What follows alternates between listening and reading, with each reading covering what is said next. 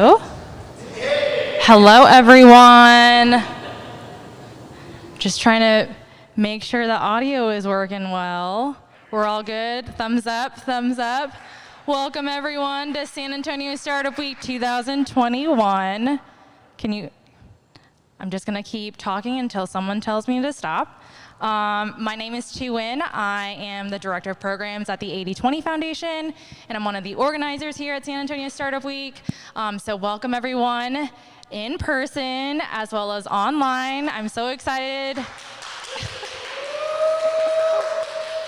A couple of housekeeping items that I've got here. This is just like general sharing. If you want to live stream, you can live stream on our YouTube channel, just YouTube San Antonio Startup Week. And then if you are here in person, if you can avoid this left side here, the cameras are here for live streaming. So if you are exiting, please go to your left. There we go. I can't do the drama terms. And then, yes, the elevator does beep, so if there is a panel in session, please be mindful of the elevator beeps, and please tiptoe down the stairs. And then there are 2 breakout rooms in the back there. So if people are coming up, if you can hear me from downstairs, please hang in the back or go to the breakout room. You're more than welcome to close the door to network in peace. All right, so we are here for our very first session, Rethinking San Antonio Startup Week and Beyond.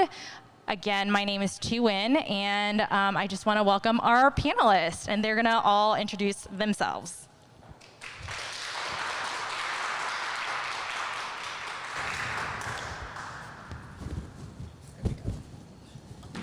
All right, mic check, if you can hear. Yeah, go ahead and introduce yourself, Leslie. All right, so my name's Leslie Chasnoff, and I am the Programs Director at Geekdom.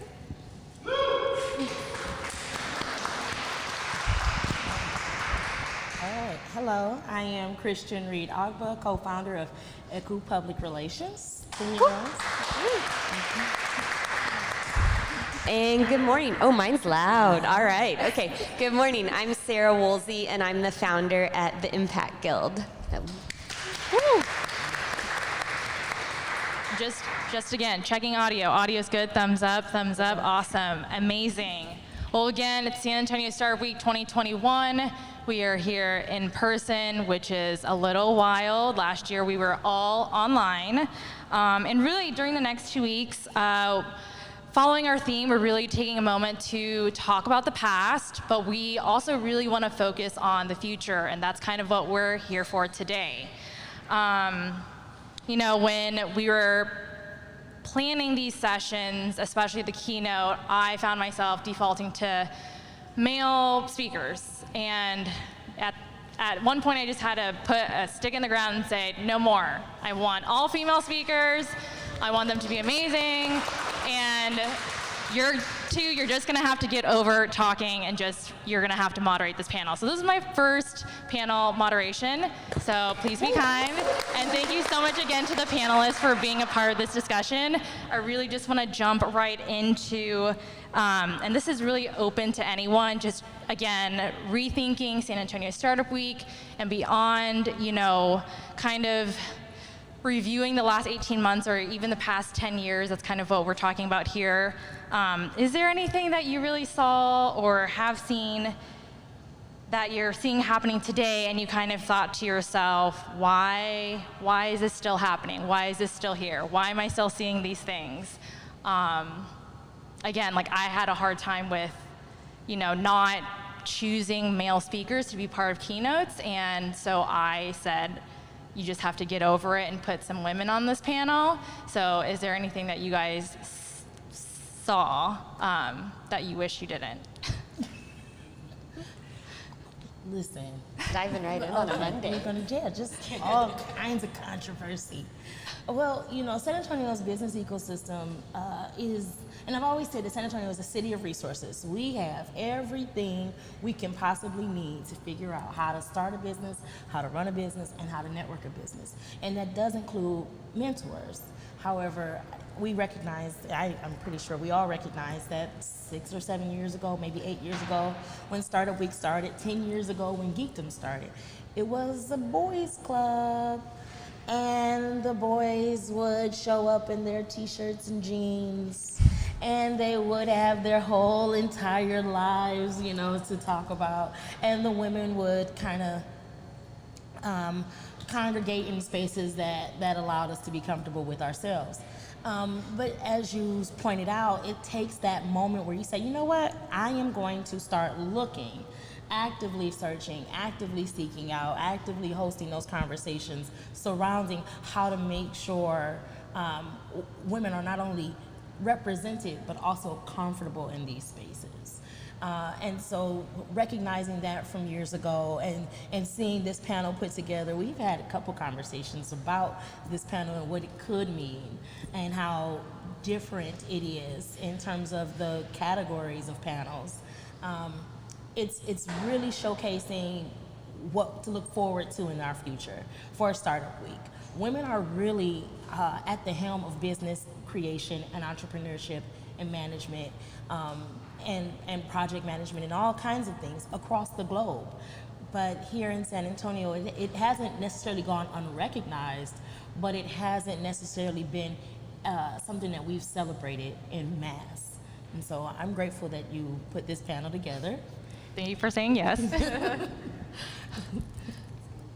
Sarah? So yes, very much concur. And to me, so the work we do at the Impact Guild is a lot around social enterprise. So a lot around how can entrepreneurial startup principles be applied throughout our neighborhoods all across San Antonio? How can we find those pockets of good and build on them and find that intersection of startups also seeing and imagining that new future? And that's a facet of it to me too, is I guess your question was, what are we still seeing, or what have we seen that we're like, really, in 2021?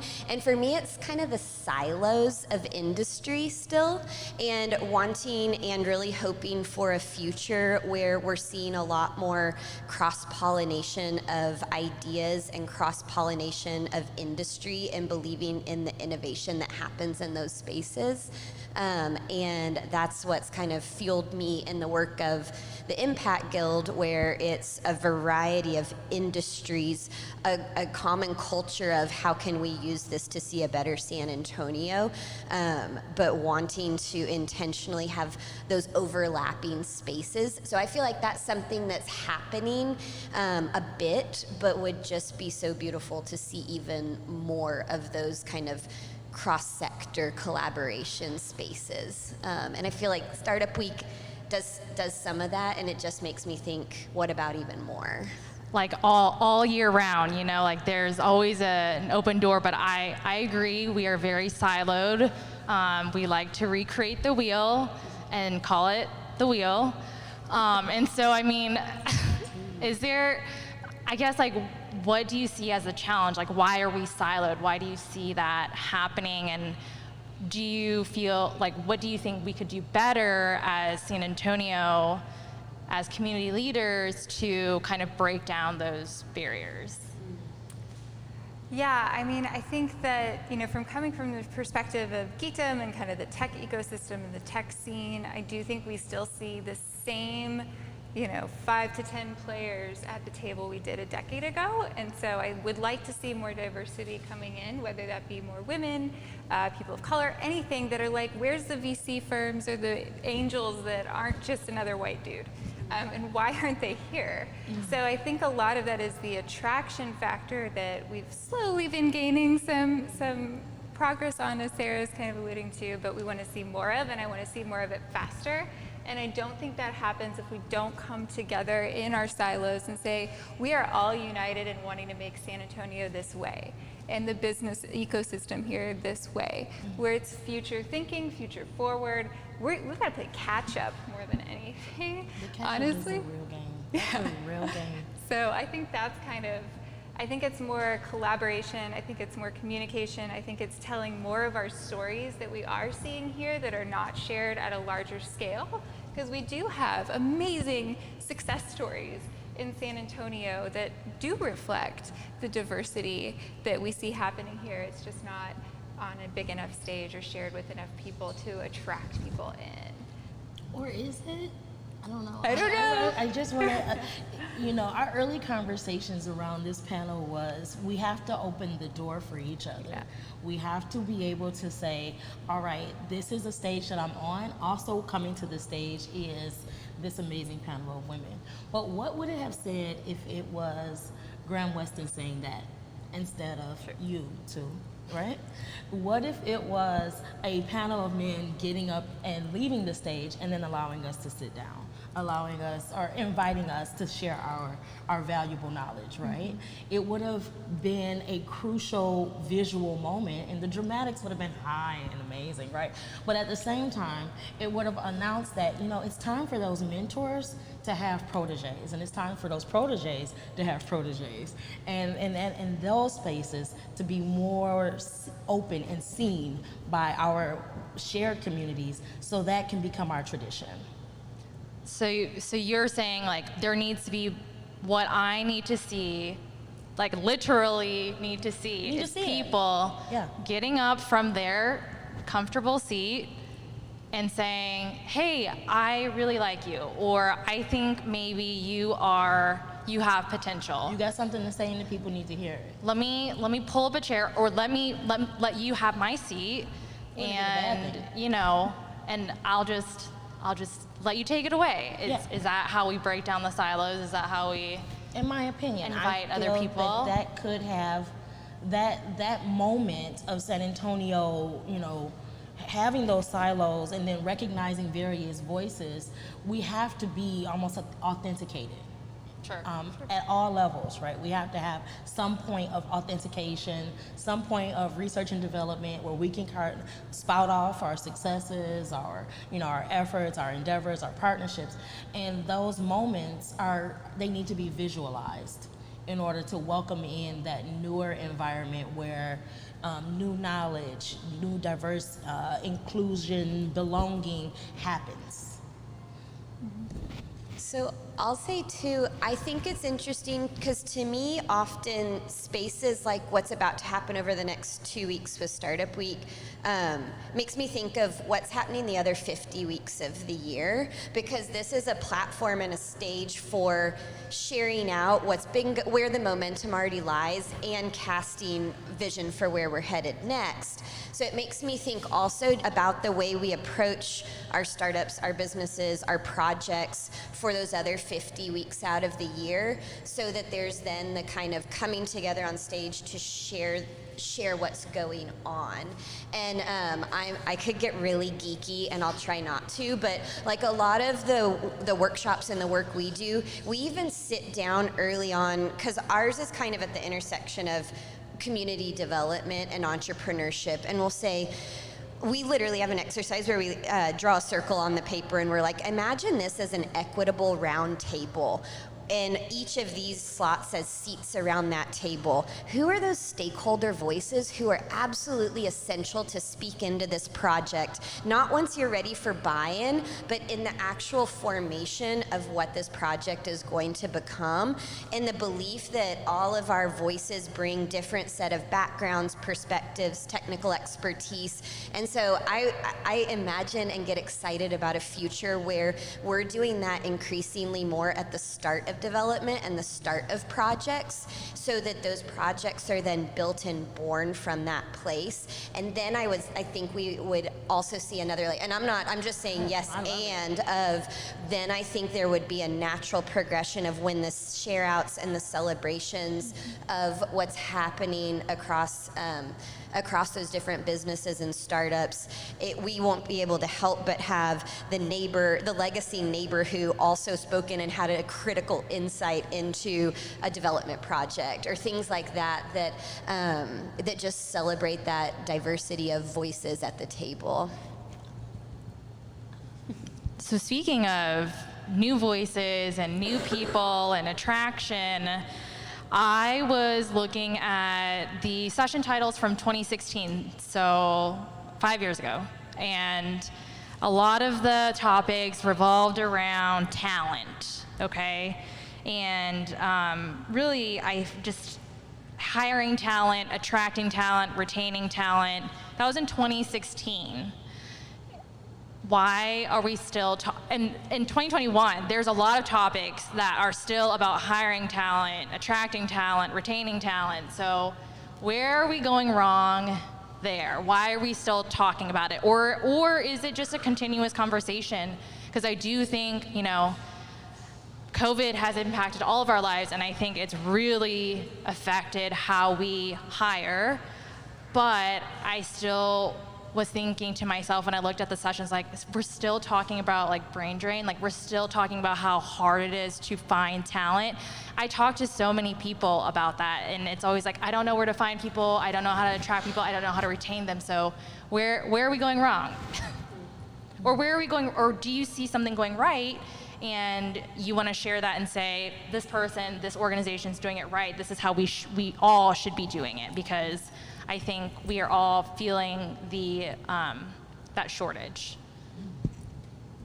we have to always talk about talent. If we want to grow, we need more people to come in to do the work so that we can grow. And San Antonio wants to grow. We might not say it. We might love each other so much. We want to keep it local, but we want to grow. We want to make sure that the city gets larger, more successful. Our industry doesn't falter. We don't have moments where we're kind of, skelter on our international development. We want to make sure that we stay robust. We constantly boast we're the seventh largest city. We don't want to stay the seventh largest city. We have to want to get to 6 to 5. We want to get there. If we're going to boast about it, let's do it, So we're going to always talk about talent and retention. Where I feel that sometimes there's a disconnection is recognizing that we have a lot of talent in San Antonio. We're a college town. There are so many campuses in this city, and they're going untapped. Unless they have people that bust themselves to downtown, or unless the Express News gives free newspapers to all of the student body, they're not necessarily staying connected to our growing ecosystems. So we have to do some things there where we can really showcase not only, and I'm gonna say this because I'm from Detroit, Texas history, but also Texas's future, right? We have to focus on the future of Texas, and that's going to include these students that come here from all over the globe. Happily met the folks at Trinity 10 years ago when I met my husband. There is a large international student body there, and they learn and they create beautiful things on that campus, and it's only within the last 10 years, I do believe that they've been welcomed to come outside of that campus with various programs, right? We got the Students in Startups program that I absolutely love watching that grow. The entrepreneurship program has now stepped outside of their comfort zones. And so watching these places really begin to engage and watching UTSA campus flourish into more of a downtown ecosystem, I'm excited for our talent futures. However, unless we start getting into those curriculums, we're going to have this conversation for years and years to come. Sorry.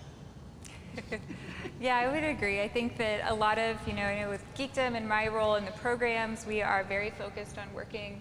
We already work very well with several universities in town, but we want to increase that to, again, just engage with them, just show them. All you have to do is, show the opportunity and engage, and that takes effort. It takes a lot of effort, but I think we're really working towards that for Geekdom, and also with everyone within the Geekdom system, whether that's other startups that are just looking to engage with these students, or other partners and people that we work with on a regular basis. But I think too, it just comes back to silos again. I think that in general, San Antonio is still such a segregated, siloed city in so many ways. Like, if you live in this side of town, you kind of stay in that side of town. Or like, once you get into one little pocket, it's easy to just chill there. So I think that finding more ways to invite people to the tables and bring in new folks is always going to help continue that momentum of breaking those down. But yeah, I think definitely focusing on universities is a big thing for retaining that talent. Not even if they come back a little later, even if they go explore and come back, I think creating strong enough roots for them here where they see the potential and the opportunity of the future of San Antonio again. So also making sure that they're part of these conversations of how do we build the next step? How do we do the next thing? Not just how do you want to come play with us today, but really working them into the 5, the 10, the 20-year plan of what we're building here in those early discussions, for sure. I think that's such a good word. I was thinking about, right, it comes with rallying towards a shared vision for the future too, and having this robust, exciting vision to be able to point towards. And I'm not going to speak too much towards this, just to build on, because my mind went to universities with you guys too. I've also have just been the recipient in some conversations with the great people doing this work, but I know the San Antonio Economic Development Foundation and some other groups are thinking about the brand of San Antonio and thinking about, on this national and even global scale, what are we known for? What is that future vision that people are being attracted towards? And are even naming what an asset it is of our Latino and Latina population that are currently here, as well as the the Rio Grande Valley, and that it's not that far of a jump up from Monterrey and Mexico City, and just kind of that they're thinking in this future way. The Urban Future Lab at UTSA, I think, is doing some really good thinking around this too. And when I, just as a bystander, when I read those things and see that vision painted of the vibrancy of San Antonio, both in who already resides here and continuing to have more active seats around the table in that way, and also then what that attraction piece would do, both feel like a really big, important piece of the future. This is kind of a selfish question, I guess, mostly because I work with a lot of students, but do you think the way to engage with universities is directly with the students, or do you think it's with the professors who may be seen as gatekeepers to those students? Or is it both? How do I do that? Asking for a friend? I think it's both. Okay. I think that the administrative professionals at the universities and the professors and all that, they are a great way to really bring the students in, but I also think that it's definitely not enough. I think having more of a presence directly with the students where they feel like it's not just something that their professor's telling them to do or they're being asked to do, but something they really want to engage with is important too.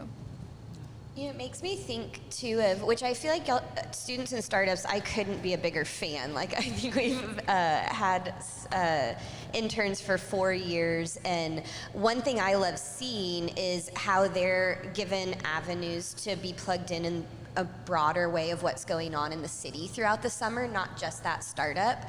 I've also wondered, like, students already, it's not like, and one day you'll have so much to contribute towards this. They already have so much. So I've wondered what it might look like to have more opportunities for students to be co-creators in this future vision that we're talking about, which makes me think that's a both and to your question of like, that's continuing to build some of the programs that already exist, and maybe it's some new programs with professors, and again, to the cross-sector collaboration. I think that's why Students in Startups is such a good example, is it's finding, okay, what are the companies at the table, the professors at the table, and the students together. I'm going to stop saying at the table because that's apparently my phrase of the morning. But I really do think it is that like co-creation process of them getting to already stretch their muscles in the things that they're studying and the softer skills to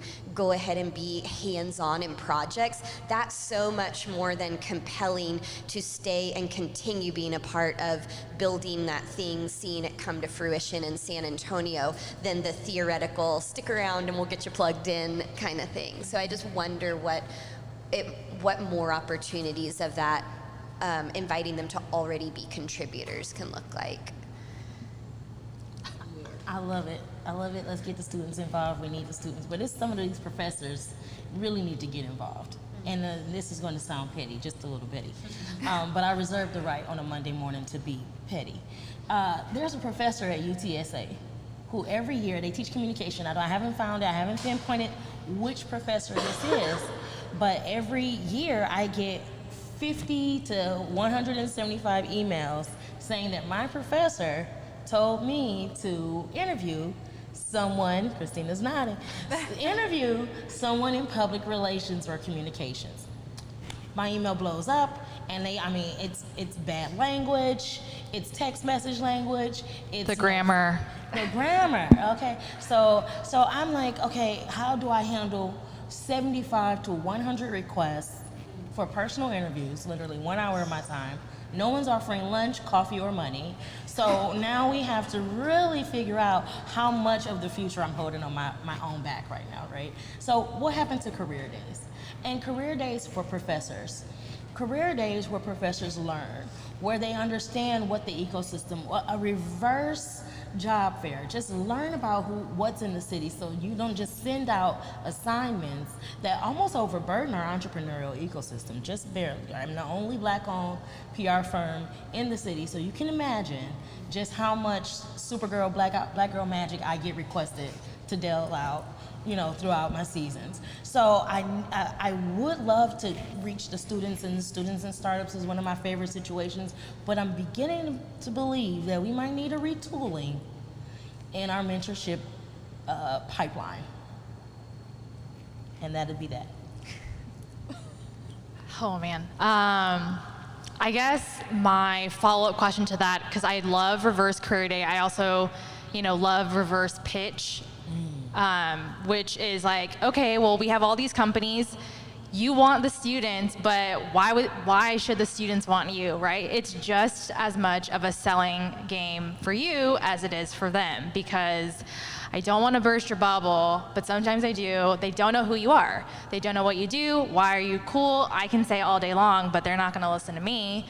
So how do you pitch to these students that you are cool, you have opportunity, you have all of these benefits, you are competitive, when we have cities that should not be named, just getting that aura and like kind of just having this weird magnetic field attracting them. Because we host workshops for our students, and sometimes they don't show up, even though I think they are, excuse my language, badass entrepreneurs or people who have knowledge. I get candid comments like, I could have found this on Google. I don't know why I was here. And I'm, okay, well, why did you come? And so I guess I give a little bit of pushback on that, because, I think that they should know, or they should come, and we do invite them, and that is the result. The students or the entrepreneurs? The students. The students should come, but they think that they can get the knowledge that we have on Google?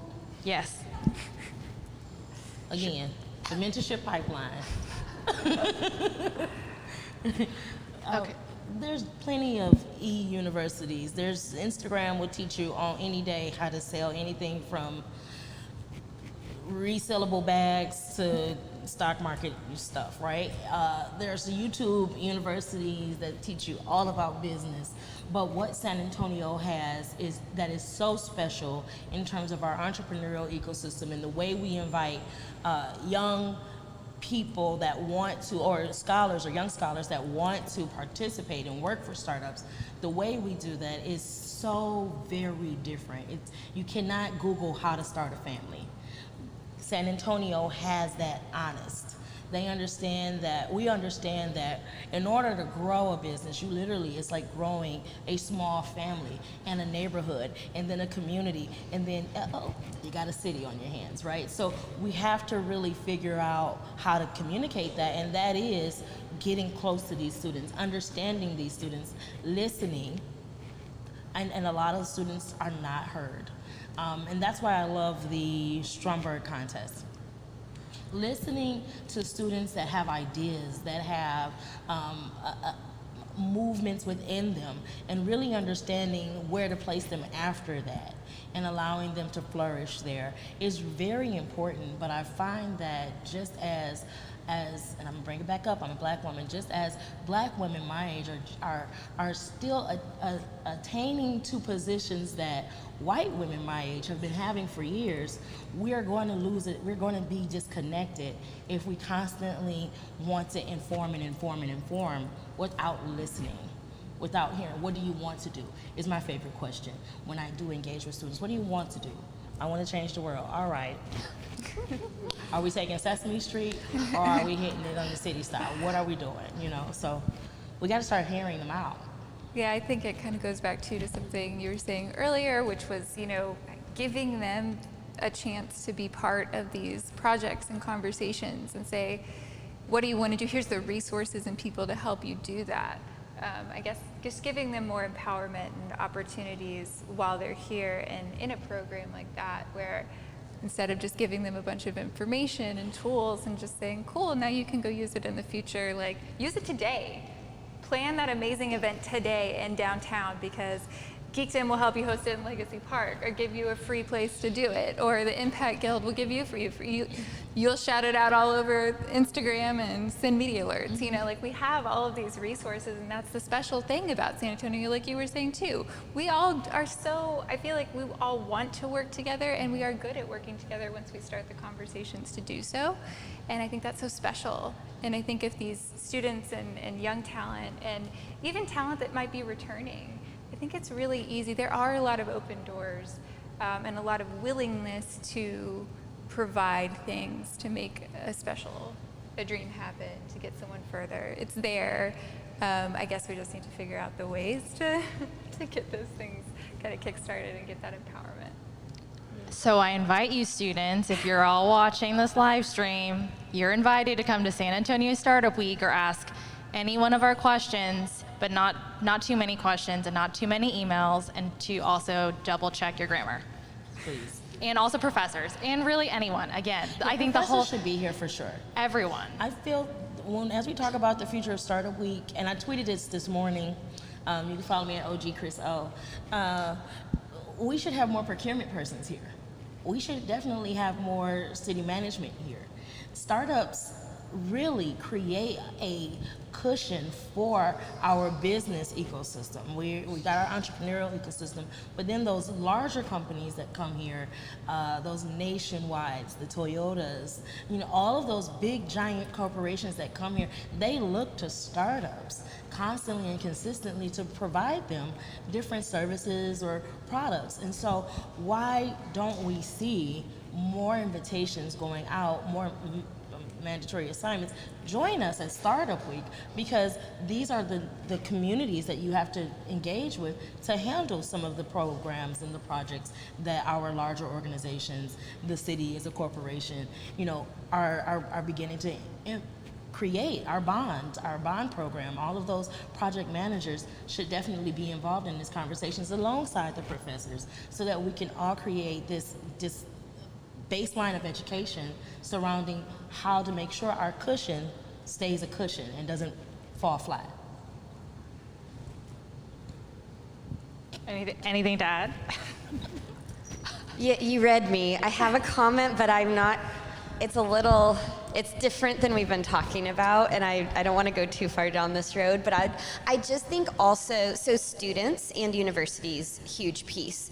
And I think continuing to think about who is that workforce, like what does workforce development look like? What does even seeding entrepreneurs in unexpected places look like? So I'm reading a book, I'm gonna butcher it, but I think it's Doing Better Business. I'll find it and share it out. But it is literally talking about women survivors of trauma situations, and we're talking with a group here in town about doing a project to work together with women overcomers who have endured incarceration, poverty, addiction, maybe even sexual trauma. And the book is literally making a research-based argument of women through what they have endured in these circumstances and survived are really well equipped to come up with and execute amazing entrepreneurial ventures. And it's making a really research-based argument around that. We're talking with a group in town about what collaborating on kind of a apprenticeship program looks like. And so my side comment is just to say I feel like a more expanded vision too of who and how we're working all around the city with who's feeling like, I mean, take it back to Startup Week programming, like who's feeling like this is for them and like they have access to the network and the resources and the really rich access to resources. And I just think like that there's so much embedded potential in people all throughout San Antonio that it just, again, comment that just has me thinking, like, I think students is a huge piece of that, and then I think there are places we're not always thinking about and looking, but be amazing for all of San Antonio. Experience, like different experience, I think adds context to whatever opportunities we have, but also whatever gaps we need to fill, right? So we're 15 minutes out, and I want a little bit of Q&A if anyone has Q&A. So I have like 2 more questions I hope to fit in. I kind of wanted to do like an Olympic moment. So what that means, how I define that is, when you watch the Olympics and I don't know anyone off the top of my head. I'm just gonna go with Serena Williams because she's the GOAT. So the Olympic moment is when Nike has an ad and they review her all the way back to when she was young. And she was like always gonna be an Olympian, and now she's the superstar, okay? So applying it to here, my question is, in 10 years time, what do you want to see San Antonio, or what are you, or I don't know if confident would be the right word, but what do you want to see in San Antonio so that in 10 years time we can review back and be like, Leslie said that San Antonio is gonna have flying cars. I know that's very dramatic, but that's an example. A little bit on the spot, but I thought it would be cool to have like an archive of an Olympic moment, hopefully. So I'll give one vision. In the work we do as an incubator of social enterprises, and a lot of the principles we look at are looking on a really neighborhood grassroots basis and saying what ideas reside in these pockets all around San Antonio, and how could we come help alongside and see the resident who's lived there for a long time develop that idea and have it bubble up and become something huge. So when I look at San Antonio in 10 years, I look at the west side, and I look at the east side, and I look at the south side, and honestly, I'd love to see some of what has transpired over the last 10 years here on Houston Street, and with Geekdom as a huge anchor point of that. And then you see, right, like we've seen that vision come to life from a companies growing, spinning out, being down the block, and we've seen this generative energy happening on Houston Street that was the vision. And then you see that also with the bigger development happening right alongside. I hope for that exact same thing with that level of intentionality, but then also from the grassroots side, happening in the areas I just named, on the west side, on the east side, on the south side. We do some partnership stuff with the different community development corporations, so Prosper West on the west side, let's say that, and Maestro Center, and like groups that are already infusing a lot of intentionality in these areas of the city. I would love to see in its own way that's unique to that area of the city and builds on the beauty of that, but what's happened here on Houston Street happening in those pockets. From an economic development standpoint, from a arts and culture, and that people are like, I'm headed over there because I want to see and experience this thing this weekend, and that's just in all of San Antonio. If that happened, you want to hear my 30-year vision is like those concentric circles grow out and out and out, and that covers this like really vibrant map of San Antonio. Yes. Yep. Retweet, as the youth say. I mean, why not? Why wouldn't that work? I mean, it sounds like a great idea. Well, San Antonio Startup Week, we've been here in this little silo for some years now. Why aren't some of these courses and talks at the Maestro Center? Why are we not having portions at Launch Essay? And why don't we have little satellite geekdoms at all the universities, right? So that's the plan. For ECHO, for myself in general, I've really enjoyed being able to say, hey, not only am I showing up, but I'm bringing some sisters with me. So I hope to have an army by then, and have those women armed and ready to speak their knowledge and encourage each other and mentor each other and break up some of the, bully the boys. Let's do it. Why not? Hashtag has a hashtag. Let's break up these conversations and make some folks nervous and really mandate that change happens. And I see that happening in the next 10 10 years. I see coming from, ripping and running up and down San Antonio streets, really trying to make a name for ourselves, Uche and myself, to now being able to say, all right, I see all of the people that look like me ripping and running and making a name for themselves as well in these spaces where notoriously, there's been some discrimination. There's not been enough attention to diversity and inclusion. And I see us losing that aversion and creating more opportunities to spread out and to spread the knowledge around and to open doors that were previously closed. And really start to pay attention that, we opened a door instead of kind of silently, welcoming or allowing people to come into the space, but actively saying, there was an issue, and being okay with saying that, and being accountable with saying that these were the issues that we had and this is how we solved them, and creating a blueprint, and encouraging cities around us, because that city that can't be named has a lot of issues, and they might need a little help from us. I'm just saying. Definitely what I want to see, especially coming from the geekdom side of things, is in the next 10 years, I want like 10 more rack spaces to pop up. And whether they're homegrown or they're coming here and they're adding to that economic development, and I think that they should go bust open a huge new HQ on the west side, on the east side, on the south side. I think we need that activation, and I want those companies here, and I want us to be building those companies now so that in that 10-year mark, we see these crazy campuses, because they invest back. Mm-hmm. Not only are they driving economic development from a standpoint of hiring, creating jobs, all those great things, but we see like how someone like Graham from that company, like Dirk, all of those founders, they have actively, very actively given back and continue to grow the city. And I think that would be my dream in 10 years, that we continue to build these companies here, attract this talent here, keep it here.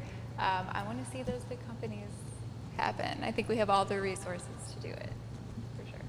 So in 2031, we will be reviewing this in the archives. Cue emotional music. Yeah. With that like very Olympic, soundtrack and spotlight. That's what you want yours to be for? Mine's is gonna be Biggie Smalls. It was all a dream. It is gonna be whatever we want it to be, you guys. I wanted this opportunity as well, and to really, again, like open those doors, send out those invitations, say you are welcome here, you are invited to be here, we want you to be here. Is there anything that you want to, any one person that you want to raise up, any organization that you want to amplify? You have the stage, you want to, say, hey, you need to pay attention to XYZ. I wanted to give that opportunity before we do Q&A. Is there anything that you want to share or to spotlight? I think this afternoon, one of the panels that I'm really excited about that I hope everyone can tune into, it's at 1:15. It's 3 women that I've gotten the opportunity to work with at Geekdom. They're all Latina founders, and they are going to be talking about that and their journey. They are all working on pretty different companies and startups as well. So I'm very excited about that. So hopefully at 1:15 today, you can be here or tune in virtually to that. I think it's going to be amazing. You'll hear from Belinda from Be My Village, Sharon Gutierrez from Pretty Simple, and Carmen Tellez from Dewey Organics. It's just a powerful conversation. When they were talking about it with me and bringing the idea to me to help them find a platform for it, it's not something that's talked about enough, having these like young Latinx founders talk about their experience very personally and the challenges that they're overcoming day to day within their families and personal lives, and also within the business side of it. So tune into that, please. 1:15. 1:15 today. I got nothing. I'm just gonna say, keep your eyes open on the Twitter sphere, on the Instagram spaces, for those voices, those diverse voices that maybe don't know about San Antonio, but they have a lot of knowledge. I feel that getting yourself distracted by diverse voices in social media will definitely help us to generate an inclusive community here in San Antonio. Oh man. What's popping into my head is just some of the great social entrepreneurs around town that, at whatever the scale. So 2 examples that popped into my head are Yoni Medhin, who is on a panel, I believe, on Wednesday. So he started a social enterprise, Grain for Grain, that's totally worth looking into, just in terms of what do we want to see more of. There have literally taken the spent grain from breweries, what was a waste product, and turned it into flour that's keto, Whole30, all the things, whatever, and have just built a really impressive business that's added jobs on a manufacturing side. And so I think about that on one end of the scale of like social enterprises we hope to see more in San Antonio. So listen in for him, check him out on the Startup Week schedule. And then also all the way to, if you have a chance to go about a mile south and check out some coffee, there's a little coffee truck called Cafe Cotidiano, and they have started this model where they've got families that are coming through San Antonio seeking asylum who are staffing and running that truck. It sits on the Mennonite Church's property, and it's just a beautiful example to me of like starting. It sounds like starting small, but for one family, that little truck is financial independence and the ability to move forward with life. And so just to call two food examples out in our city in terms of the breadth of possibility from the social enterprise side, and just to say, like, challenge everybody to think about where you're going to eat, where you're shopping, all of those things in terms of how we spend our dollars is one of the major things that's going to fuel those things popping up all around town and the ability for them to make it and be resilient. So that's my shout out / challenge. Yeah, I think we often forget that food and bev is, just as much of a startup as the classic startup in tech. So I believe, and I hope in 10 years, no one asked me, that we have a booming food and bev scene. I believe in it. I think we have some superstars there. And again, I think we need to make room for new ones. We've seen a lot of the same faces, and we need to be open to younger, talented food and bev, and more diverse. And I hope that that is what we have in 10 years. Specifically, I would love to have an H Mart. If you guys know what that is, props. And then, thank you guys again. Oh, and I guess we'll go into Q&A if anyone has any questions. I'll come down to you and hand you the mic if you want to raise your hand. Oh, wow. Ooh.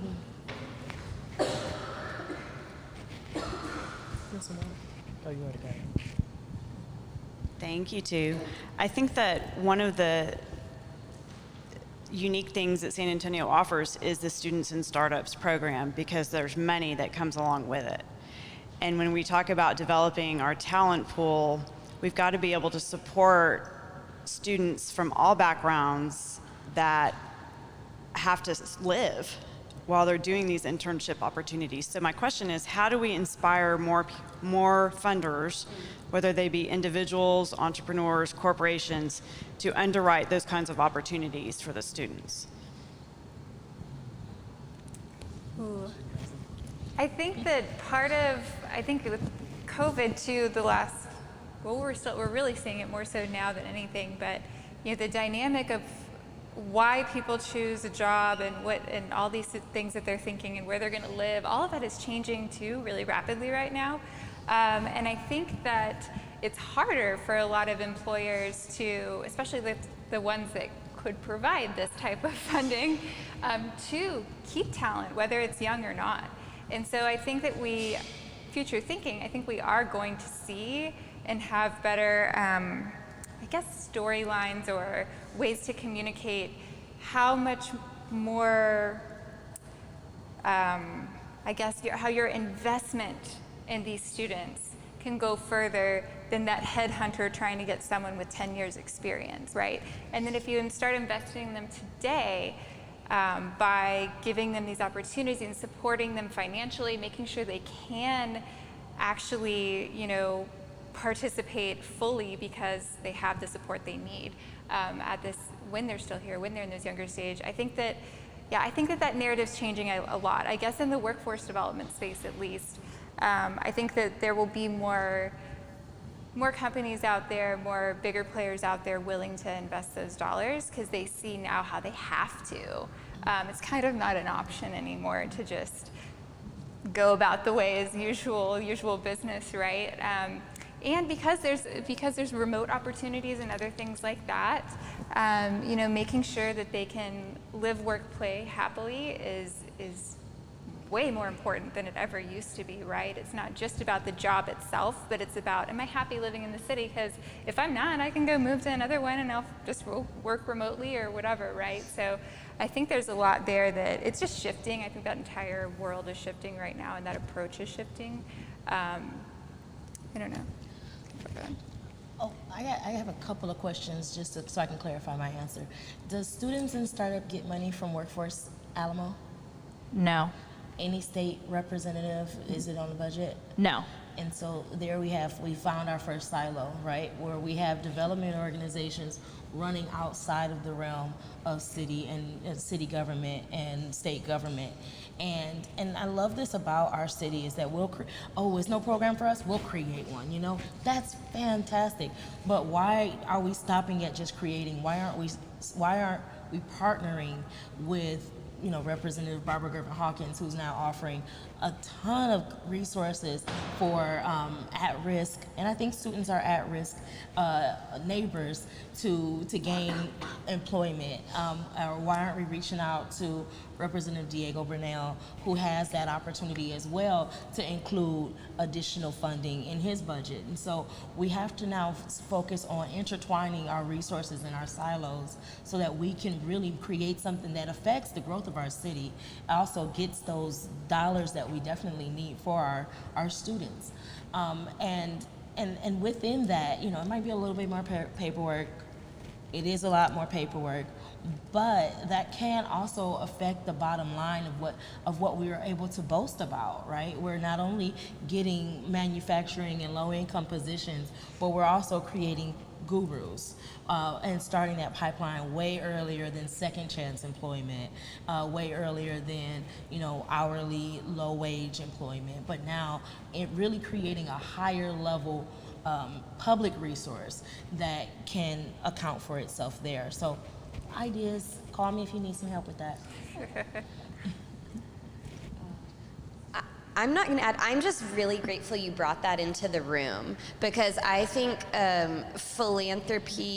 how philanthropy dollars are flowing and just what funders are looking for is such a vital piece of this. And I guess I took that from from a philanthropy perspective. There also is the for-profit perspective too, but we experience that as an organization. We are structured as a nonprofit, and we are often too entrepreneurial and to receive funding in a lot of veins, and it's not something, a mentality that funders a lot of times around San Antonio are having. I think some shifts are starting to happen, but it needs to be an important part of the conversation, so just a thank you for speaking that into the space.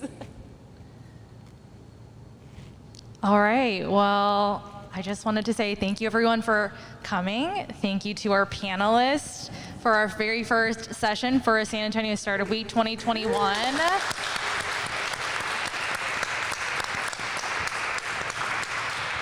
Please come ask them questions in the meantime, and while we prepare for our next session. That starts at 11:15. Awesome, thanks, Sue.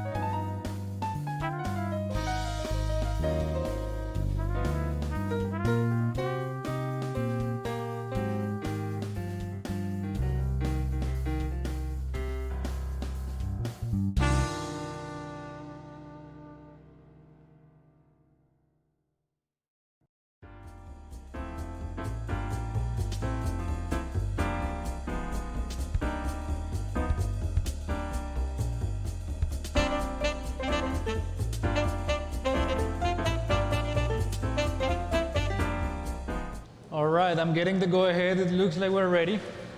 Good morning, everyone. Everyone doing okay today? Thank you for joining us. Today is the very first day of the Startup Week, and we are super excited to be here. We've already heard a great panel right before ours, so thank you so much for sharing that information. And today, this panel is titled, Get to Know Your Alamo Angels. And so, real quick, just by show of hands, who's familiar with Alamo Angels? If you're familiar with Alamo Angels, raise your hand. Okay, sounds like everyone is, so we're done. We're done. They don't need to know us anymore. My name is Sebastian Garzon, and I am the Executive Director of Alamo Angels. Alamo Angels, as most of you already know, it's a group of angel investors here in the city of San Antonio. And what we do is we provide opportunities for accredited investors to invest on the most exciting companies, and for companies, hopefully local companies, to get access to capital through interacting with these investors. That's in general terms what we do. Now, when I got an invitation to let you guys know about what's going on with Alamo Angels, I thought it would be way too boring for me, the only one telling you about us. And so I decided to invite some of the most active investors that we currently have in our group. And that's who we have here today. So rather than me messing it up with providing an introduction that is not appropriate, I'm going to ask every one of them to please provide us with a really quick overview of who they are and what they do. And we're going to start from left to right. And let's start with you, Mr. Eric Smith. Eric Smith. I've been an Alamo Angel investor now for 18 months. So fairly new to the investment side, but what I bring to the table is looking at the initial applications. I'm helping with the screening, looking at what you guys are submitting and how, what we can do to help our membership make a right decision as far as what companies we should invest in. Thank you, Eric. Ms. Karen DeMars. I'm Caron DeMars, and I've been angel investing since the 90s, but at that point in time, I did it with no net underneath the tightrope and made some really bad decisions. And so I'm thrilled to be in such a robust organization as Alamo Angels, and it's exciting to be a part of it. And last but not least, Paul Guerra. Good morning, San Antonio. My name is Paul Guerra. I'm the Chief Information Security Officer at StockX. I have been angel investing for about 2 years. Before then, I was part of a couple different venture capital firms focused on data protection, cybersecurity, and now Alamo Angels has allowed me to kind of broaden my network a little bit and the investment opportunities, and we'll talk about some of those in a little bit. So thank you for having me. Thank you, Paul. So what I like to do is, I don't know if we have the capability of reading some of the questions from the audience. Hopefully we do. Online, I guess, but we also have an audience here, and so if you guys have any questions, please make sure to write them down and ask them towards the end. We would love for these to be as interactive as it could possibly be. The idea is for you all to learn as much as you can, so that hopefully we can build this ecosystem, together. And with that, one of the comments that I keep hearing is, I am an entrepreneur, I am starting something cool here in the city of San Antonio, but I have nowhere to go when I am looking for capital. I want you all to learn more about Alamo Angels and how you can get access to that capital so that you don't have to go to nearby cities or other states. We want to grow together here in San Antonio. And so that is the main message that I wanted to share. And with that, in order for you as an entrepreneur to understand whether you're a good fit for what we have going on, I also want for our panelists to share a little bit about what it is that they seek or what they're looking for when they invest on these early stage companies. And so I've got a set of questions here real quick. And the first one is, what made you become an angel investor? So let's start with you, Paul. Why did you become an angel investor? Great question, great question. So a couple different reasons. I love working with new CEOs that are starting a new company. They're energetic, they're passionate. It's what I love to do with my time, right? So if I can help and assist, if I can mentor, if I can help in any way, that's what I'd love to be able to do, is be able to give back. Also with these early stage companies, there's a lot of opportunity financially, but there's also a lot of risk. So you have to go do your homework. I love that type of challenge and be able to dig in a little bit. So it is a couple of the reasons that I've joined. Thank you. I was a business owner in the 90s, and at that point in time, I started meeting other people that had startups. For example, there was an Austin startup called Off-World Labs, and they had 4 patents to develop a flat screen TV that I invested in, for example. And it really is exciting to be on the ground floor and to see how they're developing their businesses and what I can do to help as a mentor as well. And other opportunities. At that point in time, there was a online grocery in Florida, a few like that, that I got to know the entrepreneurs, I got to see their business plans and their visions, and I thought that there was a big upside. Of course, as Frank mentioned, there's a lot of downside too, and so I've lost with more companies than I've gained, but now that I have a network to invest with and more people to do due diligence with, I think that that will be a game changer in my portfolio. So in my day job, I work with startups. I see the balance sheets, I see the programs, and for the past 12 years, I've just wanted that opportunity to be an investor as well. And I didn't have the means, so I've just started really slow, and I've had the opportunity to help these companies grow.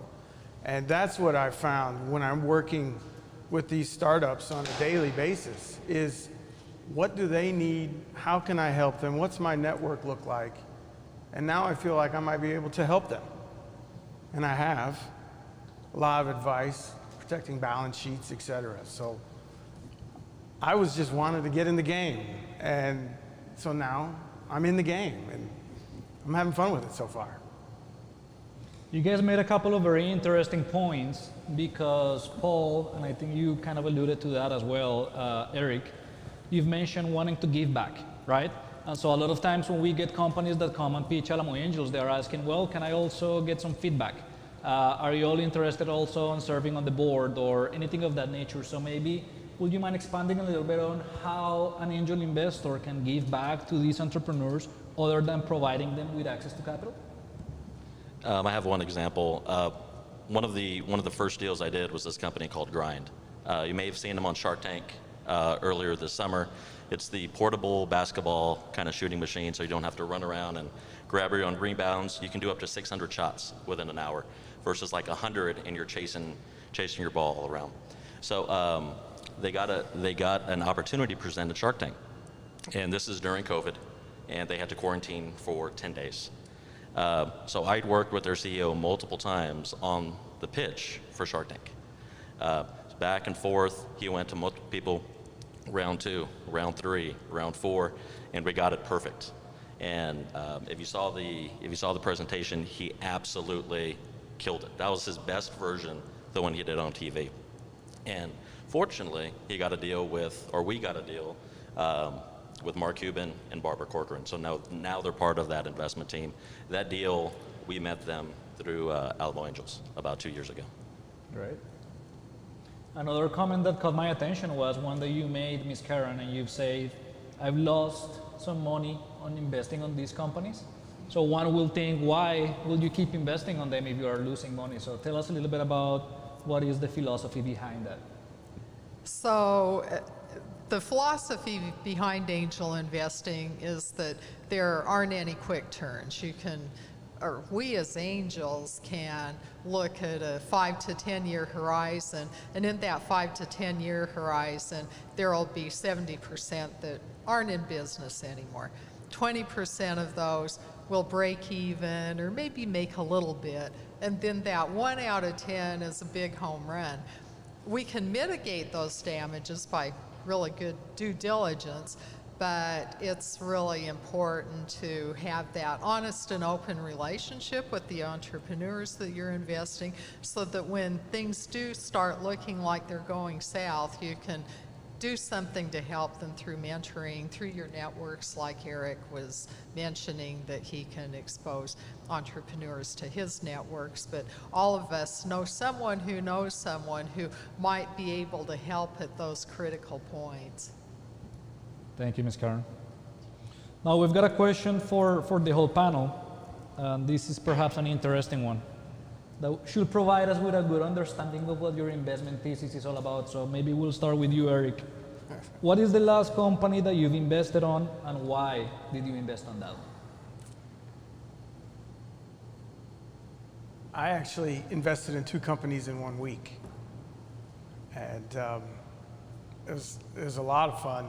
Paul and I actually invested in a company called Wonder Spray, and it's a portable duvet to wash after you go to the restroom, all right? So that's pretty interesting, excited to see how that's gonna turn out. And the other one was Key, and services, high-end services for Airbnb, okay? And both of them have executives and a team around them that is very smart, very capable, able to pivot if they need to.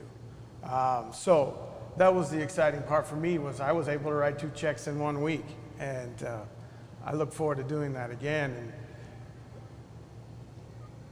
Wonder Spray has an interesting opportunity here in the future. So that's one of the, I don't know if I'm able to say it right now, but that's one of the big reasons why I invested in them. And then I jumped on board with Key. There was a pretty big Alamo Angel network, a group that invested in Key. So I said, well, if they're doing it, why don't I do it too? So I put my little money into that one. So. Thank you, Eric. Ms. Karen, which one is the last one you invested on? Also Key. And so what attracted me about that business, I really liked the founder. And I think that that's so important. As Eric said, she has a really good team. At that time, they had 11 million in revenue, and they had 23 markets that they had been in. And it was, did they pitch to us a month ago or 2 months ago? That was 2 months ago. 2 months ago. And since then, they're in 30 markets now. And what I like about them too is it's a business I can envision using.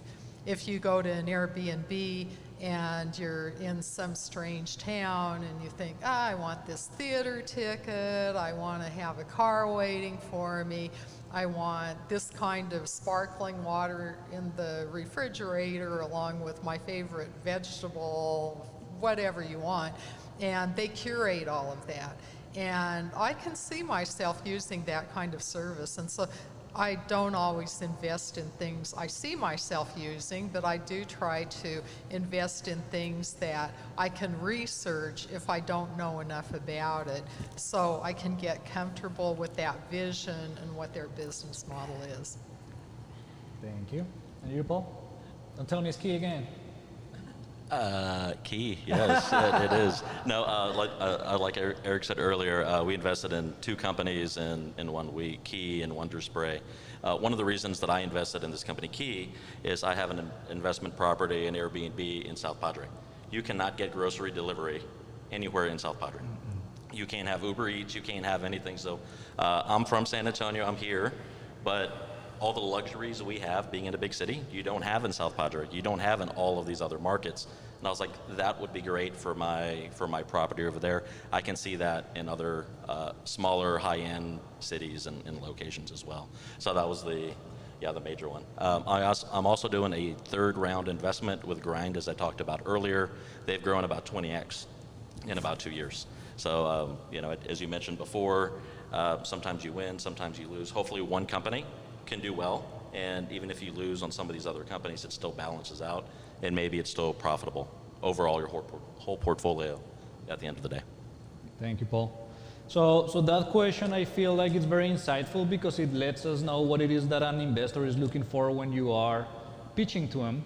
And what I can tell you from the Alamo Angels perspective is these guys get to see, other than Eric, because he's part of the screening committee, but most of the membership within Alamo Angels, they only get to see the 3 companies that get featured every month.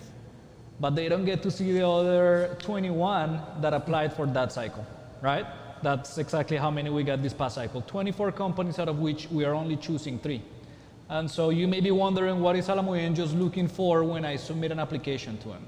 And some of those things that we look for is precisely what they've shared with us. I think number one is probably the team. And I like to say, we like to invest on the jockey and not the horse, right? And so I think it was Eric or Miss Karen who said, we invested on that company because of the team. We want to know that if I am writing you a check, you have the capabilities and you have the drive to take my money and grow it. As an investor, that's what I care about, right? And so the team is very important. If you guys are raising funding, make sure that you highlight the team. And by the way, that there is a team. A lot of times we get entrepreneurs that come and say, well, we're working on this full-time, part-time, and it's only me and maybe somebody else. We like to see that there's a little bit more structure to that. So make sure that you are at that point when you are pitching an angel group. Something else is the market. And with that, I think you guys kind of also shared a little bit about, I like to invest in something that I understand and that I will see myself using, but also most importantly, something that's got the capability of scaling, right? In order for me to make my money back again, I need for this to grow and not only be a good source of living for you as an employee or as a founder, but also to those who invested on you. So keep those things in mind because they're important. Now let's talk a little bit about the pitch itself, right? So we go through the applications, we feature 3 companies, they come and they do a very Shark Tank type of show where they do a quick pitch, then we have a Q&A, and then we have an internal discussion. And I usually say that's where the magic happens in Alamo Angels. We've got a good number of investors, all of which have different backgrounds and experiences. And so if we got a company like Key, right, and they're dealing with concierge services for high-end luxury homes, then the attorney in the room will raise their hand and say, well, they should have thought about this. Or the real estate investor will raise their hand and say, you know what, I think that's a cool thing because I've dealt with that and I feel like there is a need for that. So we usually have our collective minds in place when we make decisions or investment decisions. Now, you go through the application process and you come to Alamo Angels and do a pitch. So I like to learn a little bit more about what should you do and what you should definitely stay away when you're pitching. So with that, maybe we'll start with you now, Paul, this time. What are the do's and don'ts on pitching? Gotcha. So I would say make the presentation simple, clear, concise.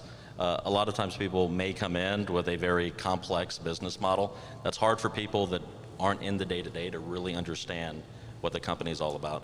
So what are you doing now? What will you use this money for? What is your plan to grow? I always like to ask, who are your competitors and what is your competitive advantage? How do you feel that you're going to go and beat these people to market or within this region, et cetera? Thank you, Paul. Excellent answer, Paul. In addition to that, I always like to see what their secret sauce is. What is their market differentiation? There might be many competitors on the scene, and so what makes them different? I'm a really big Guy Raz fan, and I don't know if any of you listen to the How I Built This podcast, but you should if you're an entrepreneur. And I was listening to him interview the man who started Sierra Nevada Brewing Company. And this was in the 80s when microbrews were not a thing in the US. He couldn't get bank funding, he bootstrapped all the way. And just when you're pitching to show, yes, I've given these blood, sweat, and tears, and it's all been mine, and I'm willing to work hard and continue to work hard. And that balance sheet of how I'm going to use that money is really important. I have a friend who's an angel investor in Boston, and she told me that one of her investments, a week after she made it, she was calling for the CEO, and they said, oh, actually, he's on vacation. And so that's part of what he did with the funding, but he wasn't so transparent about that. And so then when he came back from vacation, she had a talk with him. But it's so important to really be specific about what your plans are, what your growth projections are. Don't be too rosy. Don't say, oh, I'm going to be the next best thing. And don't be so pessimistic either that, oh, you know, we're just this lowly startup and we're really doing it for the social good, we're working our tails off. We don't want to hear that. We want to hear about how you're going to really grow the business in a methodical manner. Thank you. Eric, anything to add to that? Again, I'm on the front end, and I get to see the initial applications. And when I'm looking at the initial applications, the first thing I'm looking for is, does it make sense in writing? If you can make sense in writing, okay, that's your first test. Secondly, can you put a thought together, and is it grammatically correct? You know, if we're looking at 24 companies and the spelling is off, your sentencing, your phrasing is off, your numbers don't match, well, okay, we're going to put you to the back, let you come back and do it again another time. And then scalability. You know, if you have a pizza shop and you're looking for Alamo Angel investment, it's going to be tough because generally going to have one, maybe two locations. That's not necessarily attractive for a true Alamo Angel investor. Someone may be looking to give a handout. Someone may be looking for, an angel may be looking to, because he really loves pizza, he might like your pie, but it's not necessarily something that's going to bring a lot of return, to get a lot of angels excited to look at it. So, you know, when you show up and you're presenting, keep it simple, be clear with what you're looking for, and then be ready to close and be ready to ask for money.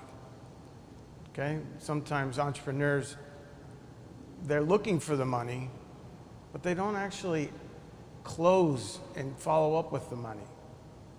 And I think the follow-up is also key. And to continue to stay after the follow-up and give updates. Because it may not happen when you first present, but a month, 2 months, 3 months from now, you've had a big milestone, then you can come back and say, this is what's happened. Okay? Try to stay relevant. It sounds like they touched on most of the topics that we typically look for when we hear this company's pitch. In Alamo Angels, there is a few that we definitely want to see. So take some notes if you have an interest on learning about this. So number one, the problem, right? We want to know what is going on, what prompted you to start this company. Number two, the solution, and then you'll be describing what it is that I've done to solve that problem, right? Then we touched on the market, right? So we want to know how big the market is and what are we looking at. And then the competitive landscape, you know, who are you competing against? Problem, solution, market, competitor landscape. Talked about the team as well, so we want to make sure that whoever is working on this is actually a good team that can take this from point A to point B. And then a very important one that Eric touched on towards the end was the ask. You know, you came, you did your pitch, you told us about what you're doing, what do you need in return? And then one last one that's also very important is the exit strategy. And that one, a lot of times, people tend to forget about that. And so with that is, you know, it's very important typically for investors primarily because that's how you know that you can potentially make your money back. If you come to an angel investment group and say, well, we like to run this business forever, that's typically a red flag. As an investor, you want to know that this is a business that's got the scalability potential, that's going to grow, and at some point is going to get acquired by a bigger company, or you're going to go and ring the bell in New York someday. But whether that happens or not, who knows? But we want to know that you've thought about that. Okay. I got one last question. So what I like to do is for you all to start writing down your own questions. Okay. Because after we answer this question, then we like to answer any of the questions that you guys may have, and that's really where hopefully we can add the most value. And this last question is, what does it take for you to write a check? That's a great question. I think that's the question of the hour. Things are competitive these days. Stock market is doing well. Bitcoin is doing well, up and down, but overall, well. Real estate is great. So those dollars are even harder to get. And now I think there's a lot more entrepreneurs now than maybe 5 years ago, 10 years ago. So it's difficult. So you always have to bring your A game. And as we talked about before, be ready. Practice that pitch over and over and over and make it perfect. You know, you're competing with 24 different people this month. Next month it may be the same, maybe a little bit less, a little bit more, so it is very competitive. And then find mentors. Find people that can help you out, people that can groom you, get you ready, and even kind of do some of these mock presentations. And just practice and practice and practice. I would say that's the number one thing. And when it's polished, get in front of us, and hopefully we can make something happen. I would say one of the things that I really look at are the term sheets. And in the end, it's what's in it for me. I want to help people, but I also want to see a return on my money. And Key, for example, their term sheet had that in the next round we would receive a 20% discount. And so as companies grow, as angels, our money is going to be more and more diluted, especially if they go to a VC, a venture capital firm. And so it's important for us to see that if we're on the basement floor, when they go up to floor 18, that they don't totally blow by us and leave us behind. And so the term sheet's very important in that process. And also that charisma and that connection that I find with the CEO, their team, if we know them, often we just meet the CEO, but what kind of fire in the belly the entrepreneur has, and that I can see that tenacity, that that person is going to hang on to this business and make it grow, and that she or he has passion for that business and has the skills and the team to execute that.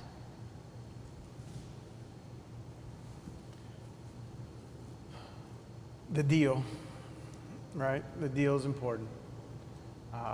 We are super early, generally, in the investment of a company. So, you know, throughout the week, you're going to hear about deals. And if we can receive protections as early investors to be able to reinvest, we're going to want to see that. You know, we want to continue the opportunity to grow with you as you keep scaling. And so don't shut us out just because we were the first ones in the door, okay? We're going to grow with you. We're going to bring that mentorship. We're going to bring the connections. But remember who were with you when your feet were in the fire. And, you know, so when the time is right, return the investment when the time is right, and have the wherewithal, have the smarts to know that this is the time. And vague being, is it time to continue? Is it time to sell? You're going to have that gut, and we're here to help you foster that opinion. And so when it comes to writing a check, I want to know that I have some protections as an angel, okay? So think about that as you start to create these term sheets. We want to be in it for the long haul too, or we wouldn't have gotten in to begin with, okay? So guys, the entrepreneurial ecosystem here in San Antonio is thriving, and I feel like we all have to do our part. And it's an ecosystem because there is many different parts, right? So there's the entrepreneurs, there's the service providers, there's the universities, there is the entities that provide access to capital, such as Alamo Angels. Are we perfect? No. Are we working to get better? Yes. Alamo Angels within the past 3 months have invested over $350,000 in 4 companies. Is that great or huge as compared to other places? Probably not, but we need to work as a team. We all need to give a little something in order for the ecosystem to be lifted up. So that would be my invitation today. If you guys are entrepreneurs and looking to get access to capital, and after hearing our investors today believe that Alamo Angels is an option, please get with us, get with me particularly. Right here in the front row, we've got some of our Alamo Angels staff. Please get with them, ask questions. If the answer is you are not ready yet, then at least that is an answer and you'll know what you need in order to get to that point. But you get to start somewhere, right? Now, as promised, we want to make this all about you. And at this point, I'd like to turn it to the audience for questions, both online as well as here live. So if anyone's got a question, please raise your hand. We'd love to hear it. Yes, ma'am.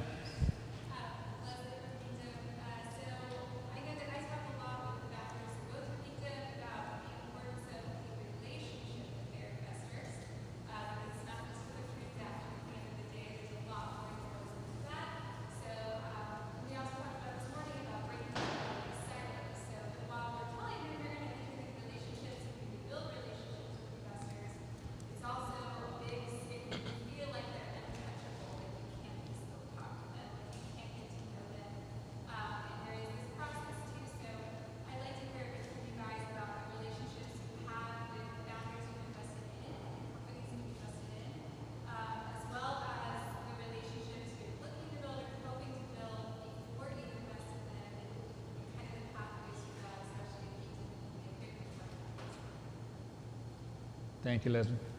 Anyone wants to take a shot at that one? Yeah, great question, great question. So kind of the relationships we have with our CEOs, typically I don't just like to write a check. It's something, if it's a company that I'm investing in, it's usually because I'm passionate about it, because I can add value. And what I typically ask for is like, I want to be part of this. Is there a advisory board, not a board of directors, but an advisory board role where I can help out? And you can call me anytime. I can give you 30 minutes, maybe not today, but tomorrow or the next day, and let's find some time. What are you going through? Can I help you out? And if I don't know the answer, can I connect you to somebody else, right? The other piece is it doesn't always start with a check. So there's a company that I'm currently working for, Grain for Grain. They're the tech pitch winner. We've been working together for about a year. There's connections that I have that we're working together, and hopefully in the next round, you know, maybe we can go and do something. But that relationship and those conversations, that's been about a year in the making. So it just depends. It depends. I think too that it's important for an entrepreneur to know that, in my opinion, an angel is the best way to go. If you go to a VC company, you're going to lose control of your company. Whereas if you develop a relationship with an angel investor, that you have a much greater chance of holding on to more of your company, because we're in this together and it's our personal funds and our money, and so we want you to be successful. So hopefully we always have the door open and that we can arrange appointments.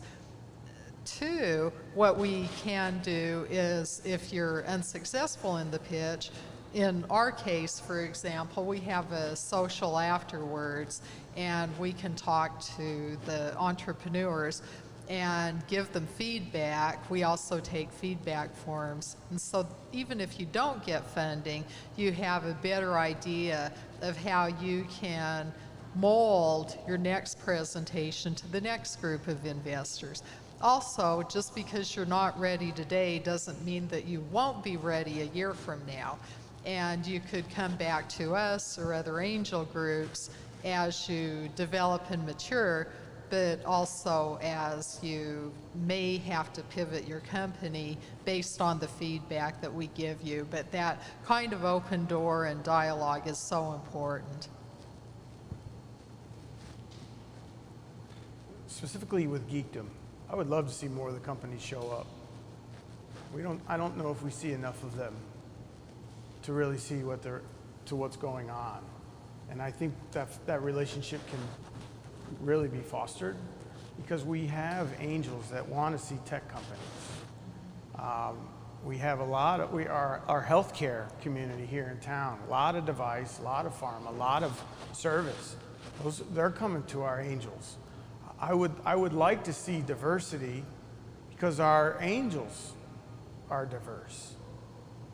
And so fostering that relationship, understanding what's in the city, in the surrounding area, is helpful because we might not know what's going on in every single incubator around town. And I think by having a couple companies that represent that particular incubator, accelerator, come to an Alamo Angel, submit, present, that only provides us more opportunity to see what's going on in town and build those relationships.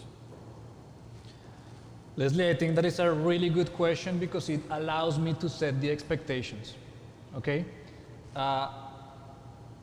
In order for you to effectively pitch a group such as Alamo Angels, and I'm not just talking about Alamo Angels, I'm talking about, honestly, angel investment groups, you have to be ready.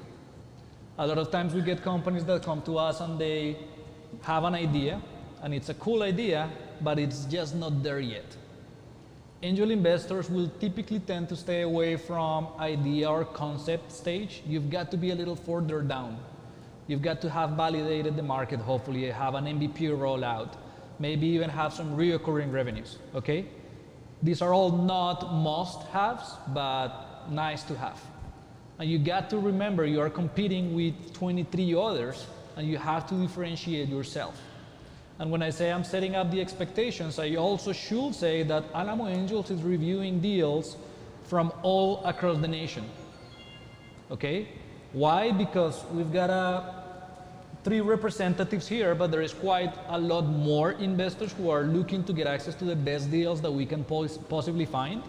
So for me as the executive director, I also have to put myself on their shoes and bring them deals that they will feel comfortable writing a check, okay? So it's important for us that these companies are good quality companies and are at the stage of development that is appropriate to get angel investing, okay? Now there's good news.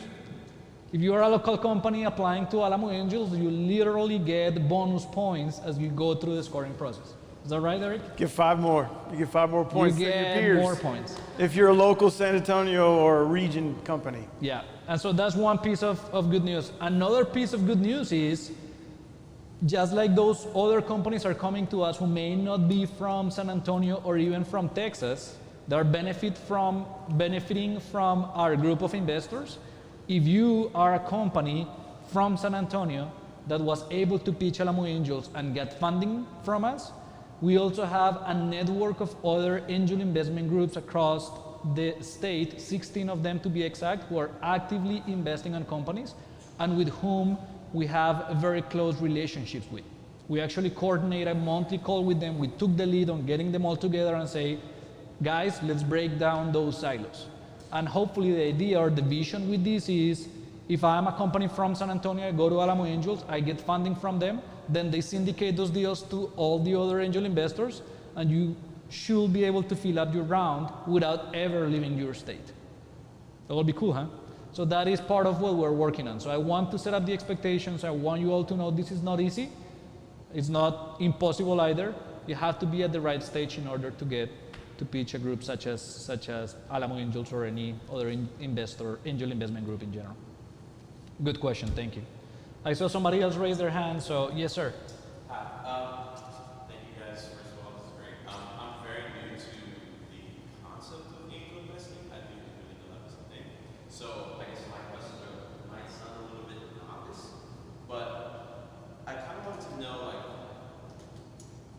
what going through the application process looks like. I think you kind of answered another question for me, which was at what stage should you really be trying to apply or get angel investing? But what does that application look like for somebody who may have an idea, maybe they're really just starting out? What does that look like? Sure, thank you. You want to take that one, Eric, or? if you'd like to know where the application is, you can go to alamoangels.com. Okay? That's the application, that's the online starting process. With the application itself, it's what are you doing? What's your background? How much have you raised? How much have you put in your own financial resources? What's the deal look like? Safe, 20%, 15% discount, etc. And then when you expect to exit. So, am I missing a category? I think when I was talking about the pitch, those are typically the categories that we look throughout the applications. And I am pretty sure that we've got them delineated like that. So the problem, the solution, the market, competition, what the ask is, the team, exit strategy. Yeah. Those are typically the questions that we ask during the application. Like Eric said, go to our website, alamoangels.com. You'll see it there. It should not take you more than 20 or 30 minutes to complete. And by the way, we do have a space limitation in there, so it's not for you to write an essay, right? It's for you to go and just let us know what it is that you're working on and hopefully provide us with the highlights. And then you've mentioned something about the stage of development. Again, I think to set the expectations up front, the one thing that we need to keep in mind is idea or concept stage, too early for us, okay? At that point, I think you'll benefit from going to places where they can help you grow the company to the point where you can start seeking access to capital. And some of those places include Geekdom, right? They connect you not only with some of the services that they provide you with, but also with the ecosystem. And a lot of times that's very important. You want to be surrounded by like-minded individuals that can help you accomplish some of those goals. And they've already gone through, a lot of them have already gone through that process so they can share their experience, okay? Another place that comes to mind is Velocity, Texas. I have to give them a plug in because it's our sister organization. And that one is very much focused on bio, right? And so as you do your own research, you'll find that there is different organizations that belong to that ecosystem, and some of them do have a very niche focus, some of them don't. So it all depends on where you stand in the whole spectrum, and hopefully you can find the right resource. May I add to that? Yes, of course. I think that Small Business Administration is great, and they have all sorts of free resources, and so that's really a great place to go as well. Thank you, Ms. Karen. I saw somebody has raised their hand, and now I'm forgetting. Yes, sir. Hi, my name is Washington from the entrepreneur world. And actually, to answer my question, we do development for college students. And what you say is very important because the first question after the second class is that when I'm going to be investors. You know, and you were talking about people going to Shark Tank, and also that was a good recommendation for them to make them understand this model. Can you please share how long it took before these people actually went to national TV and get a pitch? Because that's a little misconception of the development that they need to have to create a team and then be able to develop a company. So they can go to Geekdom and then to you guys. Thank you, Washington. Great question. So for that particular example, 5 years. A lot of blood, sweat, and tears. The individual, the CEO, not a mechanical engineer. Like the shooting machine, he had to go figure all that stuff out. And he had to go build it himself. I don't know how many prototypes. So it's a lot of blood, sweat, and tears to actually have a working machine.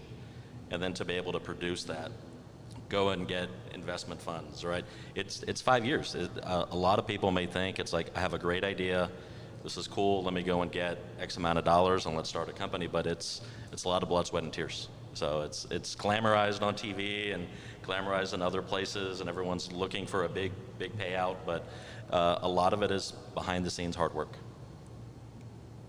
Well, if you allow me to add to that, we actually have two companies. One of them you already know, the other one I don't think we can disclose the name.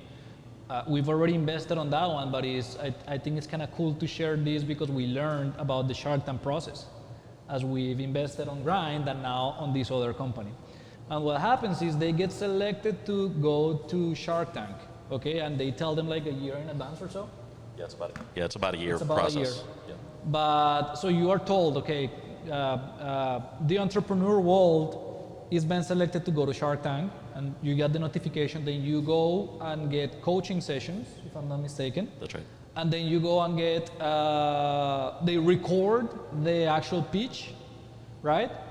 But it's not until like 2 or 3 months prior to when the season is launching that you'll know whether you'll be aired or not. And that's one of the things that we've learned about, right? Yeah, that's right. And 80% of people on the show get selected, so just because you're there, even if you get a deal, you may not be on TV. If you don't get a deal, a lot of it's for entertainment purposes. So if it's exciting to watch, they'll go ahead and put that on TV. And then the deal on the back end of all of this, it's great. You heard Mark Cuban and other people. Great, we're going to go do a deal. They do a handshake and it's done. No, it's like 6 to 10 months or maybe even longer, because all of the people that got that deal that season are now in line with their lawyers, right, to go and get the deal. And if you get multiple sharks involved, then that's additional time that's done. So it could take 6 to 10 months, 12 months to actually sign that contract and have that shark actually be on the team. So it just depends. Anybody else ever wonder about that? Because I always wonder about this. They do a handshake and then just get an investment. They get a check right after, as they are exiting the building. That's not the case. Yes, ma'am. My question is about the Shark Tank process, yes. And like you said, some of the people shoot and it won't air on television. We all know that when they do air it, there's this huge bump in marketing. And hopefully their brand is to surpass whatever market differentiation that they have. So what does Alamo Angels offer in terms of marketing the people that they invest in, or are you more of a hands-off approach when it comes to help to market those businesses? Good question. Well, like Eric had mentioned, and I think Frank as well, that we all have networks, and so we expose you to our networks. And so even though I'm not in biosciences, for example, I have a very good friend who's at Southwest Research. And I used to be a diplomat in the US government, and one of my roles in that was I was the Global Entrepreneurship Program Chairman for the world. And so I have a network through that. All of us have different kinds of networks, and so it depends on what the business is, how we can help you. And so in some cases, Eric might be more appropriate. If we all three invested, Eric might be the one who has the magic wand to introduce you to person A, or it might be Frank, or it might be me, depending on what kind of business you have and what kind of networks we have. And again, like I said earlier, we don't want to leave someone adrift. It's our money that you're playing with, and so we want you to expand and grow it and do whatever we can to help you in that process. I will say the three here in the front row also do a great job of marketing and pushing out companies. So credit to these three here in the front that also help us with the marketing and what we're doing and keeping everyone up to date from an Alamo Angels perspective. Yeah, one more thing to add. Like for my network, I'm in cybersecurity. Every Fortune 100, Fortune 500 company has a chief information security officer. I meet with those people on a monthly basis. I've been meeting with some of those people for multiple years. So if there's a connection in one of those companies, I probably know somebody that can potentially get you in to a salesperson or to somebody else if they're willing to do that. A lot of times, if it's good for the community, there's mutual benefits on both sides. Most companies are open to those type of things as well. So I've made some good connections over the past couple of years. One other thing I'd like to add too, often angels are in more than one network. For example, I'm in a national network called Golden Seeds that just funds female founders. And so a lot of times we can go through them or whatever other angel group we're in to help with that. Another excellent resource, I think, is GUST, G-U-S-T, and it's a platform that's run by David Rose, who is in New York Angels, and all of us are also in a network called ACA, the Angel Capital Association. and it has annual meetings and gatherings, and so then we're exposed to other angel groups through that, in addition to the ones that Sebastian had mentioned, that we have such a wide network in Texas. And for example, we don't have Golden Seeds here, and so I'm affiliated with the Houston and Dallas groups, but then I go to the pitches online at Silicon Valley and in New York and in Boston, and that's the big gift of the pandemic, is that we aren't so local anymore, and so we can tap into U.S. resources and in some case global resources, if that's what you're doing too, is to go international. Thank you, Ms. Karen. I think we're running out of time, so I'm gonna let you ask one last question. I know you were raising your hand.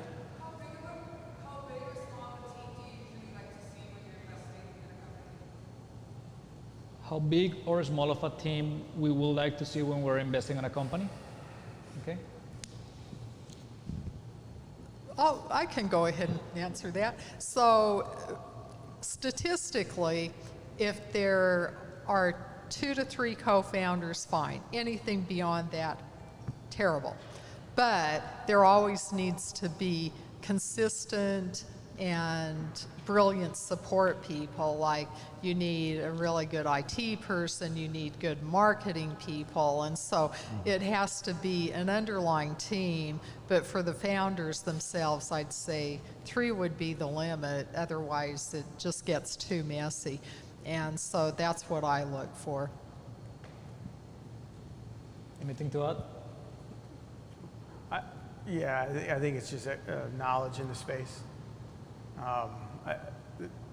The individuals that are in that space, I wouldn't necessarily put a number on it. I do like the co-founders being 1 or 2, 3 max, yes. But the support team, whether they're contractors or actual employees, that's important. And who the advisory board, the advisory board matters. Might not even be on your board, but the advisory board guys and gals, they can make or break a deal. Okay? So if you've got that support, use it, show it. Paul? Yeah, no number for me. I think just depending on where your kind of growth stage is, CEO, founder, and then that support team, whether it's sales, marketing, IT, whatever support is needed on the operations or logistical piece. So it just depends where you're at in that kind of growth stage. If it's just one person and they have another full-time job, that's a tough start. The one thing that I will add to what they've already said is make sure that it's a balanced team, especially when we have some companies that are working on things that are very technical in nature. And so, for example, technology or maybe anything within the biosciences, a lot of times we have, and that happens a lot within those specific industries on the life sciences, that we've got the scientists themselves trying to run the company, and quite honestly, while they are good, that is just not their expertise. And so we always look for companies that have a balanced team, the technical person in the one hand, but also the business savvy person on the other, because they will complement each other most likely, and hopefully take that idea or that company to the next level.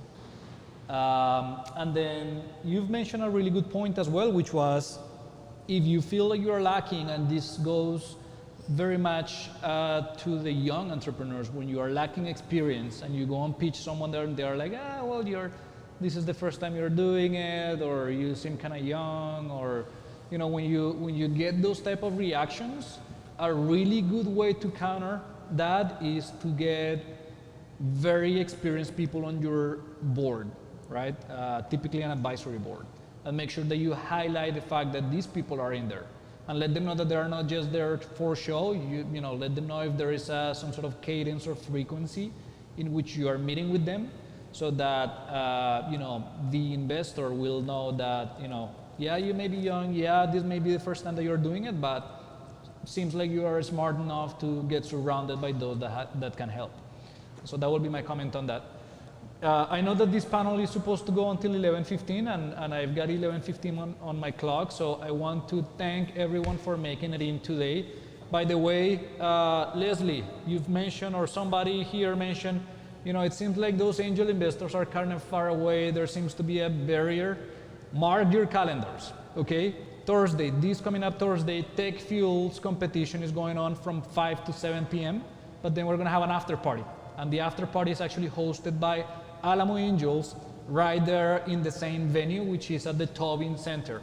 Okay, we're taking this as an opportunity to get the investment community together. And if you guys want to get to know some of these investors, hopefully share some ideas back and forth, make it a point to attend. You should be able to find, how do they find this online, Francisco? For RSVP for the after party for Alamo Angels? Come find us. If you're interested, find us. And we'll be happy to send you a link so that you can register and attend. We want to be as accessible as we possibly can, and that's just an example of that. With that, thank you so much for attending today. We do have another session next week, so look it up on the calendar, and hopefully you can be there.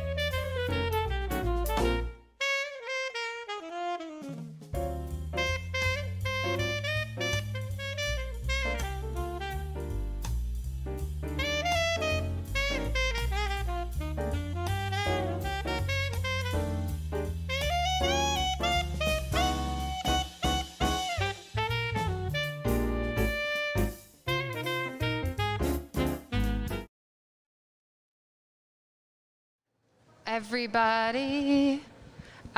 We have such a thank you guys for being here, all of you for attending. My name is Alexandra Fry. I'm the executive director of the 80/20 Foundation. The foundation, our mission is to attract, grow, and retain talent for here in San Antonio, really focused on the urban core. We support things like San Antonio Startup Week, internship programs to provide highly talented students to local startups, and many more programs and activations. But I'm honored to be able to talk to Beto Gomez. He is the co-founder of Iris, and I just want you guys to hear what they're up to. We are so lucky as a city to have a company stay here and support us and really be a champion for all the efforts that we have going on too. So I'll let him introduce himself and the company, and then we can talk about your journey and what interesting things you guys have going on right now. Thank you, Alexandra. Thank you. And I want to start off by saying that it's great to be here in person with the San Antonio community. It's been a while since we met face to face, and I'm just happy to be slowly but surely getting back to interacting and collaborating with the community. So happy to be here. Thanks to DAX for putting this together, to Startup San Antonio, to Geekdom, the whole community. I'm just happy to be here. So I'm Beto Gomez. I'm co-founder and chief operating officer at Iris. We are a local company that started in 2017. Actually, our first client was the city of San Antonio, and it's just been a journey, right? Since then, our company does community collaboration tools, and we've been here for 4 years. Right now, we have clients in the United States, in Mexico, in UK, and we have some projects that are really interesting, and I'm looking forward to talking about those. So back up a little bit. He's being super humble because the city of San Antonio was his first client, but Iris was San Antonio is the first startup to ever work with the city, to have a contract with the city. So thank you for opening the doors for all of us, because we all know that they're hard to get in, but we're there. How can you tell us about, let's start with the journey with that. Like, how was it working with the city? How did you, you also are, the reason why CivTech SA was formed, I think, out of Geekdom, right? Correct me if I'm wrong. Right. So can you tell us how that happened? Of course. So just to give some more context, before being Iris, we were called City Flag. So we started, working with governments. We were a civic tech company back then. And we just developed a tool that was looking to improve the communication between citizens and cities, right? We needed a tool that was engaging, that was fun to use, because at that time, all communication tools were transactional, meaning that you were just sending a report, a service request, and that was about it. You never heard back. So we, work hard in thinking about how can we improve that collaboration and that experience. And so we integrated a lot of social components into our products. We added gamification, leaderboard, meaning that the more you participated, the more points you get, the more recognition. And we managed to create a very, very engaging platform. Right now, this application has over 80,000 users, and more than 250,000 reports have been successfully resolved. But when we started, right, we just had a prototype. And we wanted to really get our first client. And so the city of San Antonio put out this request for proposals. They had a 311 app before that, and we decided to go all in. And we had to compete with companies such as Motorola, AT&T. There was another company back up in the East Coast that was also had some more momentum.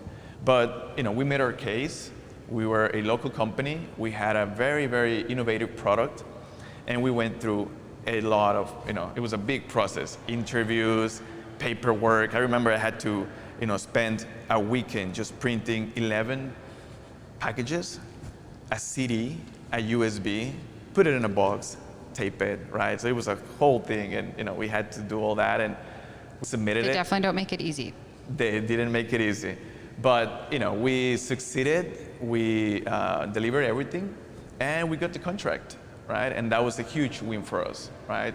But back then, right, just to talk a little bit about the dynamics of this collaboration. So the city had this way of working that it was based on waterfall development, right? So they wanted to have everything planned out, item by item. And we're a startup, right? And the city had never worked with startups. So we were like, yeah, we're gonna use agile development. Like, what is agile? Yeah, it's like you iterate, right? You ship products, you iterate, and you get feedback, and then you start to improve your product. And that was for them, something completely new. They didn't know what was going on. And so there was a lot of back and forth. But I think the city actually helped us a lot, right? It did help us mature as a company. And we also helped the city, open up to new opportunities and new ways to work with, technology startups. And so out of that collaboration, that collaboration inspired CIPTech SA. And so a year after that, Geekdom, pushed for this program, and they put out a call for proposals, and CIPTech, SA started. And so we were, the first company to do that. It was a heck of an experience, and that's kind of what got us started, right, here in San Antonio. Yes, and CivTech, if you're not familiar, it is housed at Geekdom, like you said, and again, they've had amazing companies go through, and so you can check that out there as well. And so now you went from City Flag to Iris. What does Iris have going on that's happening pretty soon? Yeah, so in 2019, we were selected to participate at Techstars. So it was Arcadis Cities of 2030, organized by Techstars, right? So Techstars is a very popular accelerator, one of the top 2 accelerators for technology companies in the world. And we participated in this edition that was focused for smart cities. And so we moved to Amsterdam for 3 months to participate in this program. And back, in there, we were working one of the largest infrastructure companies. Actually, the industry is called architecture, engineering, and construction. And just talking with them and showcasing our product, we were working with cities back then, and they were telling us, what you have is what we need, right? Because we are going into the communities, and we are building. We're just coming in, opening up the streets, throwing down green areas, and people get pissed off. They feel that they're left out in the process. And so we struggle, right, to engage with them directly, to get feedback and to make them part of the process. So your tool, what you guys are doing, is super valuable, and we would love to explore how we can grow that product into our, in our industry. And so we just had literally hundreds of conversations with that company and other stakeholders, and that made us realize that we had an opportunity to focus on the private sector, because the public sector is a very challenging sector for a startup to get started, right? It's the most difficult thing you could ever do, right? So we did it out of conviction, because we really care about social impact, but it's just tough, right? Sales cycles are slow and take time, and cities require a lot of customization, And we always wanted to have a product that we could scale up and that we could take to cities around the world, right? Well, that, it's going to take time. So we decided, with this newfound focus, with this new validation, right? We had a whole industry, a major player in an industry, validating our value proposition. And so we started to focus on how would our company address this need in this new market. And so to go back to the name, right? City Flag was a very descriptive name, right? City flag, you flag something in your city. And we felt that it was, in a way, containing our scope of service. And we just started thinking, right? We went to this very formal and long process of discovering, right, our new maturity as a company, as founders, the new opportunities that we have, and all the projects that we have worked on. And we came up with the name of Iris, right? Now, Iris is the name of, our neighbor or, an aunt or someone from our family, from our community. But it's also the part of the eye that, the larger part of our eye in color that, attracts the light or that processes the light. So, it kind of gave us a whole new scope of possibilities of expanding our services and our products. And so that's why, we decided to change our name to Iris. And also because now we're working on the private sector, so B2B, sorry, and we're working with companies in the architecture, engineering, and construction company sector. Yeah. So if you don't have the app, if you download it, it's really interesting because, even if you look out those windows, you can see the UTSA School of Data Science, which is right in our backyard.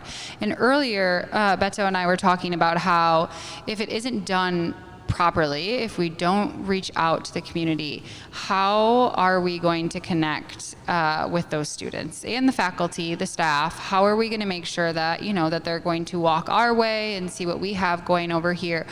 And so I think that the app, the app really does support, community collaboration, and that's what we need. And oftentimes the voices aren't heard, and so until it's too late, I felt that with the Live to Ride initiative with bike lanes.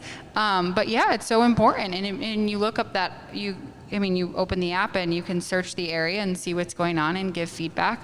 So it's super useful, and especially with the urban core of how much we have that is just under construction. And and not only in the urban core, just to sort of share with you an example.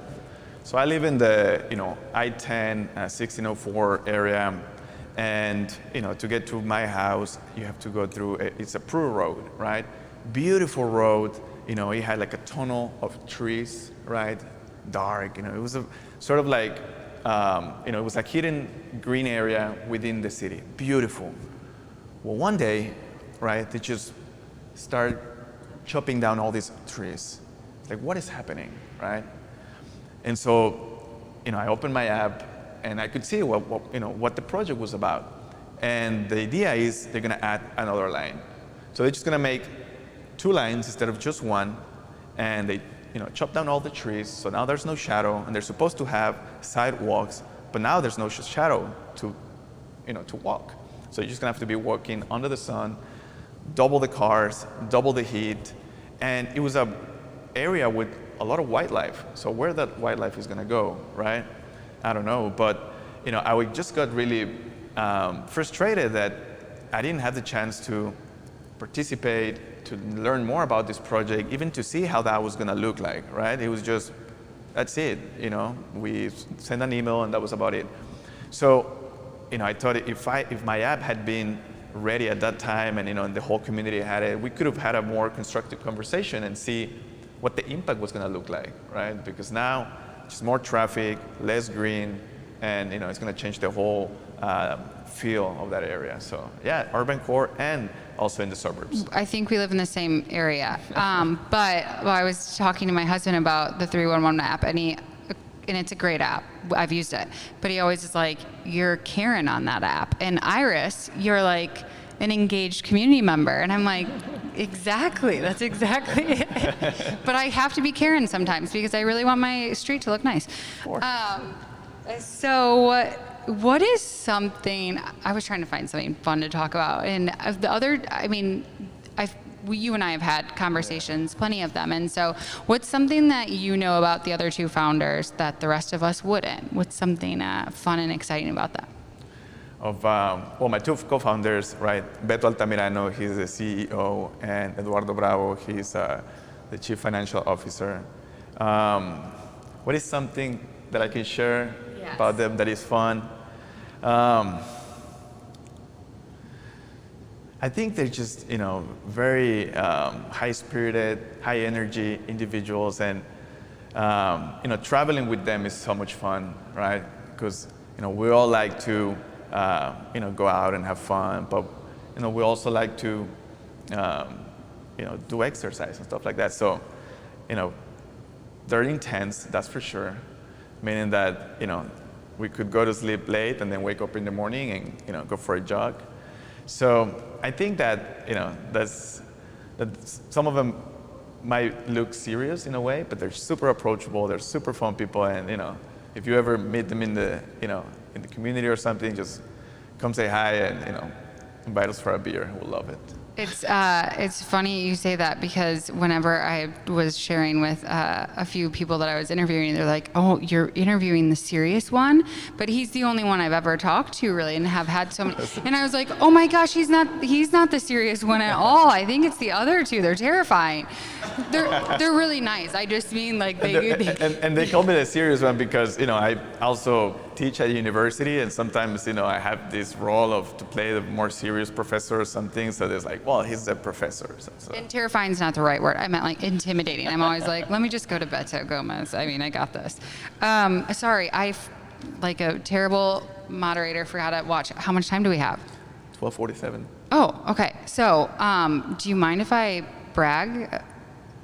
I feel like we should. Yeah. Okay, so Iris, oftentimes we talk about companies that leave and as a city, and just again leave downtown, leave San Antonio, and I feel like sometimes we forget to celebrate the companies that stay here, which is very important, and they continue to grow here, and they could go anywhere in the world, anywhere in the United States, anywhere in Texas, but they still choose to stay here in San Antonio. Iris, I will let Beto talk about it more, but Iris is the only company in the U.S. to be invited to the COP26, which is a climate change convention in the U.K. Did I present that correctly, right? Yes, thank you. That is the only company in the U.S. It's so exciting. And so I would just love to celebrate you. And again, could you tell us what that's like and what it means? Thank you, Alexandra. So definitely, I mean, we're super excited, right? We got invited to present at COP26, which is the largest environmental summit in the world, right? This is happening early in November, the first 2 weeks of November in Glasgow, UK. And there was a program called Tech for Our Planet, right? And it was open for application. We participated in this lengthy selection process, and we were selected. Now, it was mostly for people, for companies that were doing projects in the UK. And so luckily, right, we have a global partnership with Arcadis. And we have a project in the UK. So we're going to go and present a pilot project that we're doing with the Scottish and Southern electricity network in the whole UK. Now this is like CPS here in San Antonio, and they have almost 4 million users in the whole island. And we have 80,000, is that right? Not just to compare of how large this is. Okay. So, we're doing this pilot project with them. They're going to be doing this massive rewilding project, right? So they're going to work around the green areas, and they're going to do some new digging to, expand light services and whatnot. And they're going to include all of their citizens in the process of learning about what green areas are important for them, and how do they use these green areas? Where do they access them? And what other areas they want to see built in their communities. So imagine this is going to be a fantastic project pilot, right? Around 4 million people are going to get, they're going to download our app, and they're going to be answering surveys and learning about the progress of this project and providing their feedback. So in a way, the whole country is coming together and is having a voice in the process. So I think that is fantastic. And so that project, we're going to go and present on November 11th in Glasgow. And we're going to be over there about a week. And we're going to participate in a few events, talking about the project and talking with other stakeholders, with other countries and companies and governments and cities. And also we're going to have a presentation in a huge area. It's actually going to be really cool. It's going to be in an IMAX theater. So we'll prepare something nice. And we're just excited to be the only company, American company, the only Latino founded company to be presenting in this summit. And we couldn't be any more prouder. I mean, myself, San Antonio couldn't be anymore. And so anybody, PSA, San Antonio, anybody want to shower Beto and Iris with gifts November before he takes off, so we remind him how much we love him, because plenty of people will court him, I'm sure. We'll be back here with banners. We'll do a little street parade for you. Tacos to share the good stuff. But on a serious note, how could San Antonio, or how could people support you with this endeavors? Well, we're actually starting a marketing campaign, Road to Glasgow, and we're going to be publishing some blog posts and our social media. We're constantly publishing posts, videos, interviews about what the importance, and the relevance of this event is for, just community, like global community as a whole. It's just the follow-up event of the Paris Accord. So a lot of important things are going to be discussed and decided. And so for us, just follow our social media, share it if you can. Once we, publish the blog post, read it, share it, and for us that's a lot of help. So I guess that's easy peasy. It's so amazing. I can't say it enough. Is there anything I didn't touch on that you want to touch on? Well, I just wanted to, you mentioned that we decided to stay here, and we're a proud San Antonio company, and just last year we moved to the west side, right? We first started in Geekdom, then we moved to another building where Active Capital is, has their offices. And just recently we moved to the west side. And, we just couldn't be more proud to be officing out of that area. It's just developing. There's a new co-working space over there. There's, coffee, Shotgun Coffee. We go often. If you haven't been there, it's really nice, good coffee. And, it's a way for us to stay true to our roots, which are community impact, right? Community involvement, social impact, and we're going to be kicking off some projects to collaborate with that community, with the University of Texas San Antonio, and also with other stakeholders such as like 80/20 and other organizations. So, we're happy to be there. I mean, does it get any better than this, you guys, okay? I mean, are you single? Because for the ladies out there, geez. I'm not. Okay. Sorry, I was kidding, sorry. Sorry. No. My wife might be watching, so I have to. Definitely not. It was a joke, I'm sorry. Okay, well, do we have any questions? Is there any questions for you?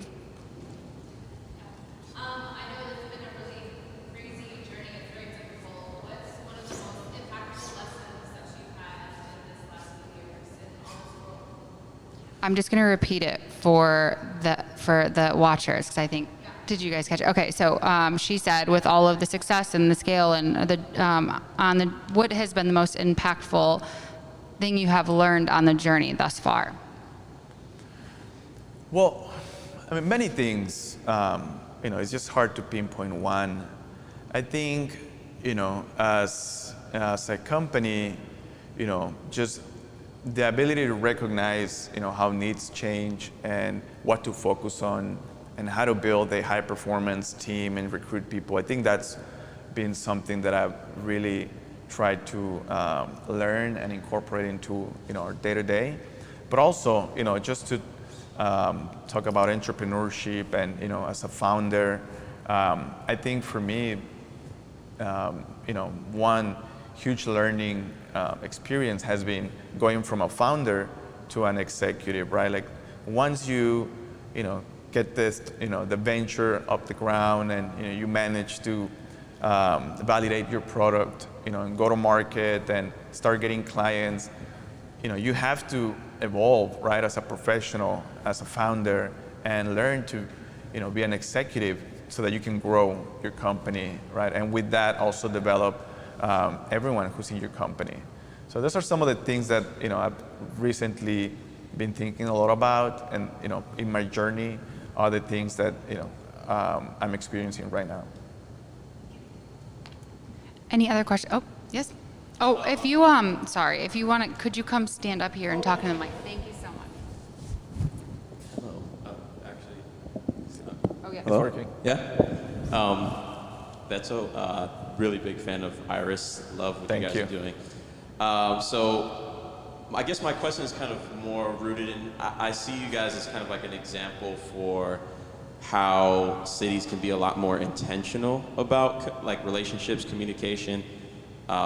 I think that's where the future of most brands and most companies are going anyway.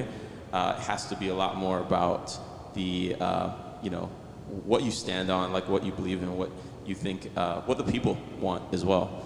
And so as someone who is also building a social engagement platform of sorts, what advice would you have for someone who wants to go that route, who wants to take more of an intentional approach to building relationships within the community, and then also helping people to build relationships with each other? Definitely. If that makes sense. Thank you for your question. Yeah. So as a social impact, company, initiative, and how to create this collaboration with other members of the community. And let me just, sort of expand a little bit on context, right? So 50% of the world population lives in cities right now. And in 20 years, that's going to be closer to 80%. So urban challenges are not going anywhere, right? This is going to continue to grow. Also, as you know in the news, right now there's a massive infrastructure bill being discussed. And so the way a city transforms itself and the way a city grows, it's going to depend on how much community collaboration happens and how much they participate in the discussions and also in the decisions that are taking place, right? We want to, as a community, we want to be part of that. And so, once we recognize that, that situation, that reality, then, it's, well, how do we organize our community? And how do we, engage people to be more active, participants in the future of the city, right? And how do we participate in the decisions? And so I will say that, you have to be out there, you have to, reach out to organizations, you have to, create alliances, you have to, support other organizations as well, and find ways for collaboration, right? I think that's key, right? If you want to build a platform that thrives in community collaboration, you have to reach out to these other stakeholders and support them so they can support you and find ways to get your product or your service or your cause be known. I don't know if that gives you some feedback, but yeah, I mean, it's great. Congratulations, and let us know how we can help. Yeah, of course. I think we had another question. Did you have one, sir? Yeah. Very official. So the last presentation was the Alamo Angels, and they mentioned how important it is to have a staff. And so I'm curious how you went from being the founder, co-founder, to then recruiting a staff. I assume you didn't just put out Craigslist ads like, hey, we're looking for people to help us develop. So how did you find your staff and start growing your company, and where did you find your advisors? Yeah, that's a great question. So about staff and growing an organization, I mean, I could talk for hours about that, right? I've done every mistake that you could ever think of. We've done it, right? We've tried working with staff from all over the world, right? We work with people, in India. We work with people in Asia. We work with people in Latin America, locally, and like I said, we've done many mistakes, but we've also learned a lot, right? Which is why now I'm actually very excited because our company, it's just getting so efficient and everyone's in such a good spirits, and it's finally you see the culture kind of, growing and into, in our company. And so as a bicultural company, we are Latinos, we have deep ties with, with Mexico. And so we've been able also to recruit some talent from over there. And we've gotten extremely, successful and strong team members, but also locally, right? We have about 4 people working with us here in San Antonio. And what you have to define the roles that you need to be filled with. And in this particular stage of your company, you want people who can really, wear the cap for the company, and they can also wear multiple caps, right? And I think the way that, I've done it now that I've learned more is instead of just hiring, I try to recruit. Because hiring, you can just hire someone to do a specific role, right? But if you want someone that is going to do that role, but also is going to bring their ideas and their expertise and can grow in your organization, you want to kind of recruit someone, right? Someone who is willing to, put on the shirt and, go to war with you. And so that's, about how do you build an organization and create a culture, and so that can support your company's growth. And those are some of the thoughts that I have. I think there was another question there, right? Advisors. Advisors. Yeah, advisors. So strategic advisors. That will be my advice. Strategic advisors. Find someone, not that just because he or she is super successful, you want them. Like, find someone that has done what you're doing or can bring in, besides good advice, that can also bring the resources and a network, right? Someone that can directly impact you in what you're doing, right? That's what you want. You don't want just some big name, someone who's just gonna maybe give you a call for 15 minutes a month or something, or just put my name in there. You want someone who not only has that know-how, but has the experience and can also bring value to your organization. So strategic advisors in this stage of your company, that's what you need. You need to find someone who's going to be your ally, someone who's going to, who understands what you're doing, that has done something in your space, and that is willing to, open up their Rolodex and, get you in the door with other stakeholders so that you can scale faster. Does that make sense? Yeah. And so, kind of following that up, like, do you just do research, you find people that are in the space of 5, they just start cold calling? Like, how do you find these, like, how do you bring them into your organization? Right, so I will say that, yes, do your research, find out who you think, has done or can bring the value that you're looking to get, and then ask, for example, Geekdom.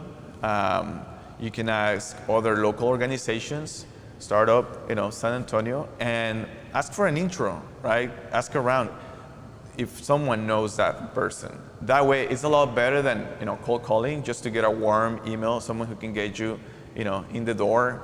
That way, you can, have that introduction. I would say that's the way to go. Use the resources. I mean, San Antonio is known for for being a collaborative city, right? We are made out of communities that have learned to collaborate, to build, a culture of collaboration. So use that. Everyone's really, open to help in San Antonio if you're willing to ask. Yeah, I would agree with that. I think that that's a really unique thing about San Antonio versus other, second tier, larger cities is that you don't have this opportunity. It's very rare. And so there really isn't a person that won't make that intro for you if you are a good steward, to the community and surrounding area. I think we might be up a little over. If there aren't any questions, again, you can please follow Iris to see how they go on the journey and how you can support them and also their initiatives on the West Side. Thank you so much for being here. We're honored to have you. So thank you, Alexandra. Good luck. Appreciate it.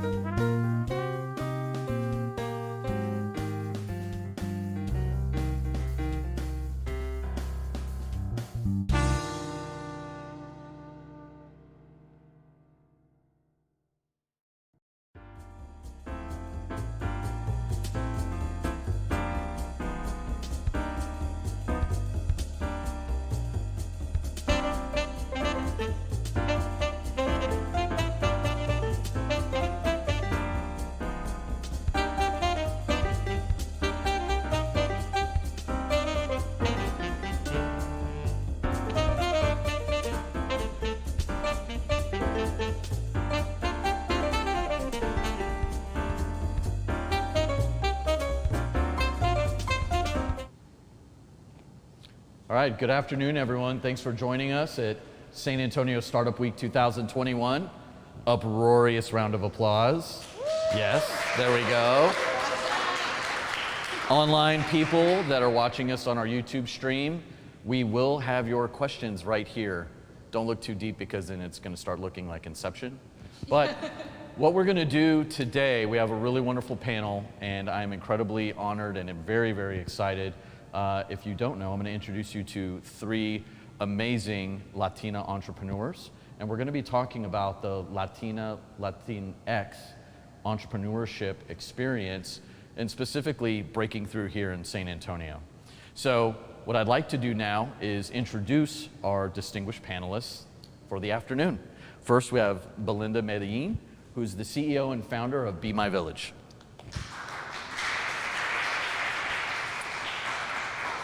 Next, we have Sharon Gutierrez of Pretty Simple. Yeah. And last but certainly not least, we have Carmen Rocio Teles of Dewey Organics. All right. So I have a really awesome clipboard here with a bunch of questions, and I'd love to dive right in. And first, what I'd love for you to do is let's give a little more color and context to that introduction that I just made. If you don't mind telling us a little bit more about yourself and your business, and then we can kind of start there. Belinda, would you like to lead us off? Sure. Excellent. So, hello, I'm Belinda Medellin, and I'm actually a transplant from the Chicago area. I grew up in Maryville, where Popovich went to high school, so a little shout out. And I was a teacher here for a little over 14 years, decided to take a pivot to make a larger impact, and that led me to be able to have conversations with teachers all over the world. And the idea hit me that teachers needed more support than what they were given by their schools or districts, and I had a wealthy network of highly successful, award-winning teachers that I could match them up with for help with mentoring, professional development, or just empowerment as a teacher, and that gave me the vision for Be My Village. Excellent. Sharon, would you tell us a little bit more about yourself? Sure. My name is Sharon Gutierrez, and I'm the co-founder of Pretty Simple, a leads tracking app for solopreneurs. I was in San Antonio when I was very young, and then I was actually raised in Alaska, and so I'm back. I've been a full-time entrepreneur for over 10 years. I started becoming an entrepreneur on accident, actually. I didn't know that people would pay you to build websites, so that's a whole separate story. But yeah, it's been an exciting journey, so I'm excited to be here today. Thank you. Hi, my name is Carmen Thayas. I'm a biologist and esthetician, and so I started a skincare company for people with all different skin types, and specifically here in South Texas, making products with ingredients that are local and native here. So yeah. Excellent, thank you. So Carmen, let's start with you. I'd love to know a little bit more, maybe you could share with everybody, when did the entrepreneurship bug strike? When did it bite you? Yeah, so I grew up in Laredo, Texas, which is like 98% Hispanic population. So I never even knew the word entrepreneur existed. I didn't know that's what I was. I just thought I was starting a small business to get me through college. I didn't receive much funding for school, and so I would take the bus every day, and I really wanted to save up for a car. And so I remember I started doing markets on the weekends and selling skincare products that were just plant-based.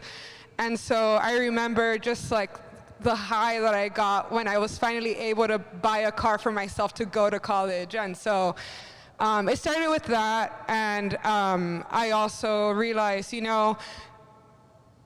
nowadays, everybody wants to hide their face under surgery and makeup and all that stuff, and so I really want to just be an example to tell people, you don't need makeup. Your face is a foundation. Your skin is what matters. It's what everybody sees at night or wakes up with in the morning. And so I really wanted to focus on that, on natural beauty and skincare. And so over time doing markets on the weekends, and I felt like I was empowering other women through that, and they wanted to start their own businesses, that's when I felt like more of a business entrepreneur person. So yeah. Excellent. Sharon, you and I have had some conversations already. Yeah. But I'd love for you to share with everybody here and on our online streaming here. Yeah, so for me, the entrepreneurship journey started, I didn't think it started, but I think it started when I was about 13. So I actually had a pretty non-traditional upbringing. I didn't go to school. I moved up to Alaska, like I said, and I was homeschooled, but my mom worked full-time, so I actually didn't have a very classic schooling experience. And so I was home a lot with my younger siblings, and someone had actually given us a computer, and so in my downtime, I started playing around with building websites. And then I also started transcribing papers for college students, and that's how I made my first money when I was about 13. But I didn't know that that was a thing, entrepreneurship. After that, I went to college, and that was a whole experience in itself, because that was my first time setting foot into a classroom. I had to go to a lot of developmental classes just to get caught up, because I didn't know what an essay was, and I had never taken algebra. And so that was my experience, just to get through college. And I wanted to maybe go corporate or get a job as a marketing director, and that was about as high as I could even imagine. And then I moved to Hawaii after college, and I became a marketing director at a nonprofit, and then that's when people started asking to hire me to put together their marketing strategy. So I started building marketing plans, and then they didn't have time to actually do the strategy, so they started hiring me to actually like fulfill everything, but I was working full time, so I started hiring people to do that, and so that's how I accidentally started a marketing agency. So the entrepreneurial spirit has been there for a long time, but it was never like the intent. Like even starting a tech company is something that just kind of happened because I kept moving forward. And so, yeah. Thank you. And Belinda, you're educator. Yes. Did you already have a little bit of that entrepreneurship in you, or did you discover and have an aha moment? Yes, from my Strength Finders test, Achiever is right there in the top 5. And ever since I was younger, I played softball, state-winning teams, college ball. In Indiana, I was actually the one who created the first LULAC youth chapter there. So I always knew that if I felt something was important enough, then I could make it happen. And when I moved to San Antonio, became a teacher, every school that I was at, not that many schools, I was just at 4 different high schools. I don't want to make it sound bad. I saw a need and just created opportunities for others. When I was blessed to get the position at Cass Tech downtown, I saw how businesses came together and corporations in the city to work with the public education, the excellent public education that's here in San Antonio. And I saw Geekdom coming to our school, connecting with students. I saw Rackspace coming, USAA had a huge presence, and when I saw a need for students to learn UX design, the community, I knew exactly where to go to get that done. And then I started listening to the other stories, going to events like this and seeing how people did things. So when I decided to leave teaching and I had the idea, I knew exactly where to go. And that was Geekdom and trying for the pre-accelerator, went to a startup weekend, and it's been, I got to see the community right away. And that's when I knew, okay, I can do this entrepreneur stuff, I just need to learn a little bit more. Yeah. And that's where this journey started. That's some like great plugs for Geekdom and Startup Weekends. Wink, wink. So everybody online should laugh at that too. There was something that each of you said in a little bit of a different way, and I think honestly in our prior conversations we touched on this, which is there's a common thread that is seemingly emerging, specifically in Hispanic culture, and even more so to a finer point with Latinas, which is not even knowing entrepreneurship as a path, not even knowing a word for it, just that maybe you're small business minded or you're gonna own a business one day. You know, I think those are all things we kind of talked about. So with that in mind, what was it like really trying to come to grips with entrepreneurship in one hand and in a dream, and this kind of sounds like a longing that each of you had, or just kind of this purpose, mission to it, versus the reality of career, job, college, do something more stereotypically acceptable. So what did that feel like? Carmen, do you want to lead off on that? So when I graduated from college, my mom and my family were like, okay, so then you're gonna go get a master's or go get a doctorate, right? Because you're the first one in our family to graduate from college. And so I felt that pressure, you know, from like first generation, you know, to like succeed and to, you know, my parents came to the US for me to have a better future, so I got to step up. And so when I told them, you know, I'm not gonna continue college and I'm gonna actually come to San Antonio to continue my business here, because I found so many more opportunities here in San Antonio, and to go to trade school for esthetician to learn not only about the science but also like about skincare. My mom was like, what are you doing, or like why, or you know, no one really understood. And I think that was more cultural, and oh, thank you. I think that was more cultural thing that I battled with, you know, they didn't understand what I was trying to do, or they didn't really believe what I was doing was good, so they were really concerned.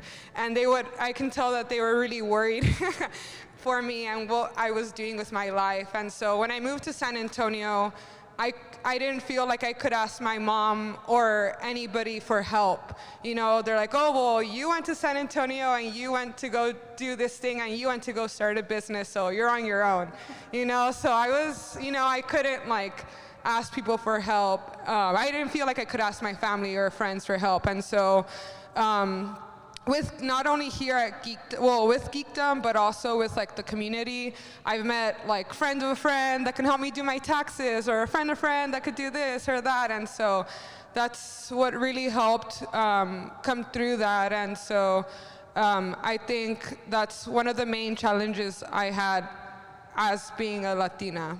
So like you were supported, but you had a kind of a concept of, well, if you're going to make your bed, then you got to sleep in it. Yeah. And we're not going to be here to help you for that. So you go and do your thing and let us know how that turns out. Yeah. Sharon, was that a similar experience for you as you emerged from that, or was that a little bit different?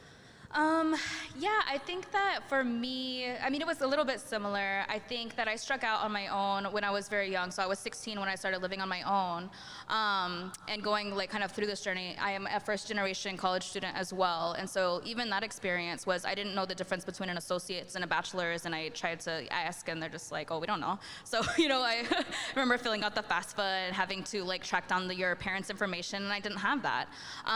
So, and then as things progressed, and as I started the business and the entrepreneur journey, there was a lot of pressure to, you know, do the traditional things. Like there was a lot of success was hinged on relationship and children and those kind of things.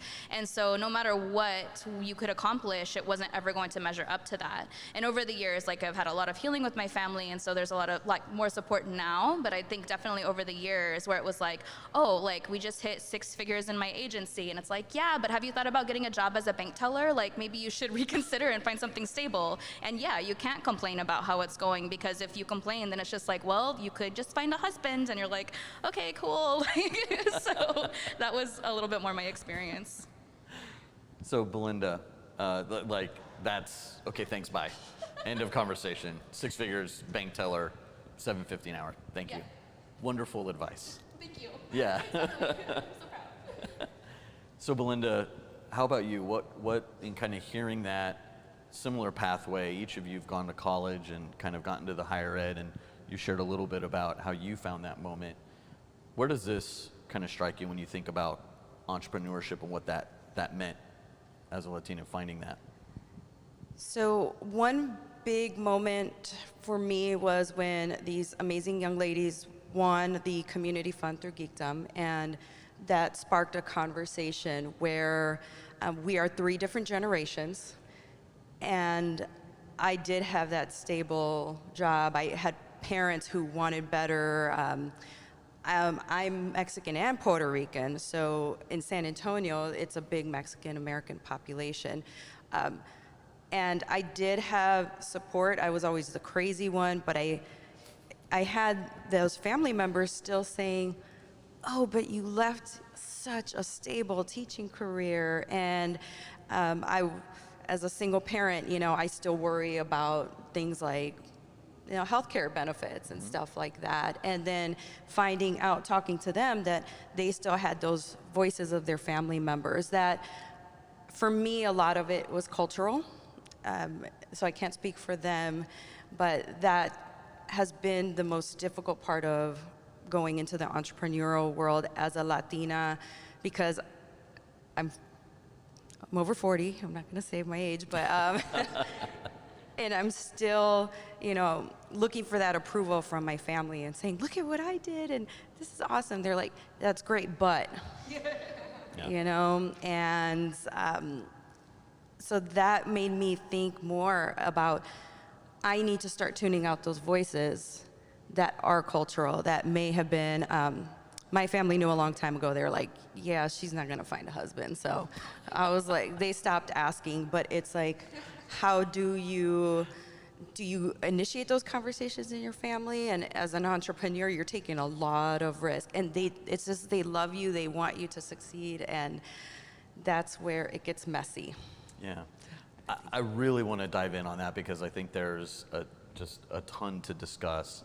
But before we get to it, there's a few things that kind of stood out. And I think as people are listening to the story or maybe asking themselves questions as they think, which again, we'll have some Q&A at the end. And if you're watching us online, please write in the YouTube comments there.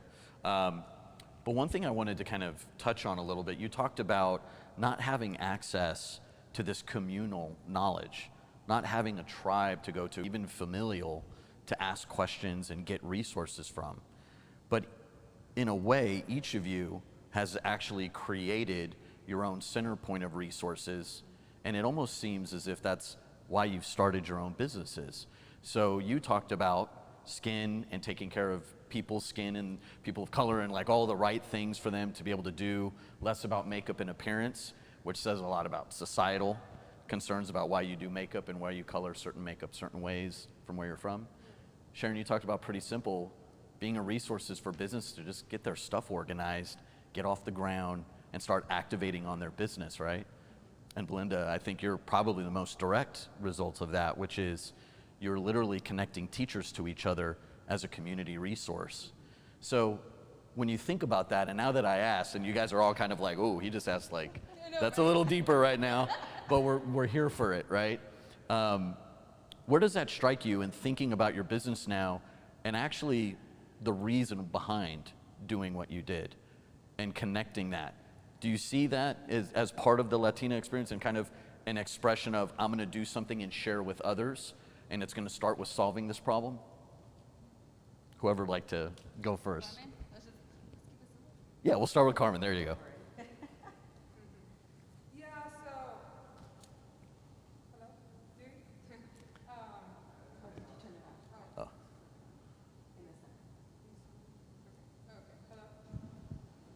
Okay, there. There you go.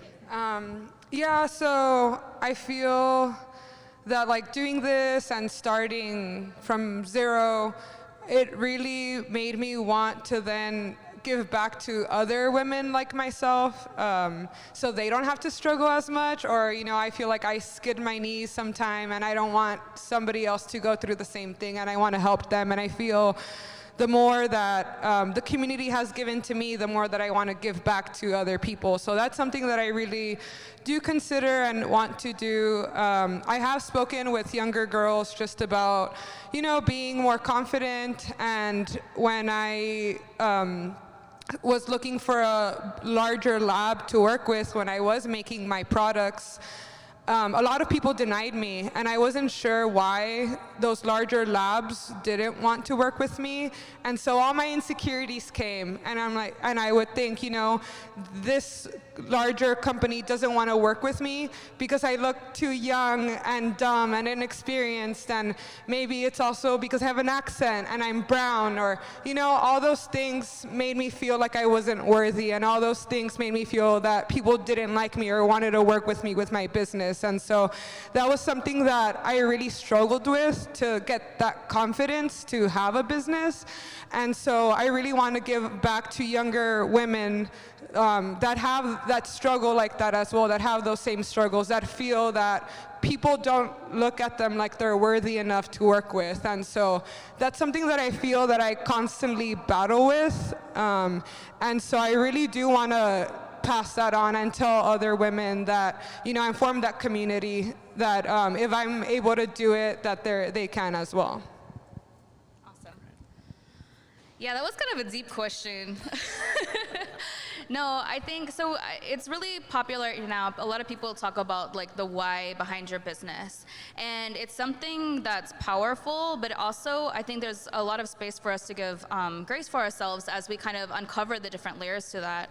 When I think about like my key driver, getting started, if you would have asked me this maybe 7 years ago, I would have just told you like I don't want to continue the cycle of poverty, and it was really driven from a place of anger and just like pure sheer will and determination that I wanted to do something different. I wanted to break the mold, and I was, just gonna fight for it no matter what it took. But it was very stressful. Like you felt like you were starting like way behind everyone else, trying to just figure out how the world worked.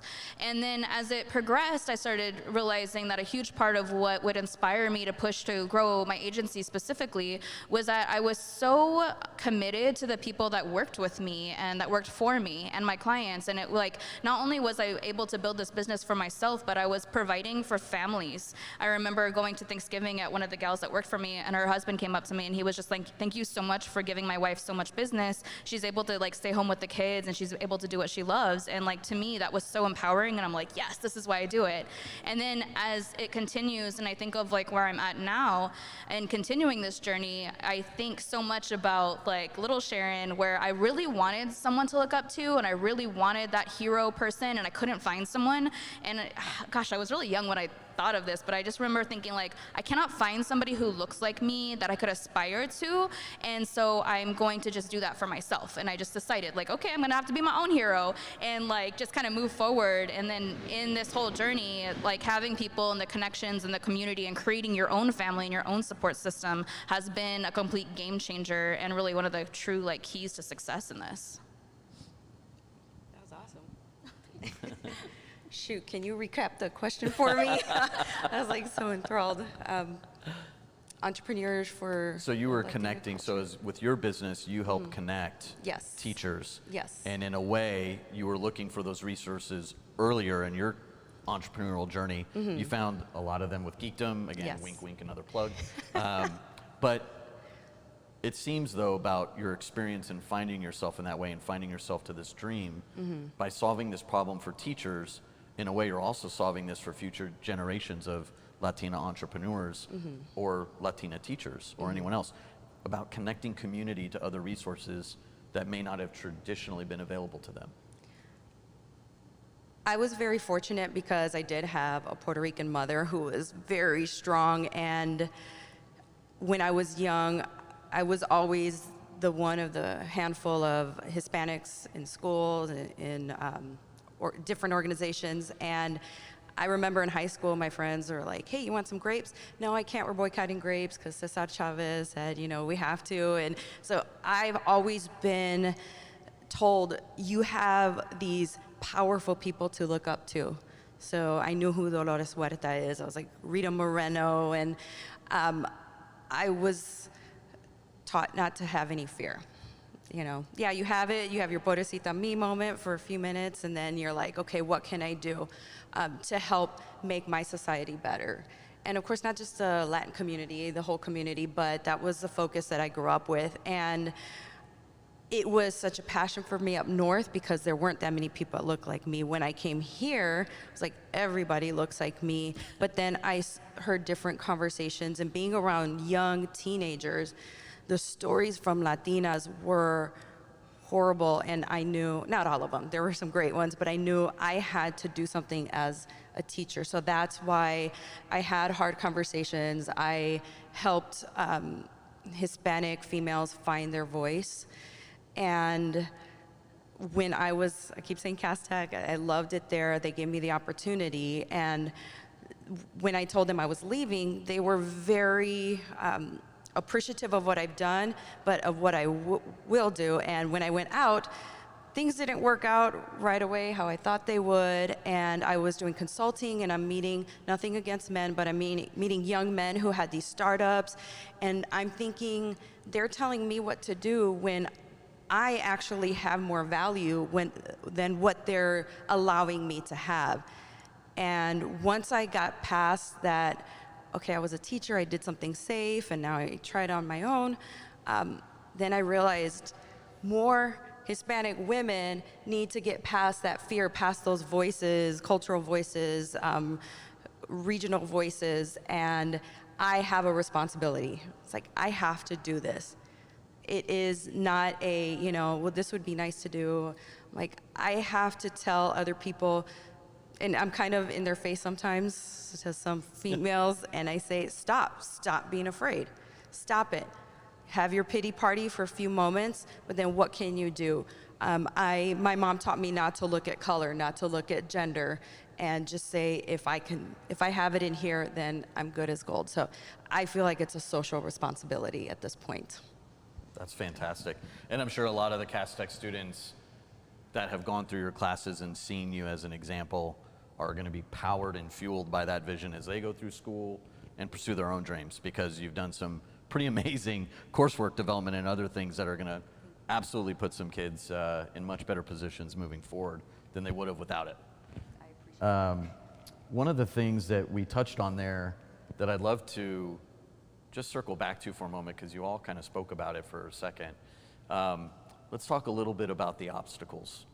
So some of them are internal, some of them are external, some of them take the shape of young men telling you what to do in a startup world because they watched Silicon Valley for 6 seasons instead of actually maybe had some life experience.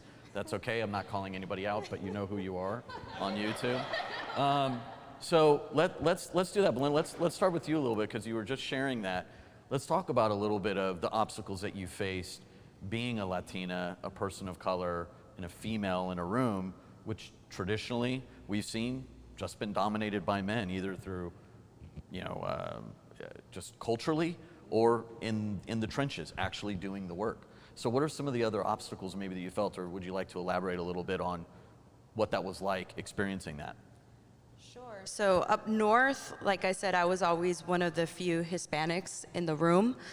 And at first it was like, oh, I don't want to step on any toes, and I don't want anyone to think ill of me. And thank goodness I had my mother in my ear. It was like, who cares? And I saw her go off on some people on my behalf, and I was like, oh, okay, my mom's cool. But when I came here, the obstacles were that I started falling into that stereotypical Latina. Oh, she's loud because she's Latina. No, I'm loud because when you're at a party with all your family, your tios and tios, compadres, comadres, you have to be loud to be heard. Or they're like, What's wrong? So, yeah.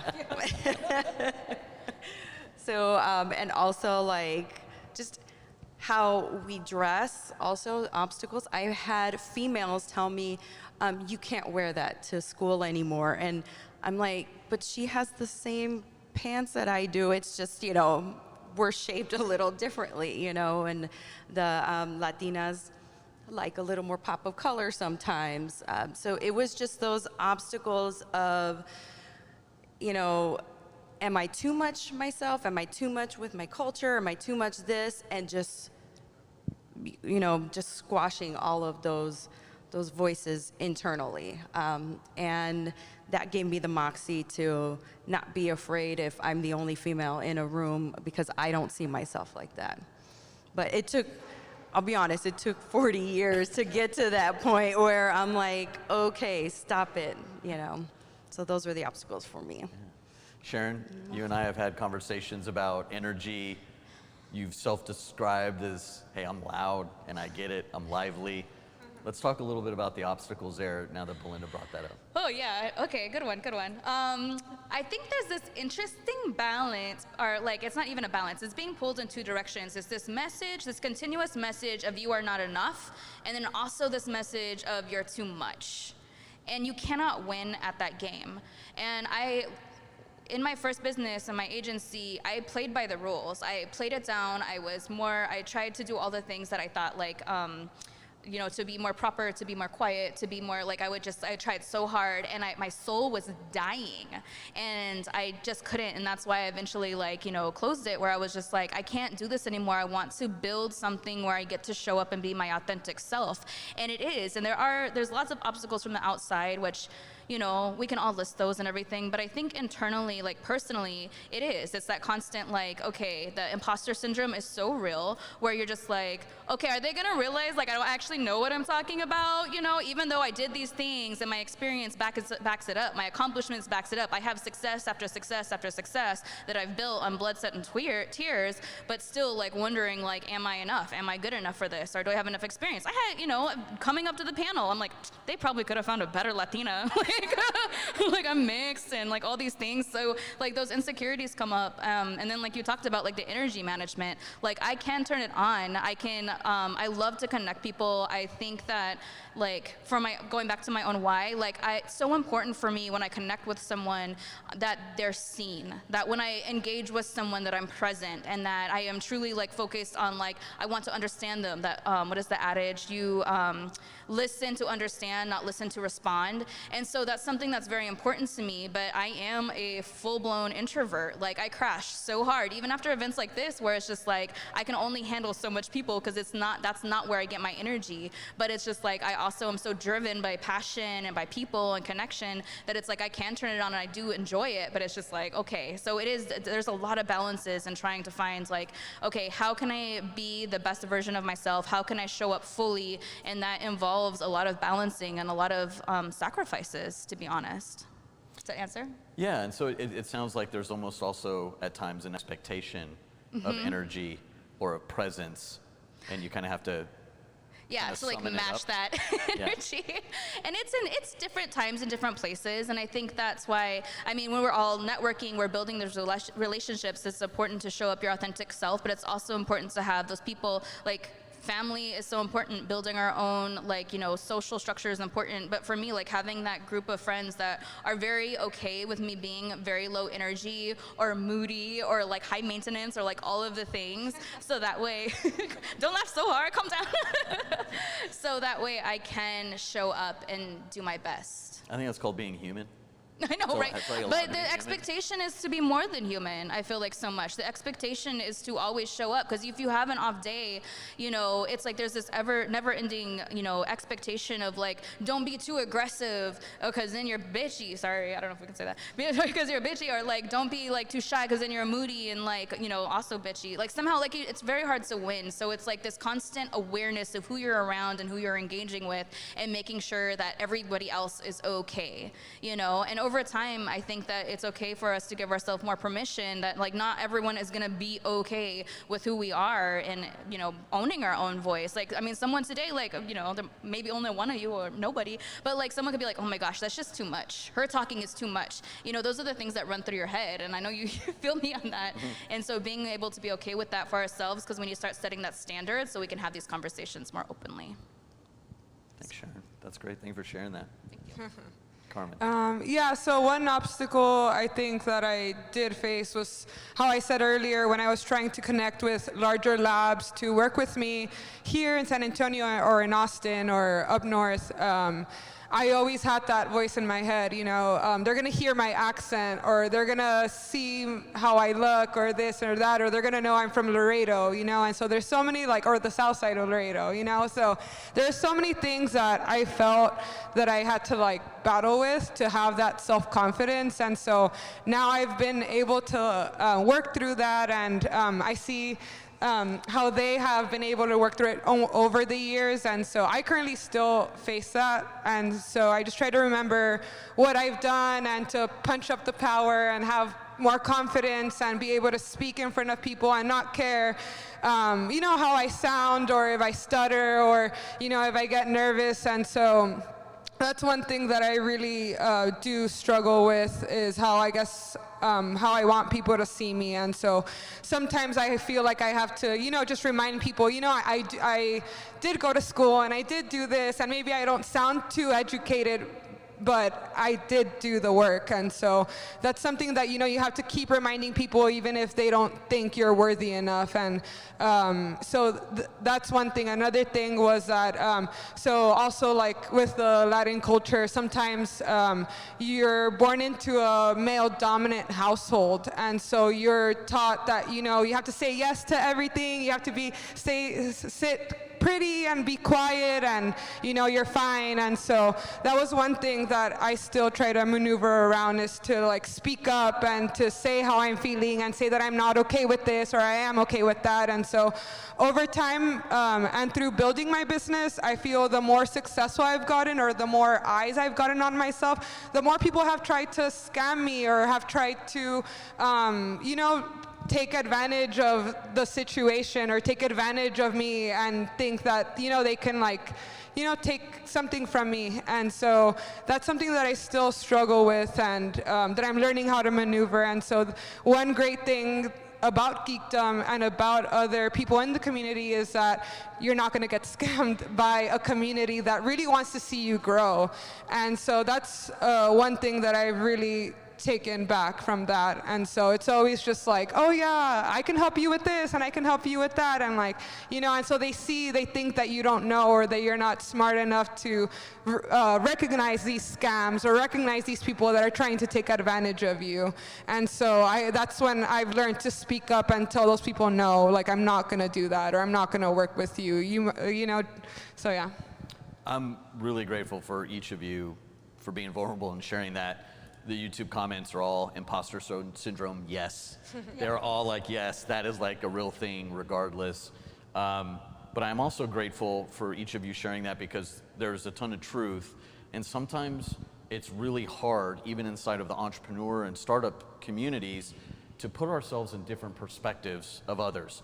Male to female, you know, male to trans, male to any identity, female, all the way across the spectrum, racial identity, cultural identity, socioeconomic. It's really hard to put yourself in perspective unless we actually have the conversation and we actually bring that truth out. So I'm really glad you talked a little bit about that because for those that don't know, male-dominant Hispanic households are notoriously difficult for females with ambition and drive and vision and dreams.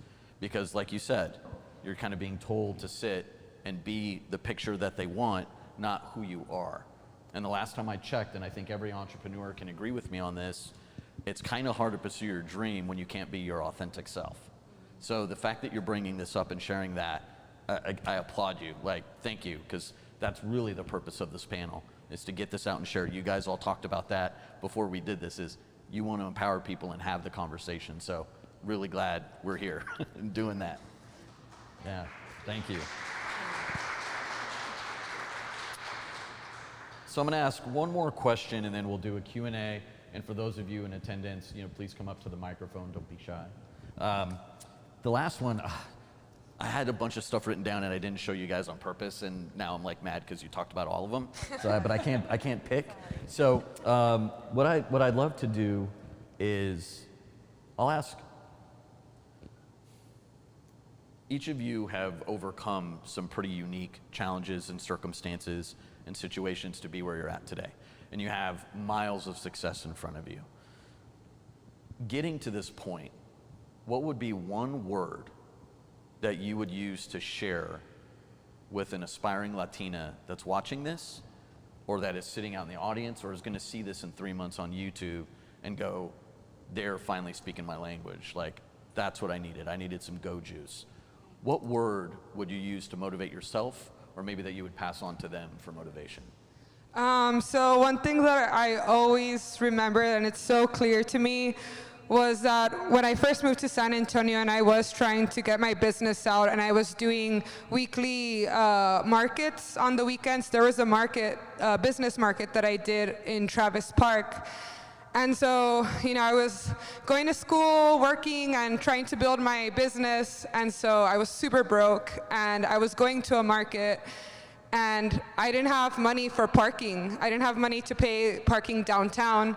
So I remember I called my friend, and I was like, hey, like, can you just lend me like $15 for parking, and I'll pay you back right after my market, because I know I'm gonna make money. I know I'm gonna be able to sell my product.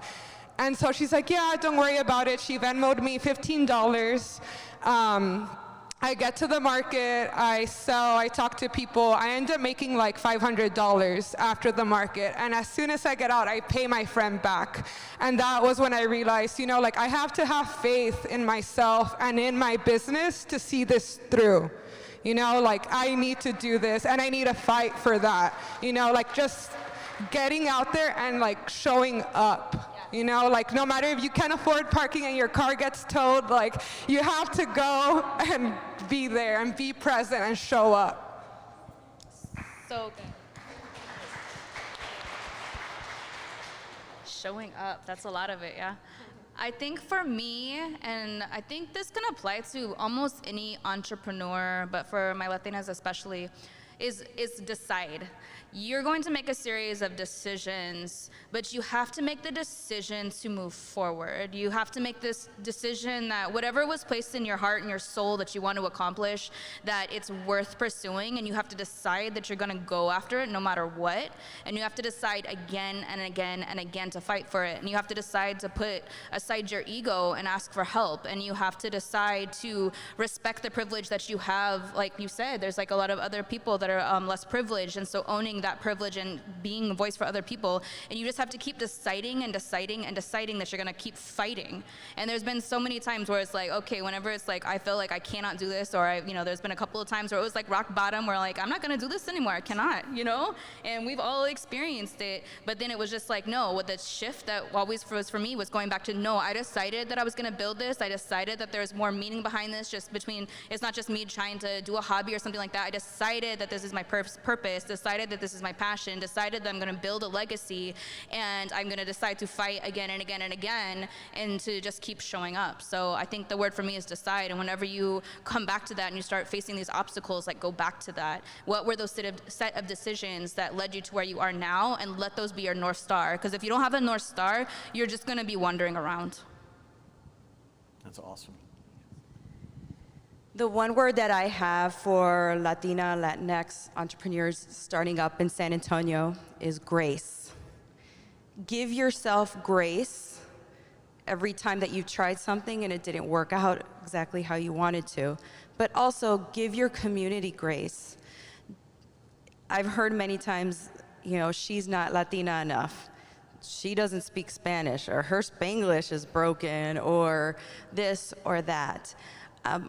Look towards each other that, yes, you have a cultural common bond, and they may do things differently, but they still have that fire that you have. So give them grace so that they can grow, because San Antonio has such a great community once we allow ourselves to help others and to help ourselves and have that grace that we need to move forward.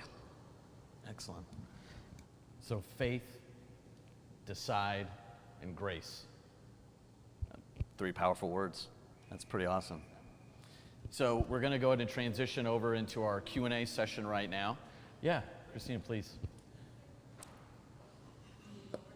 Yeah. Hi, I don't know if you can hear me. I'm Christina. I'm originally from the Rio Grande Valley, Latina who started her own business. I actually have a conference called Hustle and Socialize where we feature a lot of Latinas, so I'm going to be hitting you guys up for speakers. But my question to y'all is, you mentioned the word legacy and how you have this business for your legacy, right? So what is the legacy that you hope to leave behind for future Latinas? Because we don't have role models in business, and I think it's super impactful that y'all are leading the way. So what is the type of legacy that you want future Latinas to see? I'm going to start.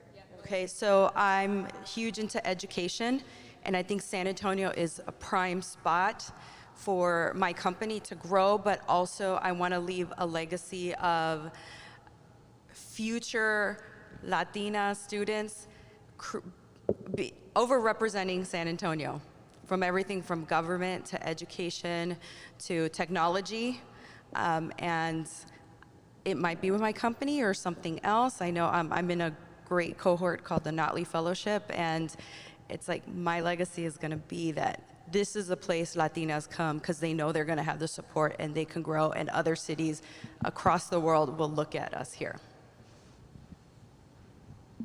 I love that. That's such a big question, but I love it. For me, to me, leaving a legacy and building this legacy, it really is on the foundation of like there are no excuses.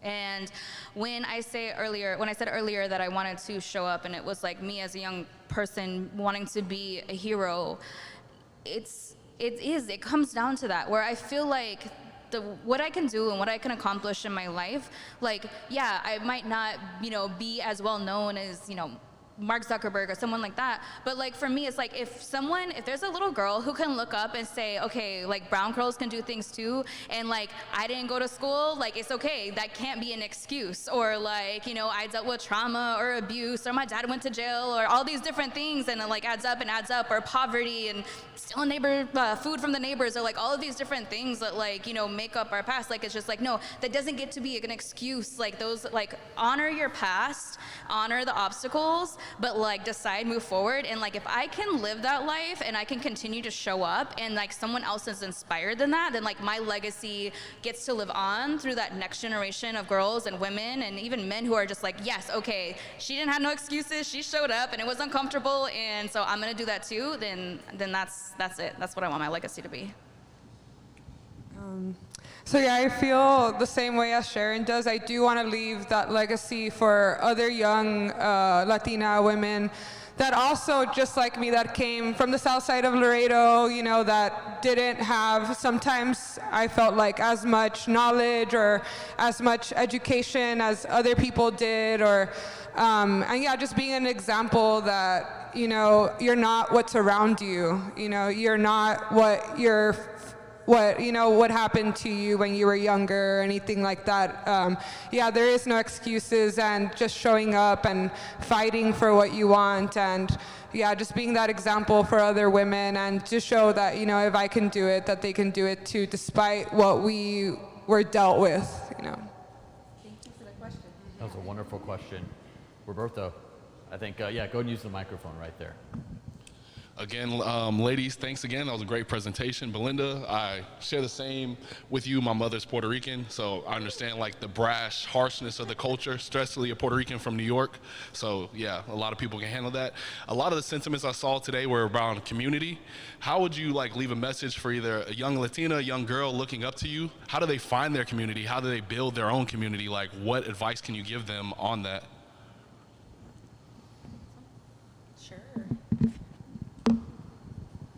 So back in my day, this internet thing was not really there, so I had to go look at billboards at the library, but honestly, resources in San Antonio are abundant through their schools, through their counselors, through Geekdom. I'm gonna say it's the city of San Antonio always has great things on their website about how they can get connected, but it's that first step of getting over that fear and just saying, let me try it. Let me try going to this event and I may be the only female there. You know, let me try to join this engineering competition where I will be the only Latina there. So that's what I would tell young kids, to get connected, and just be you, don't wait for your friends to do it, because you have to take the lead. Great question. A little bit. Yeah, that is a really good question. So with building like your community, I think for me, a few different things that have worked out well, though it's not always the easiest. One is I didn't really, I think, really start growing in like an exponential fashion until I started to learn to be more vulnerable and ask for help and like set aside that I'm Sharon, I don't need nobody, like, you know, and because that was a large part of my 20s. And so when I decided like, okay, no, I'm only gonna make it so far, like I need help. I need people around me that can support me, and I need to be open about my weaknesses so that I can grow from them. And that is a big thing. So like putting ego aside and just saying, okay, I'm gonna reach out. So reach out to speakers at panels that you met. Like, be the first person to go up. And this is like, these are things I've done, where it's like, if I go to a conference and I saw someone that I was like, we connected in some way, I will introduce myself. I will follow up with an email. I will follow up with an email again 6 months later. Like, I have it all organized. Be willing to ask for meetings or to connect with people and honor their time, of course. But you'll get rejections. And then also, like, yeah, just go online, follow people on social media, like go to networking events, just get out there and just connect with people the best that you can. And that's like a go-to. Like, you will find people that you don't vibe with, and you're gonna find people that you do, but you won't know unless you like get out there and like start taking those steps. Is there anything you want to add? No, other than just like definitely asking people for help and not being scared to do that. I feel that's one thing that I've recently learned. And so, yeah, so I'm still in my 20s and I am still going through that, you know, it's hard to ask for help. And then sometimes I feel that I can do it all by myself, and which is not true. And so going through, I do a lot of like in-person markets, and making that in-person connection is so important. Through these markets, I really learned that you make so many more connections and sales and everything in person more than online. So now that I've been able to do that and also connect with people online, it's really helped my business. Excellent. So we have time for one more question. Yeah, and we got the microphone right there. Right there, yeah. Hey y'all, I think for me, I think the thing that I love the most about E3 is that like you're really good friends. If anybody knows me, like I'm very big on friendship and like connection, like you were saying. And so like each of you have your own different industries and markets that you're working in. For someone like myself, a big thing for me is focus, because I have ADHD, and so that's like not the easiest thing for me. And so in each of your individual markets, what would you say is the most important thing for someone who's going down your path? Like what should they focus on in the next year, 5 years? Like what should they be looking for in the future? Come back. Like, give me, I think you have something specific, like in the next 5 years. Like, Right, well. Yeah. I feel like there's a more specific question, like right behind that question. Yeah, I think for me, because, okay, so I'll give you context then. I'm big on friendship, and so I like to, I want to find a way to help people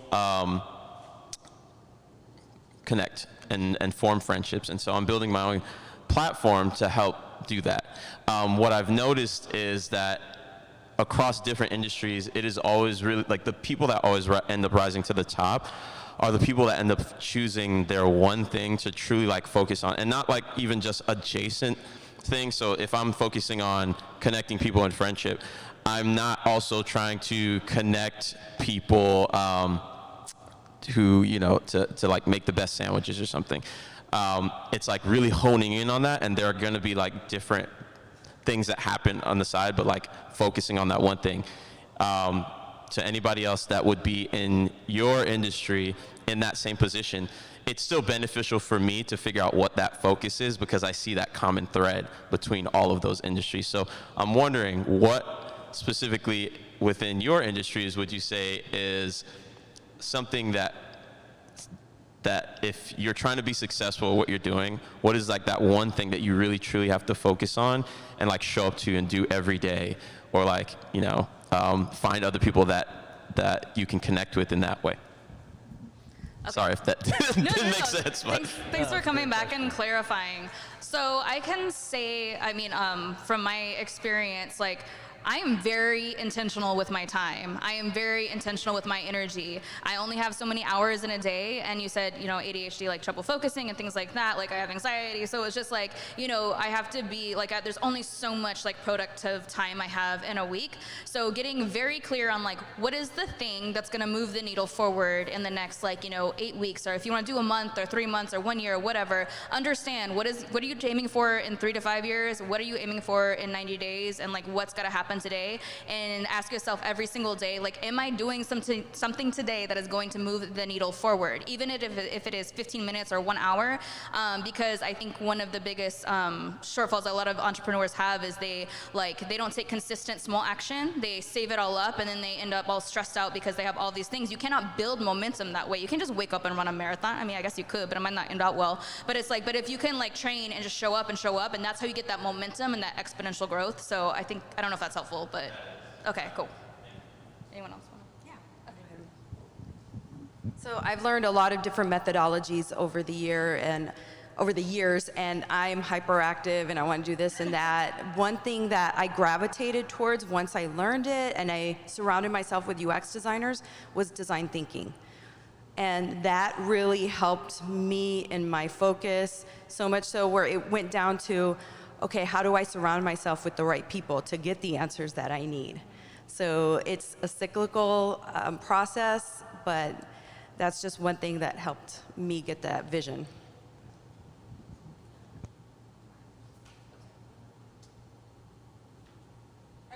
Just staying focused and staying organized. I have like an online planner and a write-on planner as well. So just doing that, because whenever you take a day off or have somebody else help you, you won't be as lost or you won't be all over the place. So definitely writing everything down and getting situated with that. And also when you do have the help for somebody else to help you, giving them the tasks that you shouldn't be doing anymore that aren't going to help you move forward. So I used to feel, when I used to have help and have an employee, oh, I don't want them to do this because this is so tedious and I've done it for so long. I don't want them to do that. No, they have to do that because you have more important things to do. So yeah, just staying mindful and purposeful of your time and organized. Excellent. So we're going to go ahead and close out for this afternoon's session. And what I'd like to do is just give one little statement here very briefly. You know, San Antonio Startup Week 2021 is about rethinking tomorrow. That's our theme. You can see it right behind us, greetings from San Antonio. And we're really thinking 2041. We're thinking what the next 20 years is going to be like here in San Antonio. And that table is much larger than all of us can even conceive of. What we need to do as allies, as fellow Latinas, sisterhood, brotherhood, whatever, of entrepreneurs in our community is make sure that we're creating space and bringing those chairs to that table. So I'll leave you with that, and as we go through the rest of these 2 weeks, I hope some of the wisdom that these 3 panelists just shared with you will resonate and help you bring your business forward and help you accomplish your dreams. Ladies, thank you so much for a wonderful session.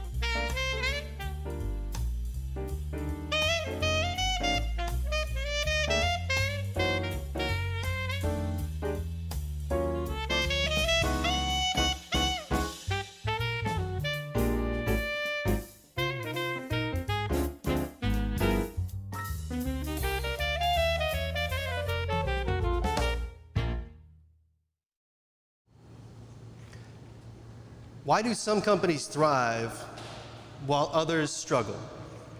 What makes some companies strong while others non-competitors? How do some companies stay truly iconic while others just simply stall out? Today we're going to walk through what makes a chief visionary officer and a leader for a brand and how we're going to create the role for that. My name is Ian Friedel, and I'm the creative director here at Brand Author. And I'm Zara Kruzan, founder and chief strategist. So why we're here to talk to you today is because we are brand leaders trying to pull together a vision, helping customers pull together visions that support truly remarkable brands designed for impact and engineered to scale. So no matter the project, wherever we start from, we always come from a place, whether it's a big company or a small company, we always start from a place of vision. And the reason that we do that is because without having a clear vision, how can we create goals? And even more so, how can we start to measure success? Simply put, if you are not creating from a place of visionary leadership, then you are navigating your organization into the murky waters of distraction and gimmicks. And ultimately, you will alienate and confuse the very group that you're hoping to win over. And I know that most of you guys think, I don't have time for this. This is a lot of mumbo jumbo. This is a lot of fluff. But what I will tell you is that after we've spoken to hundreds of CEOs and countless brands, we've realized there's a difference between being stuck there and moving forward, and that is visionary leadership. We're going to break down visionary leadership today into two different sections. How you connect your brand and your vision, and secondly, how you lead your brand through vision. Okay, so we're going to kick this off by understanding how we take this nebulous idea of what a vision is and how do we create some tangible, something that you can actually touch and feel to create your vision. And so this is how we architect a brand model. This is how we architect our brands. This is our process for creating a very strong brand. And as you can see, it all begins with vision. It starts with vision. That's the foundation.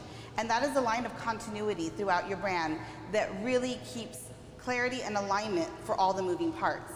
When you don't have a vision to tie everything together, what happens is you start to create silos within your brand. All of these dots are now their own little independent pieces of a brand, and it doesn't all come together. This is where you start to have your chief marketing officer who's got their iteration of what a brand is. You have your engineers and your program developers who've got their course that they're plotting. And further still, you've got stakeholders and leaders who are defining their own version of what brand success is and vision success is.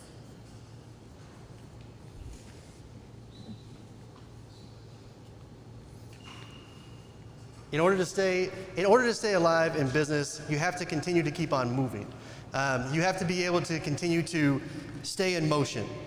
And moreover, if I'm explaining to you as an entrepreneur or as a client or as a leader, how am I able to bring you in to my vision? How am I able to stay and keep you parallel with the vision itself if I'm not able to give you a clear focus and vision? Whenever we're able to create a website or an application, and we're dealing with Geekdom here today, so we'll talk about a little bit techie, is that you need to be able to create an information architecture, something that organizes your website or your purpose. And you need to be able to put it into categories in order to help navigate that customer through the user experience. In the same way, we need to be able to create brands that have an architecture that is able to organize and create a purpose and a driven vision. What happens too often is that people will come in and they won't be clear on what is happening or what is going on. Every time you create something, we need to find what the purpose is or what the vision for that product is in order to create something that goes beyond. Once we know what those outcomes are, we can then create a user experience and a navigation that continues and evolves to create the perfect user experience for our customers. So let's take a look at what this looks like in real life. Let's take Estee Lauder. So I'm not going to read you their whole vision statement, but I'm going to pull a piece out. We are passionate about representing and serving women around the world, wherever and whomever they may be. And most of the time, they do a great job of expressing this. They have marketing material that speaks to your shade, your finish, your foundation, right? We're on brand, whomever, wherever. But sometimes, when you're not vision focused, things get a little awry. And so, I think it was in 2018, they had this ad that came out that was 50 Shades of Ivory. Not really what we're talking about with inclusiveness. And of course, Estee Lauder fans had a fit, as well they should have, because they felt betrayed. They felt like they were sold on an idea that they didn't deliver on. Now, how is it that the graphic designer that put that together didn't look at it and say, huh, something feels off? And then their manager didn't look at it and say, nope, that's not it. And the person who approves the ads didn't say, hey, wait a minute, guys, this isn't right. It happens because, but yet their customers did. Their customers immediately said foul, nope, not right. Why is that? Could it be because as brand leaders, sometimes we spend a lot of time pushing out the image that we want people to see?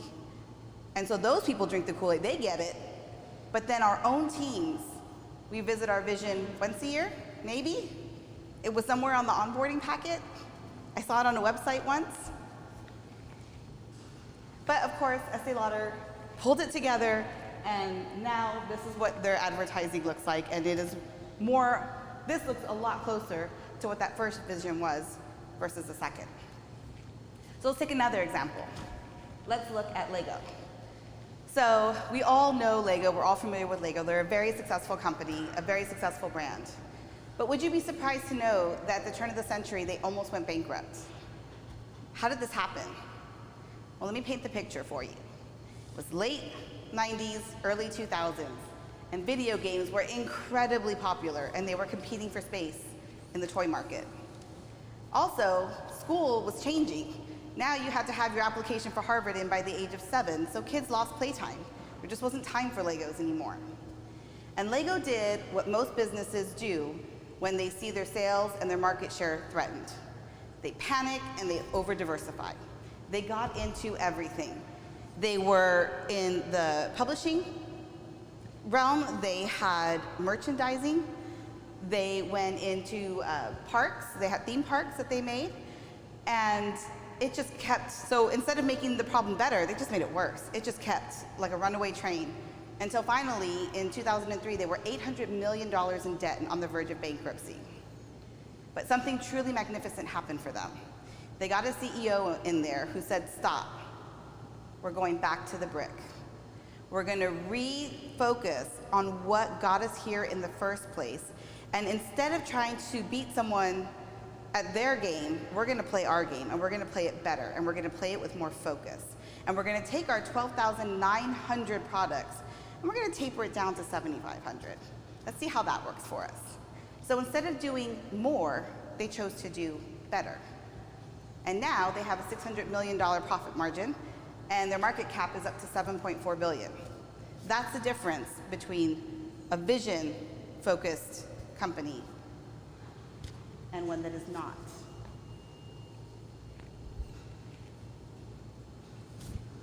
So why does it matter to have your brand and your vision aligned? How do these two play with each other? How do they integrate? Well, it all happens in your brain. In order to have a truly iconic brand, in order to have a brand with substance, we have to trigger something in humans at the limbic brain level. So your limbic brain is your old brain. We all know that. And that is rooted in survival. So we are still wired to take any sensory input that comes into our environment and immediately assess, is it safe? Do I like it? Do I want it? Is there a desire factor there? Do I recognize it? And so if you're not converting on a limbic brain level, then the information cannot pass through your neocortex. So think of your limbic brain like command center. All the data comes in, and your limbic brain is responsible for sorting and assigning what these things are. If it's something that you desire, you trust, and you recognize, you push it forward to the neocortex. If it's irrelevant, if it is not something that you trust, it seems a little sketch, it just falls by the wayside. So that limbic brain is the gatekeeper to where you want to be. You want to be in the neocortex. You want to be where they're making decisions, where your salespeople can come in with their 20% off and their 32 gigabits of memory comes in, where all the features now make sense, where your body can now, where your brain can now compute the stats and the features that are so awesome about your offer. But if it doesn't happen there, it doesn't happen anywhere. You're stuck. You're spinning your tail. You're spinning your wheels. As captain of the ship, it is your job to make sure that people are picking up what you're putting down. You've got to show up consistently to build the trust. You've got to speak on a desire level consistently and perform on a desire level consistently to get the reputation that you need to move from the limbic brain to the neocortex. And now that we've kind of seen the emotional side and the understanding of it, we can start to create the actual role of a leadership, a visionary leader. So we break that down into 3 steps. The first one is to create the vision. The second one is to manifest that vision. And the third one is to lead that vision.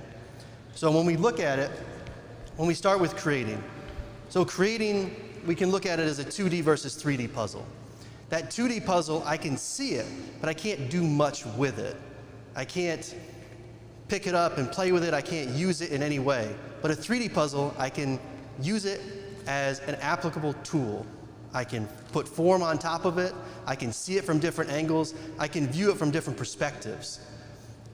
We want to be looking at how to create a 3D vision. We want everybody that's involved in our company to see every angle and every possibility. The difference is, from a 2D to a 3D, is that I am now involved and I can now be aligned with your brand. We see this easily from a typical 2D vision, right?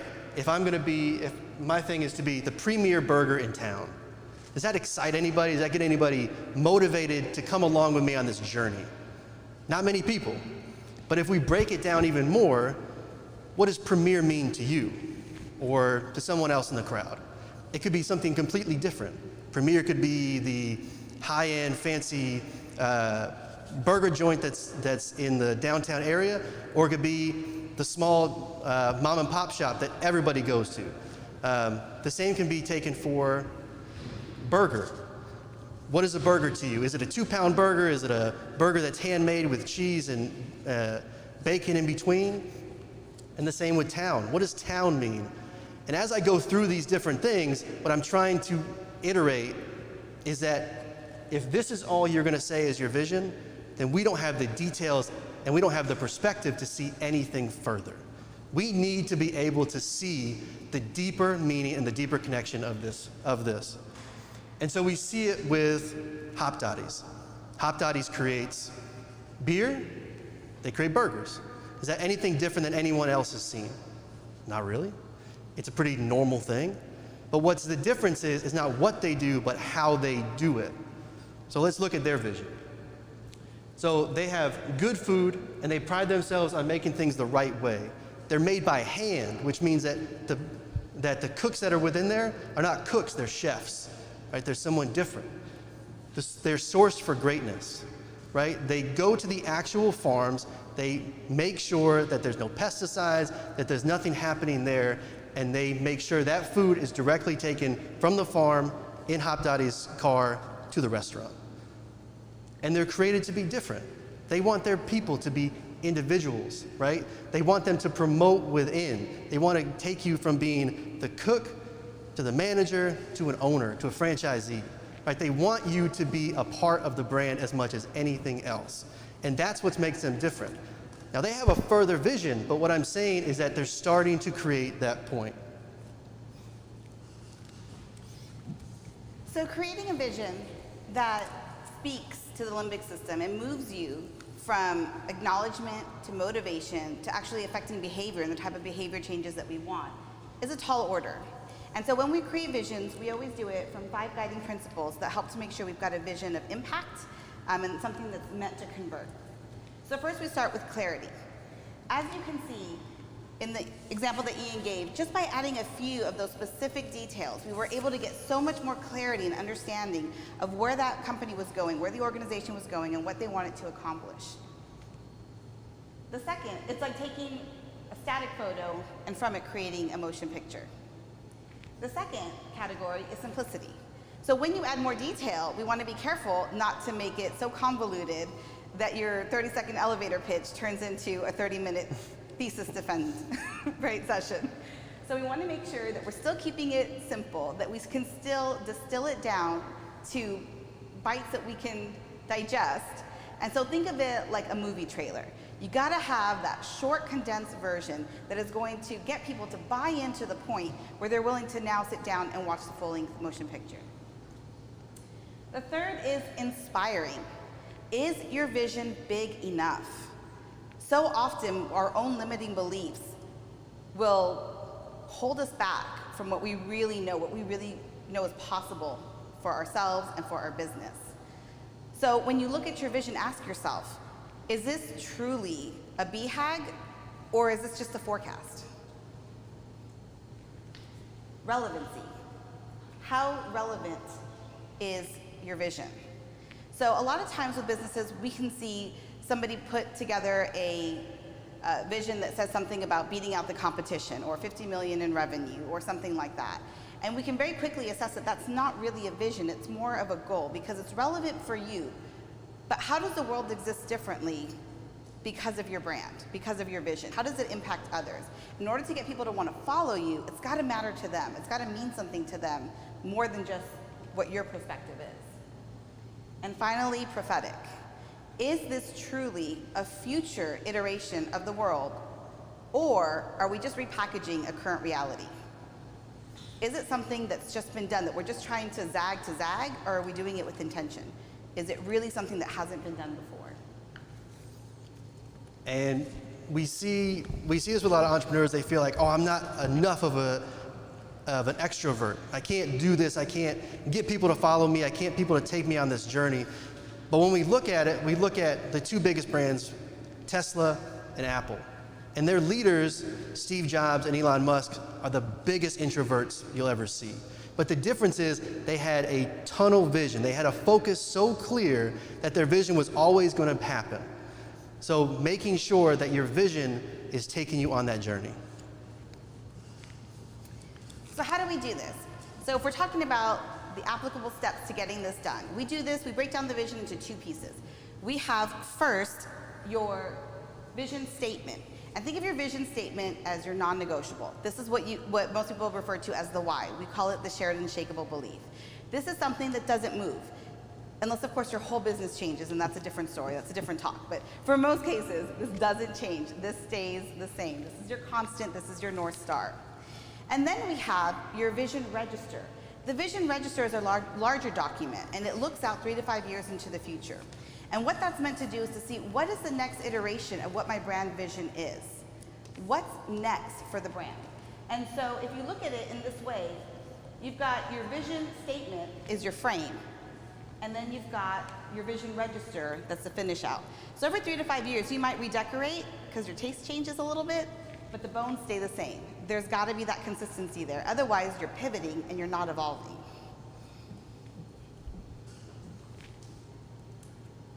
So let's look at how this happens outside of business, right? So we've given you a bunch of business examples. Let's talk about how it happens outside of business.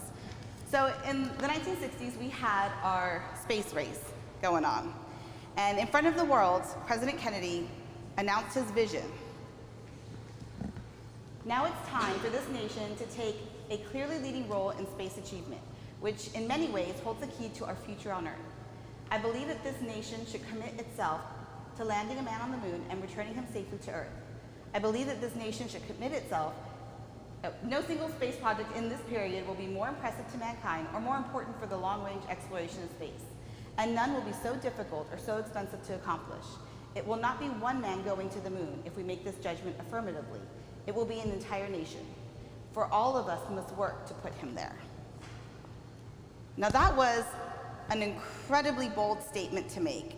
And the time limit that they put by the end of the decade was even more crazy. And just to put some context there, when he made this speech, Nobody had traveled more than 850 miles outside of Earth's atmosphere. And in order to accomplish this, they were going to have to be able to travel 250,000 miles outside of Earth's atmosphere. They hadn't invented mission control at that point. They didn't have the satellites to communicate with anybody that far away. In fact, they didn't even have the formulas to compute the trajectory they would need to bring the astronauts home safely. They didn't even know what they didn't know. That's how big this goal was, how this vision was. And yet, when asked, Othavan, an Apollo scientist, said, "We didn't mind working 80 hours a week because we knew we were doing something different." Ron Ice, Marshall team manager, said it was the most complex, ambitious, and yet most successful mission attempted in over 50 years, and to this day it has not been bested. As a student, I can attest firsthand to NASA's vision-gripping power. I was selected to work with scientists on a scholarship basis to measure the T-cell proliferation in microgravity. And I remember sitting there on a Boeing that was meant to simulate microgravity by flying in parabolas, and I remember just being completely, it was a surreal experience. But what I remember most about that was how much I bought in. I mean, I was all in. I drank the Kool-Aid. I was ready to do whatever they asked me to do. I was terrified of heights, didn't like roller coasters. I wrote the Rattler once, never again. But I was willing to do whatever they wanted me to do because I was bought in. So how did NASA do that? How did they get people to give up their vacations, to come work for free, to do things that they would never attempt in their normal lives? They doubled down on vision. Before they gave us a tour of the facility, before they handed us our workload, before they sold us on all the cool stuff we were going to be able to do as participants of the group, they explained the vision to us. Dr. Hashimi sat us down and said, what would it mean for science if in this study we were able to understand why T cells don't proliferate in microgravity? What would that mean for spaceflight? How long could astronauts, if we could figure out a solution, if the work we did now could find a solution to this problem, what would that mean for long-term space flight? What would that mean for extraterrestrial settlement one day?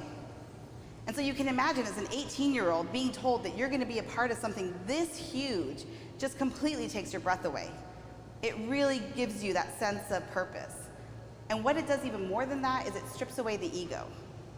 I was willing to be the dumbest person in the room. I mean, I was because I was the intern, but still, even if I wasn't afraid to be the dumbest person in the room. I wasn't afraid to ask for help. I wasn't afraid to offer my opinions, even if I thought they weren't as good as the next guys.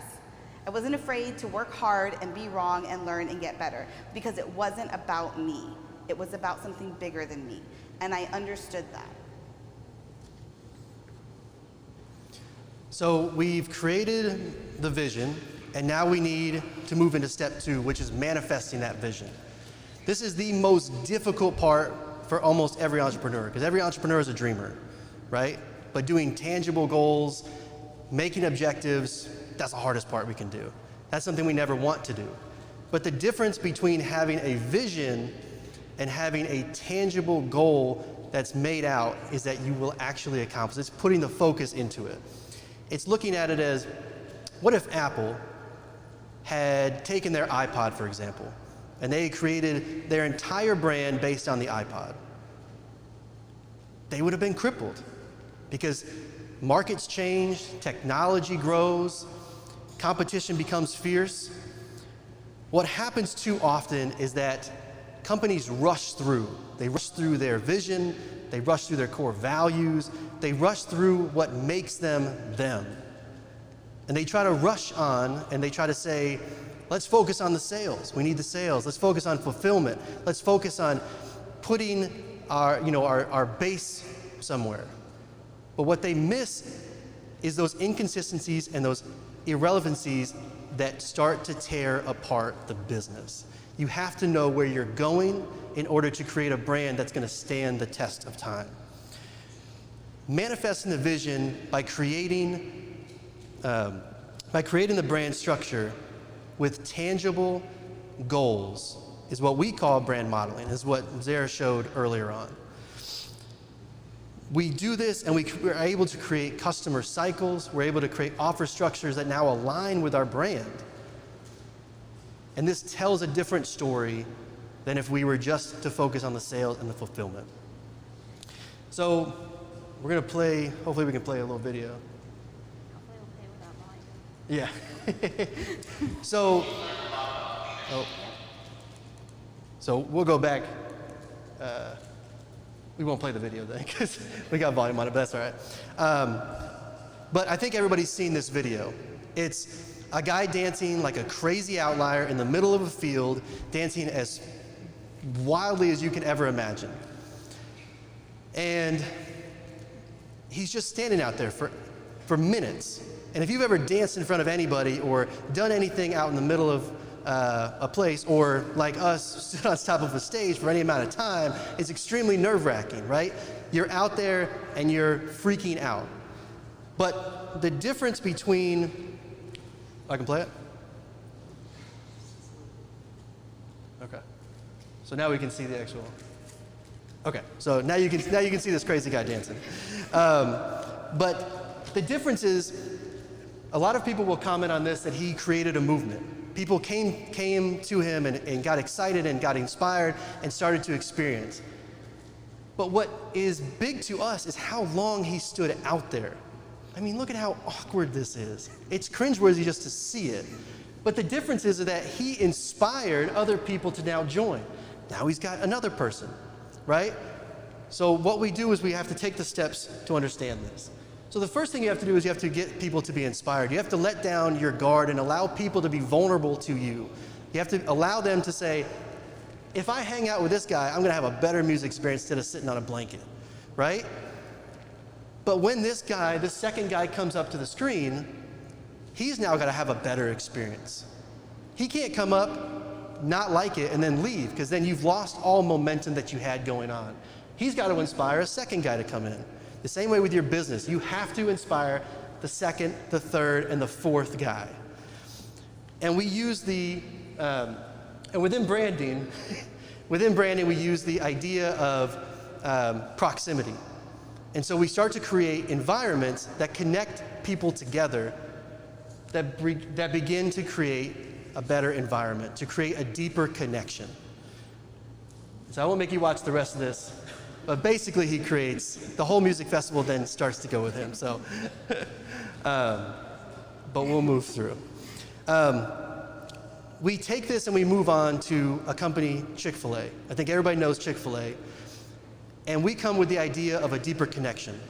So we understand from the video, we need to be able to connect closer to them, closer to our employees, to create that brand loyalty that they can then go out and reach out to other people from.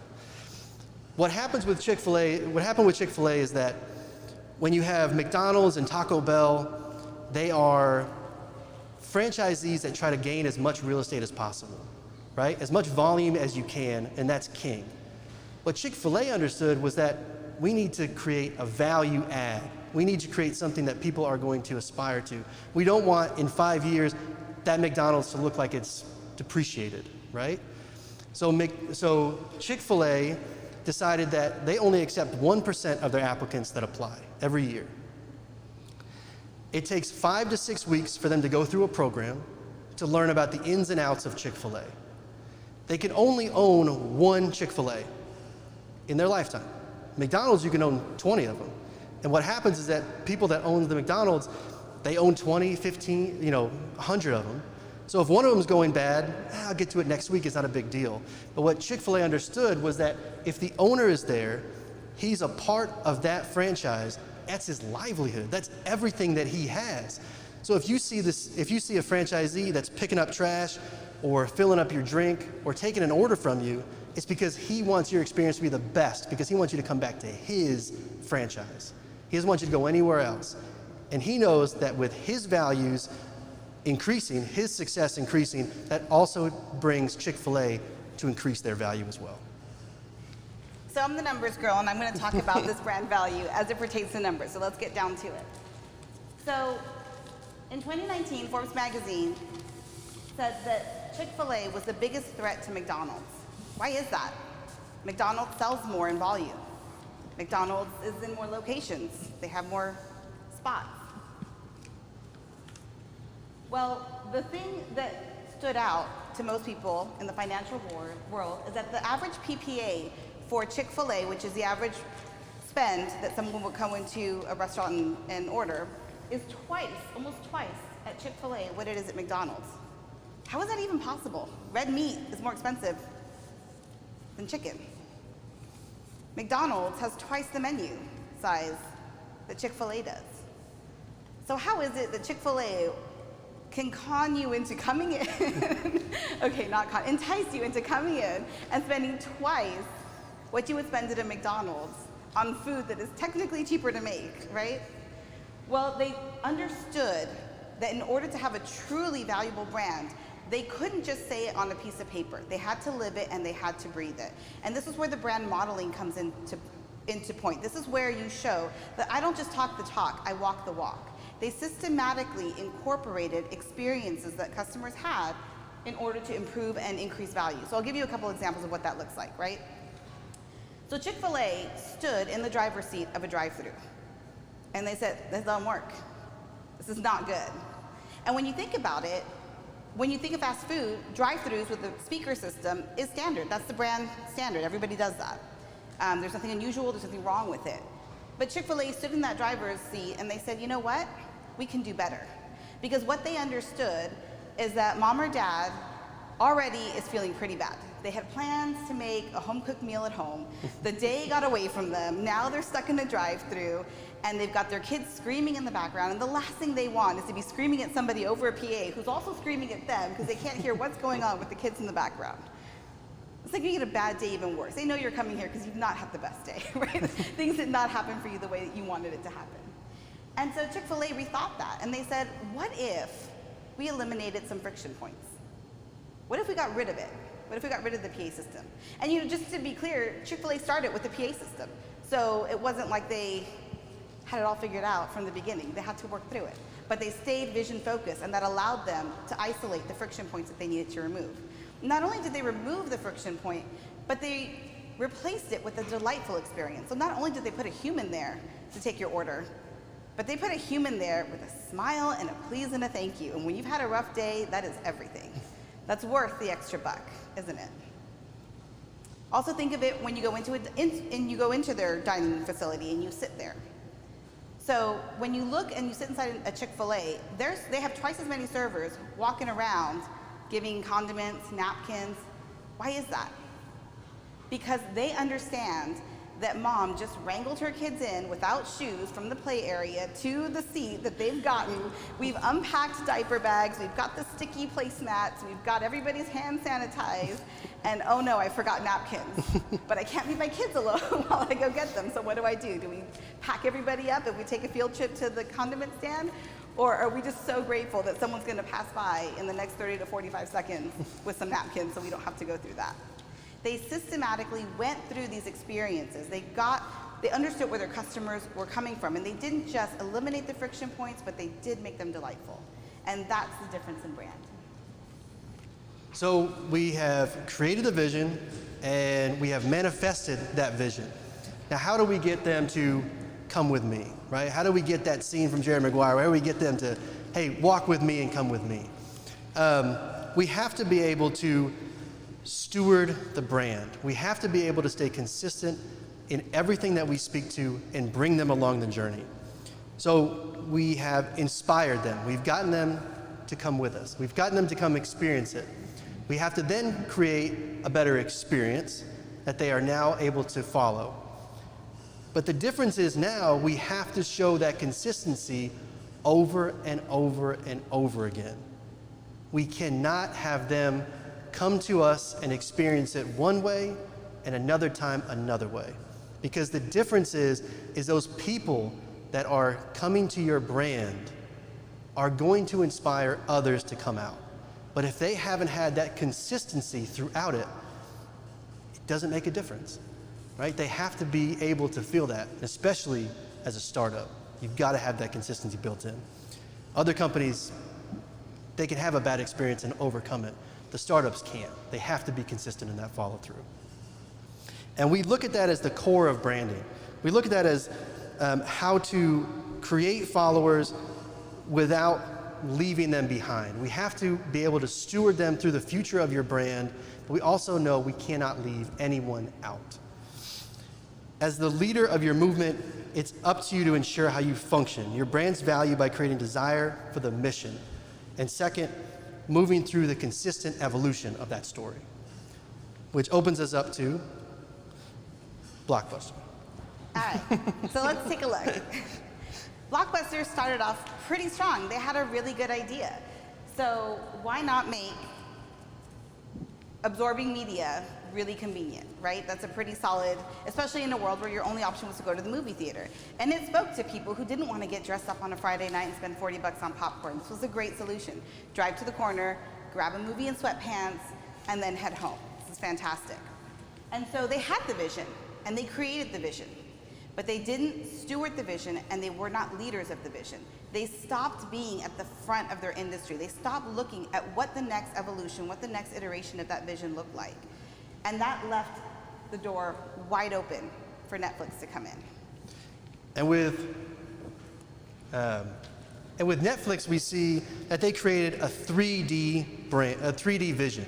So I'll read it for you. At Netflix, we want to entertain the world. Whatever your taste and no matter where you live, we give you access to best-in-class TV shows, movies, and documentaries, because great stories come from anywhere and be loved everywhere. We are the world's biggest fans of entertainment, and we're always looking to help you find your next story. So when you hear that vision statement compared to Blockbusters to provide our customers with the most convenient access to media entertainment, you can see the difference. You can see where one is more three-dimensional, where one is more specific. You understand where the brand is going. And that allows you to think in the future. And so Netflix started with their mail orders, which was the next iteration. But what would have happened if they'd have stopped there? What if they'd have said, deliver to your mailbox, done, drop the mic, we closed down Blockbuster, that's it, we're good. Hulu would have ended them. Apple TV would have ended them. So they continued to push forward. What's next? So they dug deep, they figured out the tech, and now they got into Xbox and Apple products. A little more convenient, giving a little more access to the world. And they continue to push through technology. Now we have streaming services. They continued to see what was next, what the next iteration of that vision is. They didn't pivot, they didn't decide to start selling merchandise and t-shirts. They stayed focused to what the next iteration of what that vision was. And they didn't stop there. So Netflix found out that most US brand companies would dub their content, dub US content, and deliver it to international places, which didn't do very much for them. But what Netflix realized was that we're not that big of a country, and we can reach so much more. So what they did was they started to integrate with Bollywood, telenovelas. They started integrating those and not dubbing those, they just created the avenue to stream it on theirs. And what's happened for Netflix is that they now have 40% in the US and they're 60% internationally. It blew up their business. And the key is that they also didn't allow themselves to be distracted by other things. So when Hulu and Disney came around and they started offering these upgrades and these early access to movies, Netflix could have said, hey, you know what? That's a great idea. That's a great way to make a little more cash. But they knew that that was not in line with their vision, that was not in line with who they were and who they wanted to be. And so they stayed the course, and that turned out to be more profitable for them in the end. So we hope we've made a case for why you should stick with visionary leadership and lead your brand from a place of vision. And we hope that we've inspired you to take a look at your role as CEO and manager and how you can evolve that into being the chief visionary officer for your brand. Thank you.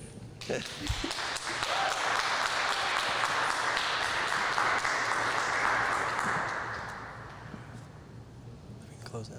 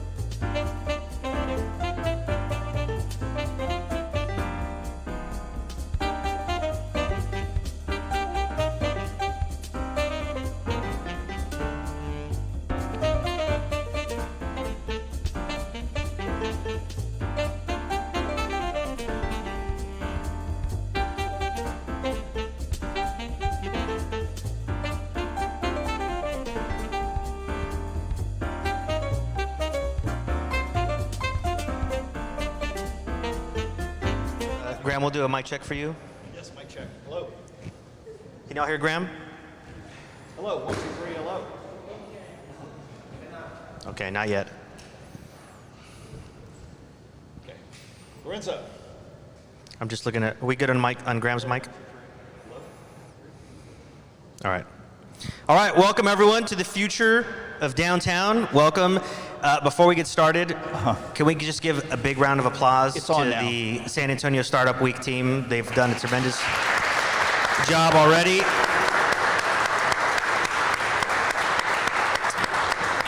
And thank you all for being here. I know it's not easy to get around downtown these days, so the fact that you all have overcome the obstacles to be with us is really amazing, so thank you. My name is Lorenzo Gomez. I'm the chairman of Geekdom, and with me is David Manju, who is the founding director of the new UTSA School of Data Science, which if you look to your left out there behind City Hall, you will see under construction a building which he will be officing in somewhere in there, which we're really excited about, hopefully sometime in the next year and a half. And then Graham Weston, who has done various tech things and entrepreneurship things and, downtown things and real estate, all the things, right? So we're really excited to have this conversation about the future of downtown. And I just want to say, downtown is nothing without people. It's just a bunch of buildings. And so this is going to be a conversation about what's coming. We're going to do some vision building. We're going to tell you some really funny stories. But I want to kick it off with David because he's newish to San Antonio. So everybody, welcome David to San Antonio. Just give him a nice Texas welcome. David, will you just tell us a little bit about yourself, where you're from, and what got you here? Gladly. So, my name is David Moncho, and originally I'm from Boston, and I'm the youngest of a large family. I'm one of 8 children, and our first generation college student. Our parents managed to say good luck to 6 of us to make it through college, and I ended up leaving Boston. In Boston there's this snobbery that Boston is the center of the universe, and I was one of the 8 kids who said, well, there has to be a school somewhere besides Boston, so let me apply to other places. And I ended up in Pittsburgh at Carnegie Mellon University, and from there, that's where I got introduced to data. And I started out actually as a poetry major, and I still enjoy the humanities and the arts immensely. And I'm glad that data has a place in every discipline. So ended up working at Bell Labs for years, and then got into academia. I went to Ohio State University to start their Data Institute, and then most recently was at the University of California, Berkeley, running the Berkeley Institute for Data Science.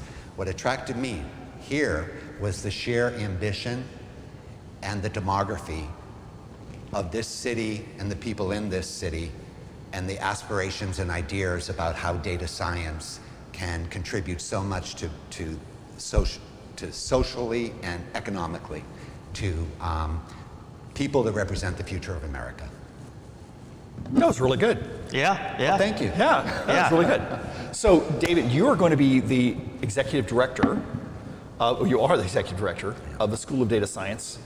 So, because I think that while we've announced it several times, I think it's still, until it's there, it feels like just a dream. But you actually left the beautiful weather of Berkeley, California to move here to do this.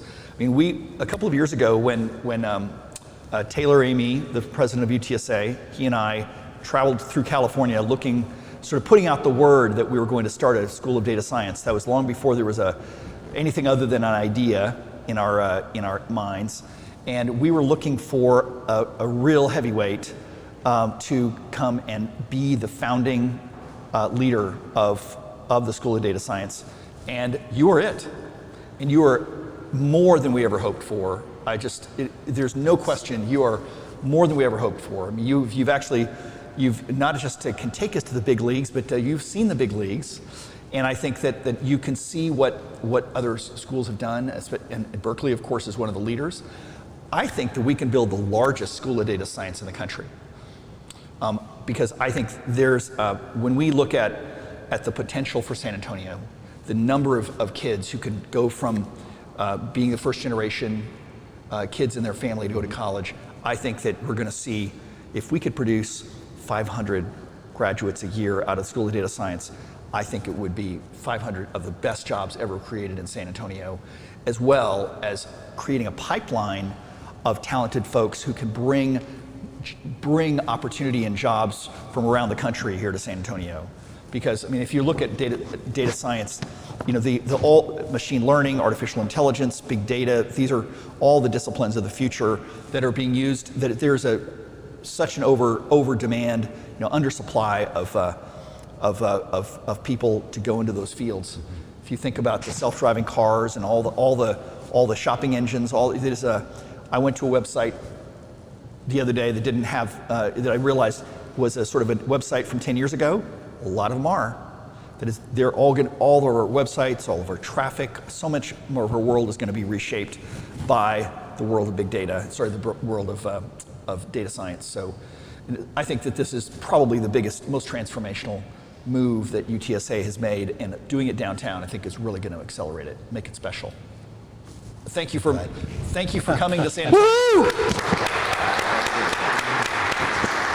Also, do we have any Roadrunners in the house? Show of hands. All right, let's get a round of applause for the Roadrunners. And apparently they're doing good at football. I mean, I don't know anything about the footballs, but apparently they're crushing it. So, so I want to tell Graham. One of my favorite stories that many people might not know was when President Taylor Amy, President of UTSA, when he first got on the job. He came down to visit Geekdom, and we had a great time. And we had our first meeting where he met with you, and he did not see what this story is. He didn't see this coming, and you made a suggestion about the downtown campus that is one of my favorite stories. Will you just tell our audience a little bit about that story? Well, when the new president of UTSA was hired and came here, we met with him, Dr. Amy, and our number one suggestion was that he sell the downtown campus to someone who wanted it. because we felt that for years and years, the downtown campus was sort of an orphan or a stepchild to the main campus. And it's understandable. You have a massive critical mass out on 1604. I mean, it's a massive campus. And I think being down here, we didn't have that critical mass at the downtown campus. And as a result, it never really had the commitment that it needed to thrive. And so our suggestion was that they do what in Cornell, the city of New York, built a separate campus in Manhattan for Cornell, a long story, but we suggested that they put out a request for proposals from universities around the country to say, we will sell you this campus. Now, of course, UTSA was not too big on this idea. I believe the quote, and I could get this wrong, but Taylor Amy said, hell no, we don't want to do that. He said, hell no. Yes, hell no. But then he came back a few weeks later and he said, I've got a better idea. And I thought, better idea. Better idea than mine? Better idea than ours? Right, that's right. And he said, we can create a school of data science. Would you get behind that if we did that? And of course, seldom are their ideas better than the ones we bring to the table, except this time. No, that was a great idea. This was truly, the vision that Dr. Amy spelled out was truly exactly the right idea at the right time. And I just wish I'd thought about it. So that's all right. You got plenty of other good ones. Yeah. When David and I were discussing this panel, he had a great quote about your hope for the downtown campus. And we were talking, we were having a real urban nerd moment, and I just love, the lived environment, the built environment. And you said that it should be a school without walls. Tell us about the integration of those 10 to 15,000 students that are going to be in this area, integrating and with all of the people in this audience and the companies that they represent and the initiatives that they're a part of. Tell us a little bit about your vision for the school without walls. Sure. So what I've seen is that data science is most effective when we have people bringing different points of view to the table about how we're going to use. So if sometimes we're always talking about data science and say, well, sometimes maybe we should define it just to say, for this conversation today, here's what we're talking about. And for me, data science is you're either advancing or applying statistical, mathematical, or computational methods and tools with knowledge of a particular domain to make a difference, right? So you can't do data science to help drive interesting digital art unless you have an artist at the table. I was involved in a project 4 years ago that was focused on how do we help reduce opiate addiction in Appalachia. And I looked around the table and I said, we don't have any public health nurses. All we have is computer scientists here, and we're gonna figure out the solution to this? So the School Without Walls does that. It breaks down this idea that mathematicians are in this silo, statisticians are in this silo, and public health nurses are in this silo. And in fact, public health nurses are lesser, right? So there's also how do you get without the walls, and how do you value everybody equally from the perspective they're bringing? I mentioned, and I just want to say two things about that. I was blessed early on in my education and in the companies I worked for that at Carnegie Mellon, they taught team science and team approaches to work back when I was in school, which was in early 1980s. So, and then at Bell Laboratories, it was the same thing. Everybody valued what the person brought to the table, and your ideas, not your position, not where you fit. So the School Without Walls, I just want people to walk into that building, particularly citizens of the city, and feel like this is a place for me. It's not all geekdom. I don't mean geekdom. I mean geeks. Yeah.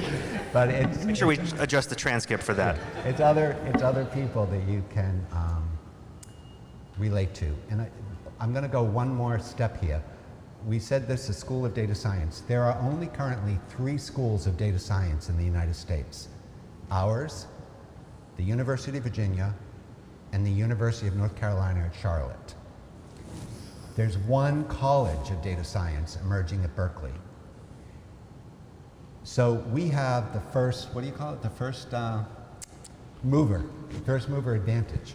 So that's something else. If we become this School Without Walls, but we're also operating on the fact that we took the plunge, we had the ambition, the city and the school, we're out in the front of the pack if we run fast enough. Also, it's cross-disciplinary from the beginning. Absolutely. Right. I mean, it really is, as you say, it needs to apply to a domain, meaning it needs to be applied to banking or to an opioid problem. That is, ultimately, it's an accelerant. It's not something that stands alone. It's an accelerant to the rest of the world, right? I think that's a good word for it, yeah. Graham, a while back, we were, do we have anybody from CodeUp here? Anybody represent CodeUp? All right, so, or any CodeUp graduates? All right, round of applause for our CodeUp graduates. So,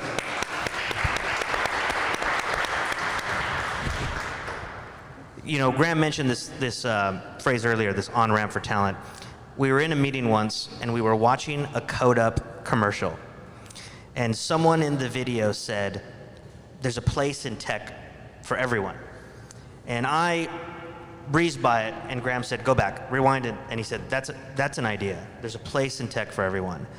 And I want you to expand upon that notion that, you know, especially with your experience at Rackspace, how it wasn't just for engineers. I wasn't an engineer, you weren't an engineer, but there's a place for tech in everyone, and how the School of Data Science is going to add to this missing options list for people that need to get an on-ramp, whether it's making money fast or going long-term, and then I'll give it to you, David, to expand upon that. But tell us about this on-ramp for talent pipeline, because that's what really companies want. I think that when you look at what employers are looking for, if we think about Frostbank is looking not just for 5 people to hire today, they're looking for a pipeline of people to hire over their future.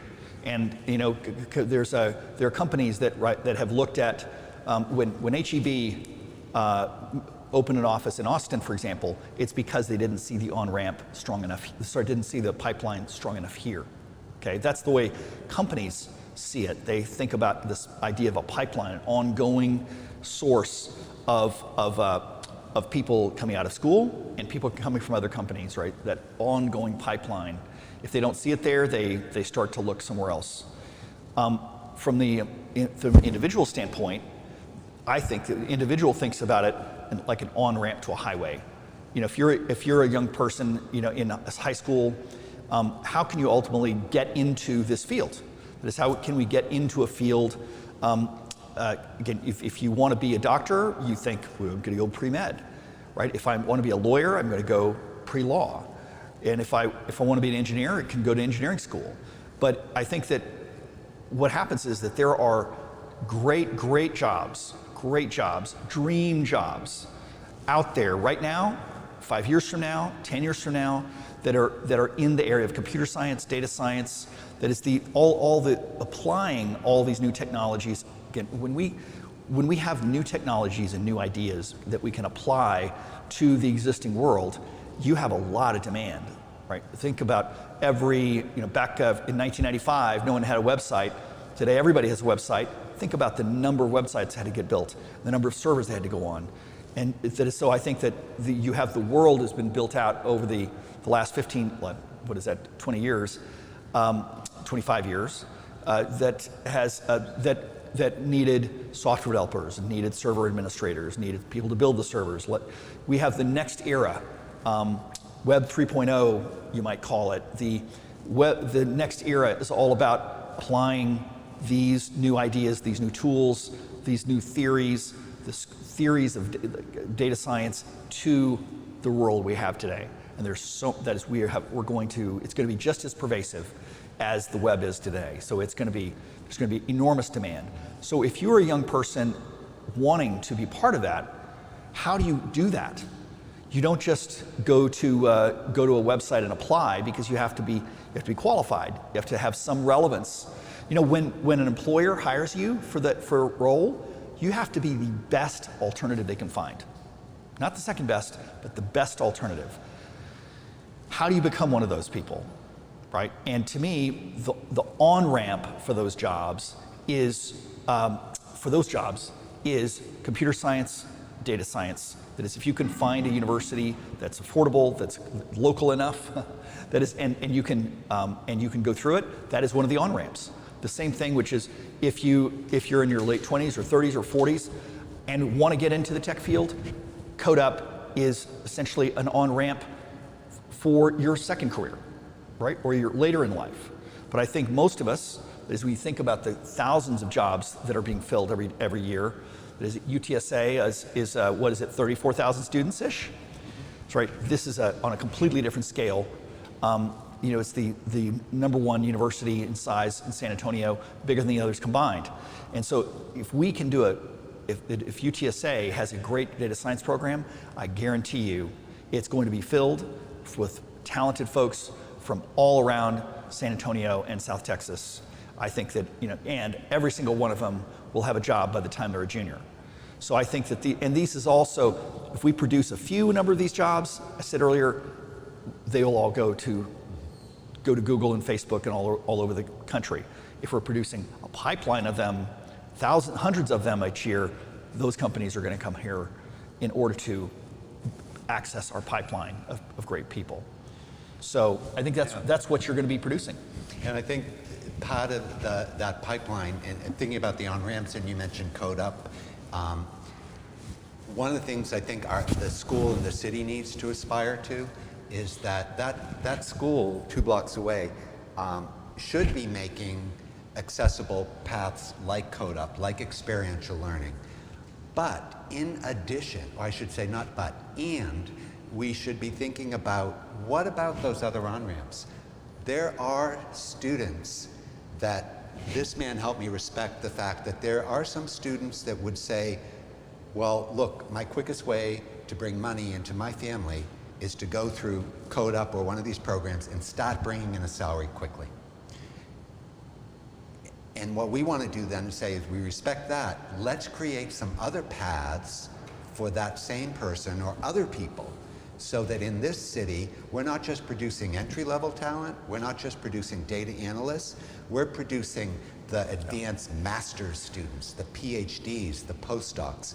That's what I really want this school to aspire to, because then we will be also noticed nationally, and we can be a big national player. UTSA already, we joined the, it's called the Academic Data Science Alliance. It's about 30 universities sort of making a big push into data, and we can be in that ilk. So we keep people here and we bring the companies here that will help keep people here.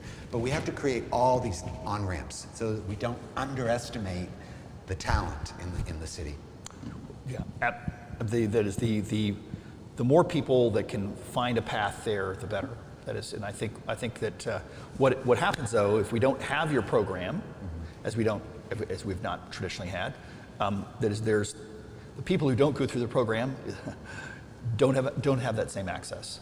So I think by having this be one of the things that I loved about Taylor Amy's vision is the idea of really creating a large scale school and making it a real focus. I think that UTSA is going to be famous for it.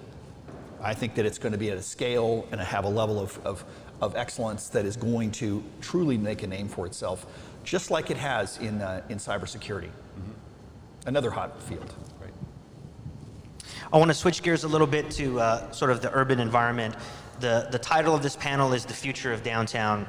And when I think about the School of Data Science, when I think about 10,000, just imagine 10,000 college people outside here. What does that do? How does that change downtown? Personally, I get excited because I have 2 nephews that are at UTSA right now. And I think that when I was their age, I didn't look at myself and say, you belong in tech. I didn't feel like I was a tech guy. And I am excited about them seeing other tech people and saying, hey, you know what, that could be for me too. And I want everybody on the west side and on the east side and on the south side to be saying, hey, there's someone that looks like me, there's someone that talks like me, there's someone from a background like mine, and I too can be a PhD in data science. And that's really exciting. I want to ask you both, what does it look like when we have 10,000 to 15,000 students in a very pedestrian-centric area that's walkable, hopefully livable? What does that do from an innovation standpoint?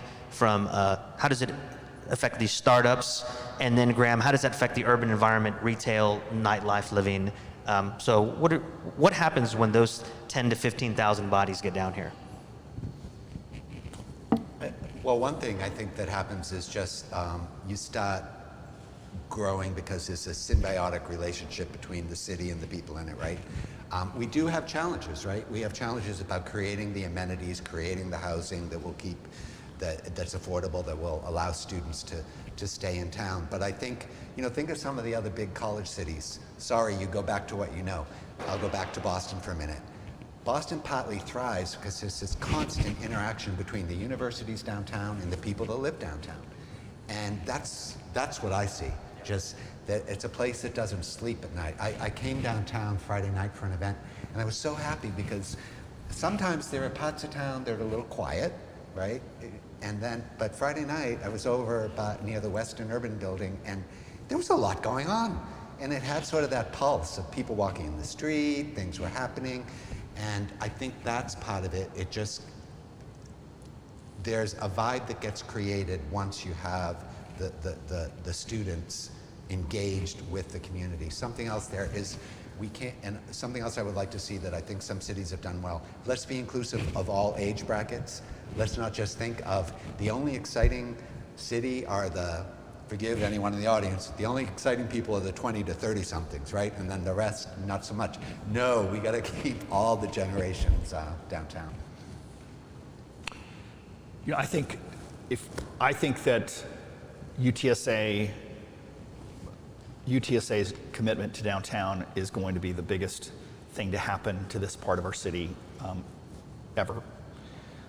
Think about 10,000 students. That is a university unto itself, and that's where we're going to get to in time. That is not going to happen in 2 years, but I think that we're at the beginning of that transformation. And I also think that there's a student life, between bars and restaurants.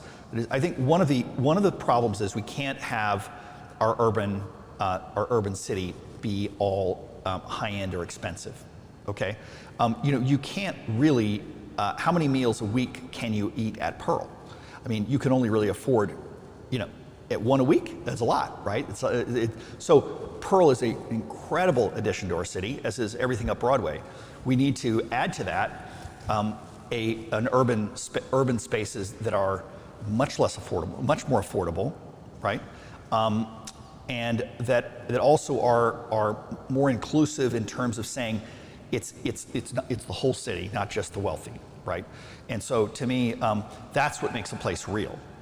And I think that also the Pearl is truly, I think, one of the greatest things to happen to San Antonio in a long time. I'm just saying that we need to add to that by having it be student affordable, and being able to have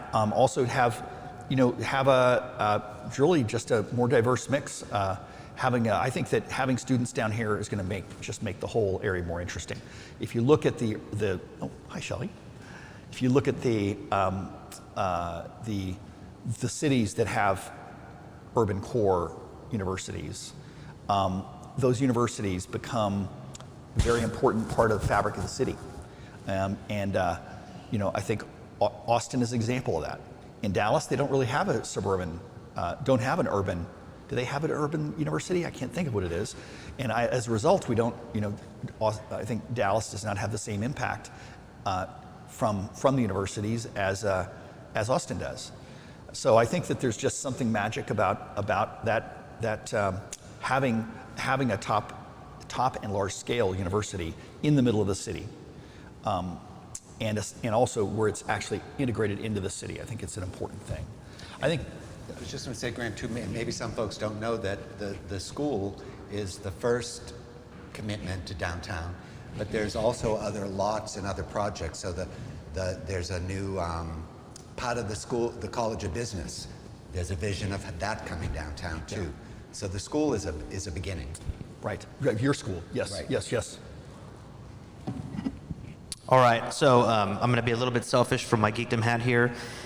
One of the things that, if you were to ask Charles, one of the things that he's struggled with is always going to be in our world access to really talented mentors and advisors. Tell us a little bit about the caliber of your team, the people that you're going to be bringing in that we hope that these entrepreneurs can be interacting with, and hopefully these are the next advisors and mentors that can help, the rest of our ecosystem, consume from this talent pool. So I think part of that talent and the mentors are the great faculty that UTSA is attracting. So across disciplines, and in many of the job ads actually you'll see out this year, there's specific reference to having some acclimation to data and the importance of it in your discipline. But I may have the numbers a little off here, but if you look at who are the mentors that are coming in who are young in their careers, I think the number is, say, 40% are Latino of our new hires. 15% are Black or African American. And it was a large number of women as well. So I think one of the things that's going on is not only do we have a diverse demography downtown, UTSA is paying attention to who are the mentor, because you can't have a mentor if everybody looks like me, right? That won't work. And so that's one of the things that I think is exciting. And because the city and the school are so ambitious, we're getting talent from, you can start ticking off some of the names. We're getting talent from MIT, CMU. We're getting them from the big established R1s who want to come to San Antonio. And I think that's pretty positive. That's awesome. All right, can we give these guys a round of applause? And we're going to go to Q&A from the audience. So who is going to be bold enough to kick off our first audience question? Anybody? I normally have something to bribe you with, but I don't, unless the startup team does. Anyone? Yes, ma'am.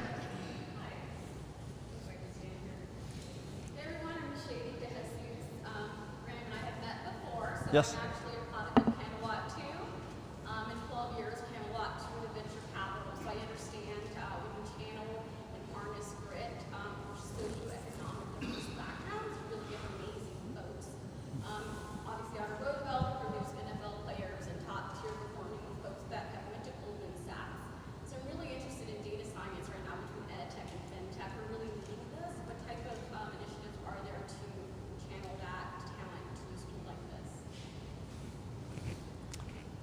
So if I want to make sure I heard, I didn't hear everything from the mic, but you're thinking about efforts to channel data science into fintech? Is that right? No. No. Socioeconomic reverse. So just if I'm Latino from Harvard, I have a different pedigree than I'm a Latino from Camelot too. So when you're looking at that in the landscape of AI, ML, and data science, those initiatives actually take about 10 years or so to implement that pipeline. What type of programs would be in place for something like that? We're going to be recruiting from every school around town. I think that if you are a kid whose parents did not go to college, it may be, to me, that at least I've read, that you're likely to have a language deficit compared to your peers who did have parents who went to college.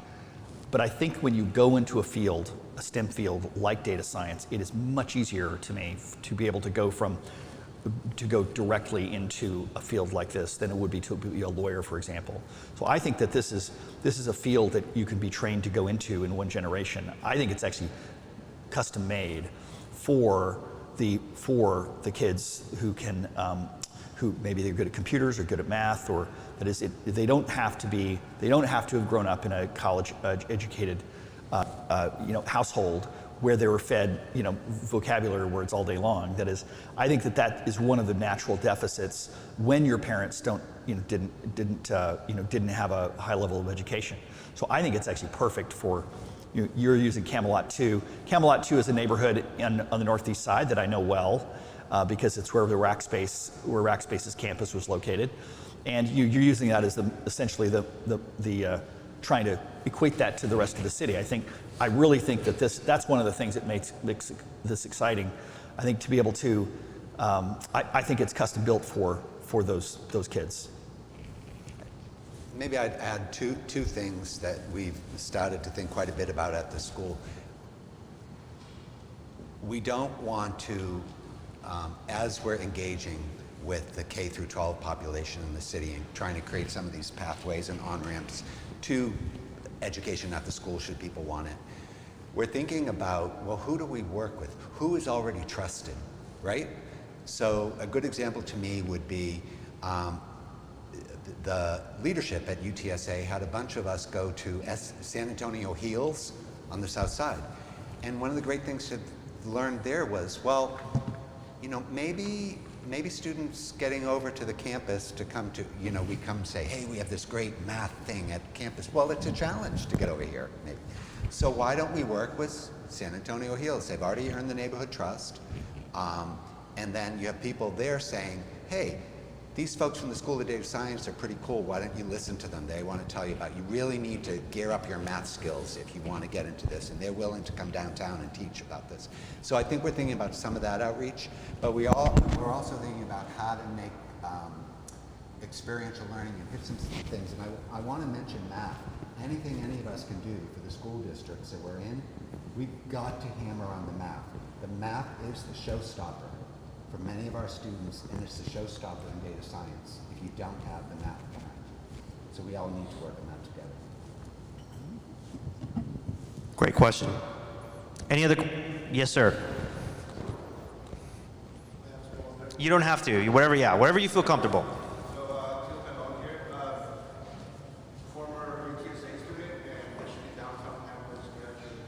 Woo! Double whammy. All right.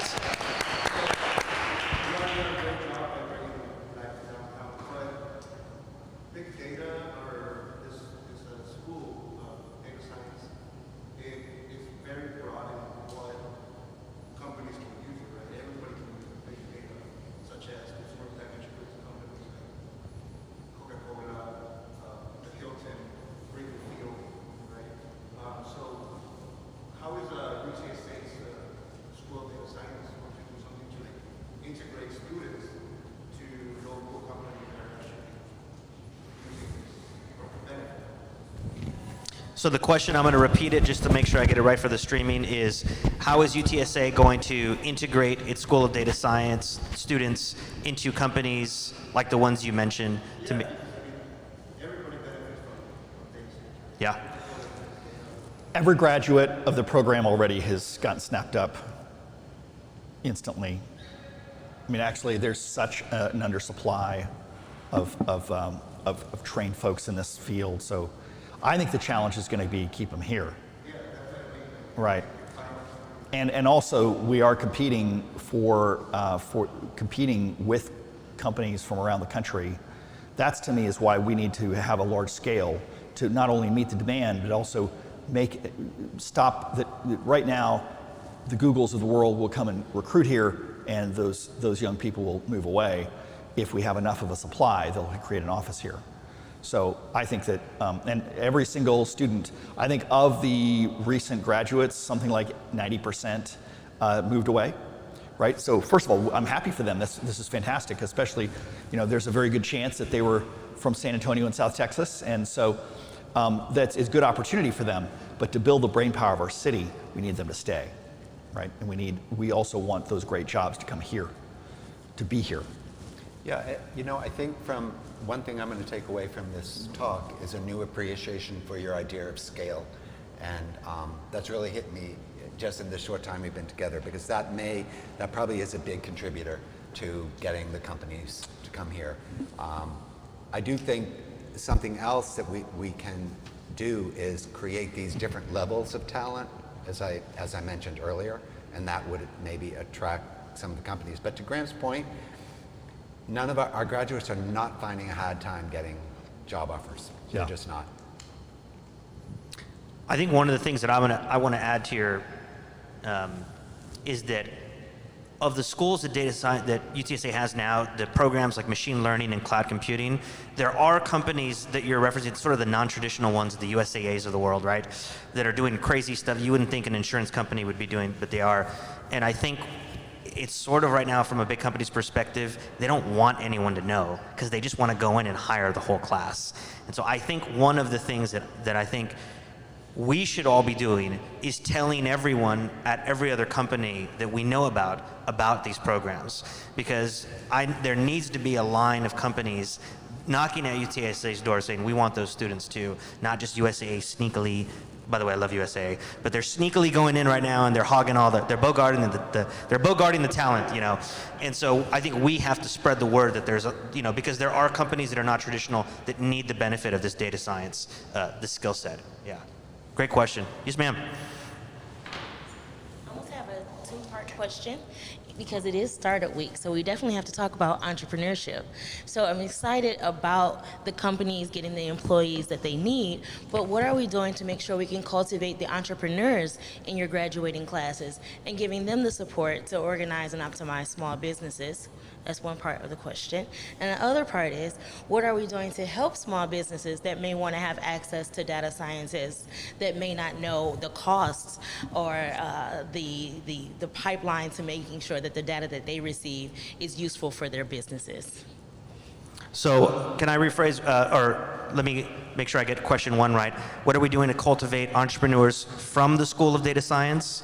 And then the second one is, how does our local small business community consume from these awesome data science skills? Great questions. So a couple things. One, to cultivate the idea of entrepreneurship and new startups, we have a gift that Graham helped influence us getting. It's the Tim and Melissa Draper Data Science Business Case Competition, which will start in the spring. And it is directly geared to students who want to make a proposal for a startup that draws from data science. So data science is at the core of that. That's one very specific thing we're doing. Secondly, is the school is very tied to the entrepreneurship unit on campus, and also to the economic, the Institute of Economic Development right downtown on campus here.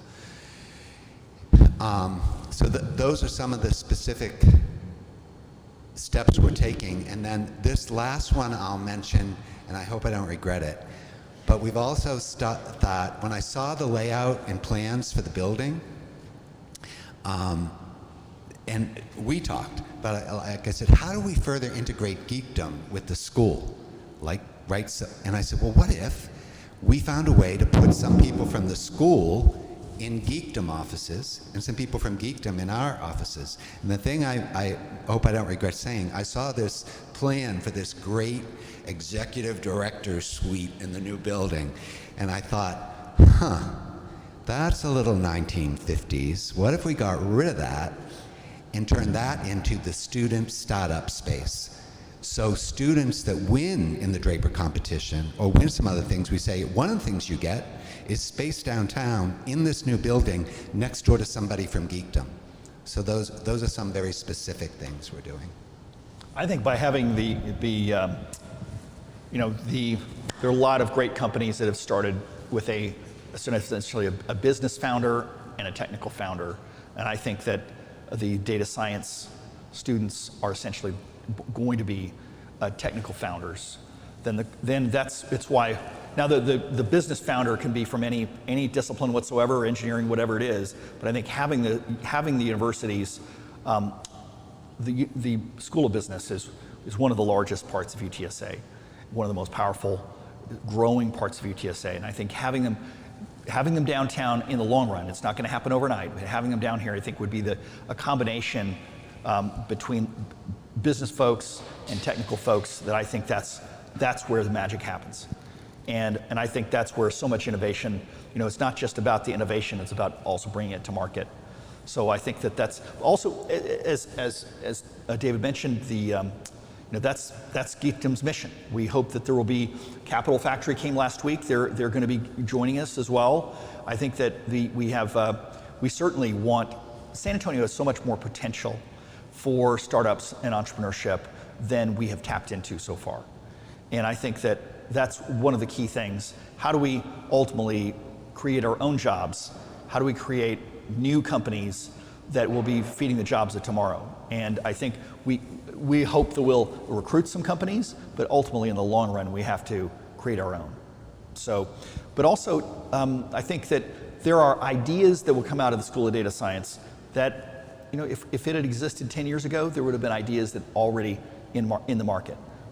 Once it's here, we're going to see a whole new dimension of startup opportunity for us, for the city. And the startup community is welcome in that building. You'll see, that building is set up for people to come into, not to ask permission. Does that answer your question? We have online question. Yeah, so we have Robert Garcia. Want to know what kind of outreach are you planning with the communities and schools in and around downtown? For example, he gave to Foya Toros for the middle school. Nice. How's the data science going to interact with the schools right here? So we've started interacting with some of the representatives from the school districts and the different councils in town by thinking about what is the placemaking and how is the voice of the people that live here taken into account as we get downtown and start to integrate. And then I don't want to say a lot of words to say that to mislead and say I fully thought out the engagement with the middle schools and all. We're a startup too. We have a lot of assets to draw on, degrees, faculty, but I'm employee number one. We've hired 3 more, so we're up to 4 employees now, and we'll be bringing in 2 more. One of those people is specifically focused on our outreach to K through 12.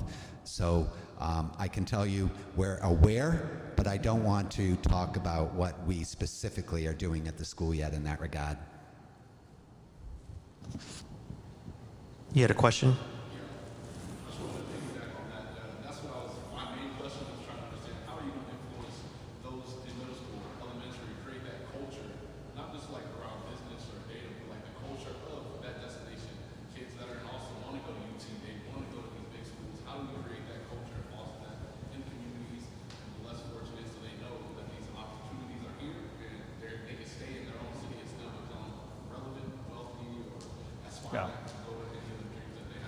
I think having a college-going culture is actually is a huge factor.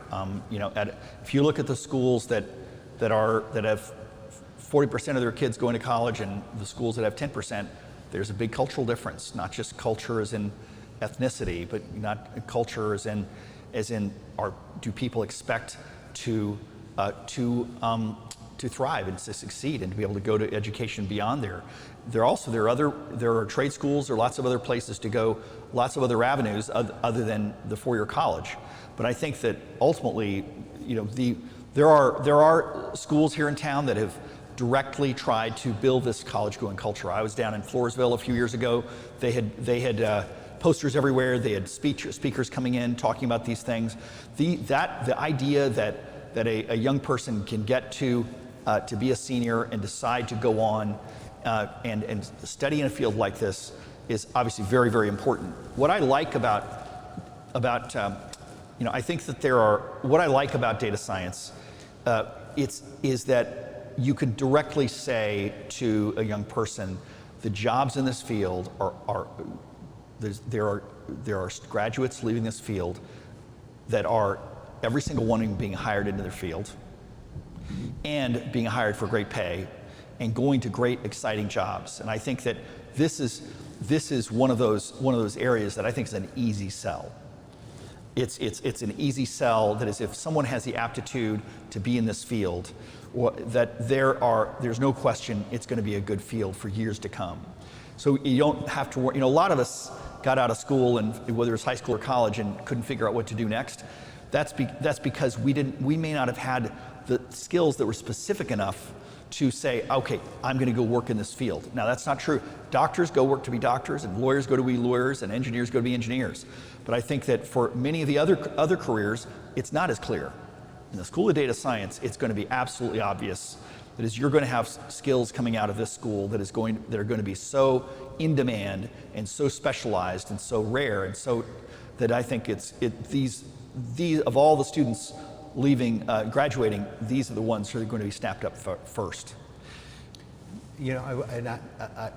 I think I answered your question a little too narrowly. I was thinking just about the school. Well, this school is part of a very big university, and the university has many programs and systems and people who are experienced in learning about and engaging with the middle and K through 12. In fact, I think the School of Data Science should take a play out of the playbook that the cyber folks have done, and they've come up with these card games and they go into the schools and they teach about cyber by playing a card game. And the other thing I mentioned earlier is we just need to go ahead and work with the established community and faith-based organizations that already have trust and connections to the schools and not try and go it alone.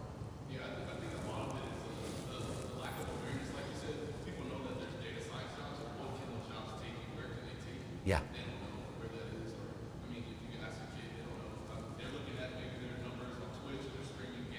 Yeah. Yeah.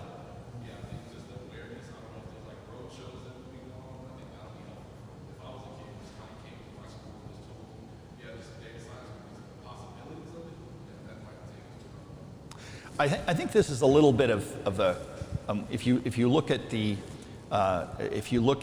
a family that has a kid that may or may not go to college but who's capable of it, a lot of times it's a matter of whether the parents can really see, like, what are you going to do with that degree? I mean, no parent wants to get their pay to have their kid go to a year or two and have them not finish, or have them get through and not be able to get a job. I think that a job in their field, and I think this is one of those areas. This is one of those degrees that it's a straight shot to a great, exciting future. And I mean, I'm going to bet that nearly every student, is going to be out earning their parents, within a short period of time. I mean, this is just when you're feeding into an area that is in such high demand. You're talking about a very special. Think about all the people graduating from UTSA this year. Most of them are going into fields that are increasing by 1% or 2 or 3% a year. This is an area that's going to be doubling every year for the next 20 years. So there's just so much more demand than there is supply. Go to any of the large employers. I think this is one of the questions you had earlier is it how do these young people end up in smaller companies? And that's a harder question. If they don't go to a startup, the smaller companies often can't afford them. And so I think that this is one of those areas where the biggest employer of data science folks, I think, is going to be the larger employers and the military and the government. That is there, because they have an instant application for these skills. And to me, that's neither good nor bad. What I'm saying is that the bigger companies are the ones that have those job recs open today, and also are willing to pay big bucks to have you. I think that in the long run, small businesses have to have these skills too, and so I don't have a good answer to that one. So are there some professional or professional certification courses for entrepreneurs or small business owners? Not yet. Certificate courses. We have a lot of certificate. We have both. We have undergrad and grad certificates in data science. And I would need to learn on the entrepreneurship side if we specifically have. We teach entrepreneurship at the university all the time. Do we have a certificate? I don't know. I can find out.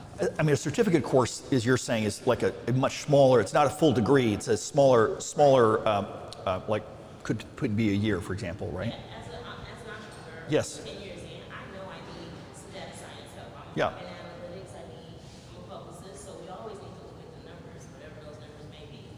I would love to have an opportunity to do a little more learning. However, a degree program is in. Right. You're Yeah. right. Yeah. No, and that is very much part of the plan for the school. Back to the pathways and the on-ramps. We're thinking about all these plays. The two new certificates had a very quick pickup. They were just introduced, the undergrad and graduate, and they're already getting a ton of demand for it. So what I'm hearing is we need to say that Fortnite is built by a bunch of data scientists. That's what I need to tell my nephews. It's all Fortnite. That's how we're going to solve this. Yes, sir.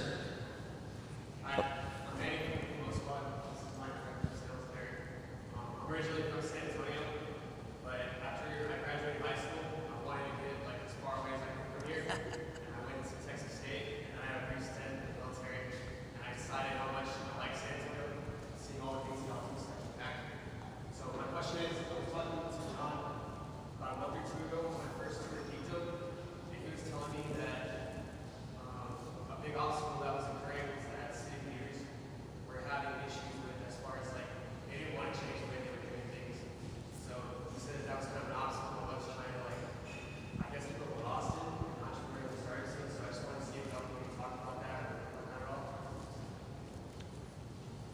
So the obstacles, sort of from a civic, political, standpoint. I mean, I don't personally. I don't think they're really against what we're doing. I think they're always in favor. I do think that. So this is my one addition to this comment, this question. I think that because we have 2-year terms, it's very hard for a politician to think long term on an initiative that they won't be there to cut the ribbon for. And so it's much easier to promote things that are very transactional.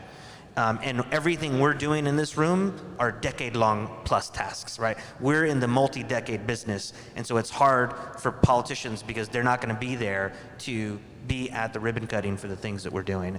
But I do think they're in vigorous support of what we're doing. I don't know what you I feel very supported by our city government personally. I know it's very much in fashion to complain about city government or state government or national government. I just don't feel that way in San Antonio. Look, we can always come up with ways that can be better, but I feel like, I really feel very, very supported. I will say that there's probably the marketing brand that, especially in tech, we're just trying to recruit hipsters from Austin or whatever it is, and that but I think that what I like about our community is representative of who's here, right? We're building an ecosystem for who's already here. Everyone else is welcome to join the party, and I think that politicians are very weary about, are we spending taxpayer money for the benefit of people that are not already here? And I think that we're very proud to say that the things we're doing are first for who's here already, and then anyone else that wants to join the party is completely welcome. Yeah, we already have a state and a city that is benefiting from a lot of in-migration. There are so many people moving here, one, for example, from California, right? But there are so many people moving to Texas in the first place. They have a choice of very different cities. Austin, San Antonio, Houston, Dallas, very, very different cities. And we're gonna get more than our share of them. But the School of Data Science ultimately UTSA's core mission is to educate San Antonians and South Texans. That is, we need to be sure that we have a school relevant to them, right? To us first, right? We are here. That's why it's cheaper if you're in state than it is if you're out of state, right? It's just that is to me, this is what the public university's role is educating us, the people who are here, right? We are going to benefit from immigrants coming to Texas. We benefit from that, but UTSA's core mission, SAC's core mission, Texas A&M San Antonio's core mission is to educate San Antonio and South Texans. And of course, we are going to be inclusive, and we're going to be attractive, we're going to be competitive with schools around the country. So of course, we're going to have a lot of people coming from all over the place. And people are taking notice. Look at some of the national newspapers, the Washington Post, New York Times.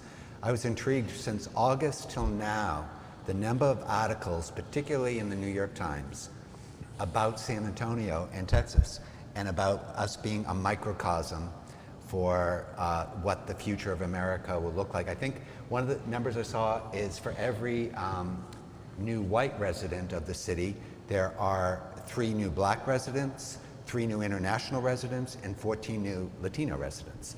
So, that's pretty exciting to be able to hear that and see that. Also, we have no unemployment. Our unemployment's incredibly low. I mean, the question, though, is do we have people underemployed? Are there people who could be filling better paying jobs? You know, if you have a job that is having a great job is so core to so much of our lives, to our happiness at home. I mean, I'm saying that it has a big impact. Having the money that you need to take your kid to the doctor, having the money you need to send your kid to the school you want. Also having access to your neighborhood or your schools. That is also loving your job. That is, if you are earning minimum wage or if you're in a manual labor job that you don't like, of course those jobs need to be filled. But I'm saying if you're able to take a job that you truly love, it's going to lead to more personal satisfaction. Our jobs are just so important to our lives. And I think that ultimately we don't want to have unemployment rates be low, but have low wages. We want our unemployment rate high and have high wages. That's what is happening today in Austin. That's what's happening today in Houston and Dallas. That is, and we're not far behind. That is, but I think that ultimately that's what we're looking for. How do we create a greater opportunity? And that really comes down to great jobs. Having great jobs, well-paying jobs, challenging jobs, and ultimately those companies will be here to create those jobs if they think this is the best place to be. It has to not just be the second best, but the best place for them to be. All right, as we wrap up, one last question. You get the last question.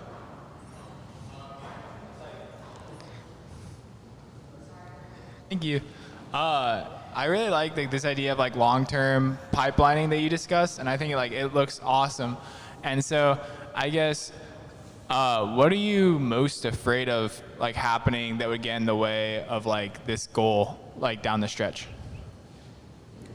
Most afraid of happening for the school? I don't generally become fearful. I think part of what attracted me here, like I said, was the sheer ambition of the city and the school together. It reminded me of another school that was as young as UTSA in the 1980s, and I'm going back to Carnegie Mellon, and it said, we are a regional college and we're going to become a national university. And they did it because the city was with them. Our city is with us. Because the local businesses were with them. I have no problem getting anyone in town to talk to me. So I think maybe if there's any fear, it's there's so many balls in the air, some are going to drop. But there's no fear that we're not going to do it. We just might not do, there just might be a couple balls that drop along the way. I think one of the things that Dr. Amy has brought to UTSA is a level of ambition And by the way, the leadership of UTSA has been great for the last decade, 20 years, and each generation is built on its predecessors. I think that we now have universities that allow us to dream bigger. And one of the things we need to dream bigger is a vehicle we're going to dream with. That is, what are the tools, what are the ideas that we're going to dream with? And I think that our biggest obstacle is thinking too small. Mm-hmm. I think that is an obstacle, which is let's not settle. That is, let's have the brain power. Let's commit to having the city be one of the best pipelines of talent and great jobs. And those are the things that if we have a great pipeline of talent here, great companies are going to relocate here. They're companies, think about what happened just last week. Tesla moved to Austin. Bravo to them. Tesla wasn't going to move to San Antonio, right? Austin just has too many assets that are lined up with them, even though they're at guess what? Tesla's kind of late to the party, right? They're going to be, they're late to the party. There are companies that moved here 10 years ago that are ahead of them. But what happens is Tesla comes to come in at the top of the food chain, the sexiest company in Austin. They're going to pick off the folks that they need without a problem. Ultimately, there are going to be lots of companies that aren't willing to pay the cost, that don't fit Austin as well. I think, we talk a lot about Austin because they're our next door neighbor, but they really are something to aspire to. What they're doing is amazing. The strides that they've made in the last decade are just amazing. We can have those too. We can have every ounce of success that they've had. And I think that we're well on track. And I think also that everyone here is going to play a role in building the city of the future. The city, not the city of the future like George Jetson's. I'm talking about the future of what this city can become. You can play a role in what the city can become. If you go to Manhattan, you can't do that. I would say if you go to Dallas, you can't do that. This is a city that you're going to change in your lifetime. You're going to see such a different city in a decade that you won't even recognize it, and you will have played a big role in that. Bravo. A wise speaker told me, don't try to top it when the moment's hit. So as we wrap it up, will you join me in thanking David Monju and Graham Weston for being with us today? Thank you. And thank you all for taking time out of your schedule to spend it with us. We really appreciate it. I just want to say personally that, David, we're so happy to have you. You're the teammate we've been waiting for. And I would encourage everybody here, please meet David. Welcome into the city. He is so eager to get integrated. He is so eager to be a bridge into the community. So please make him feel welcome and introduce yourself and give him your card so we can do all the things we want to do and achieve all our dreams. Thank you all for being here, and enjoy the rest of Startup Week. Thank you, David.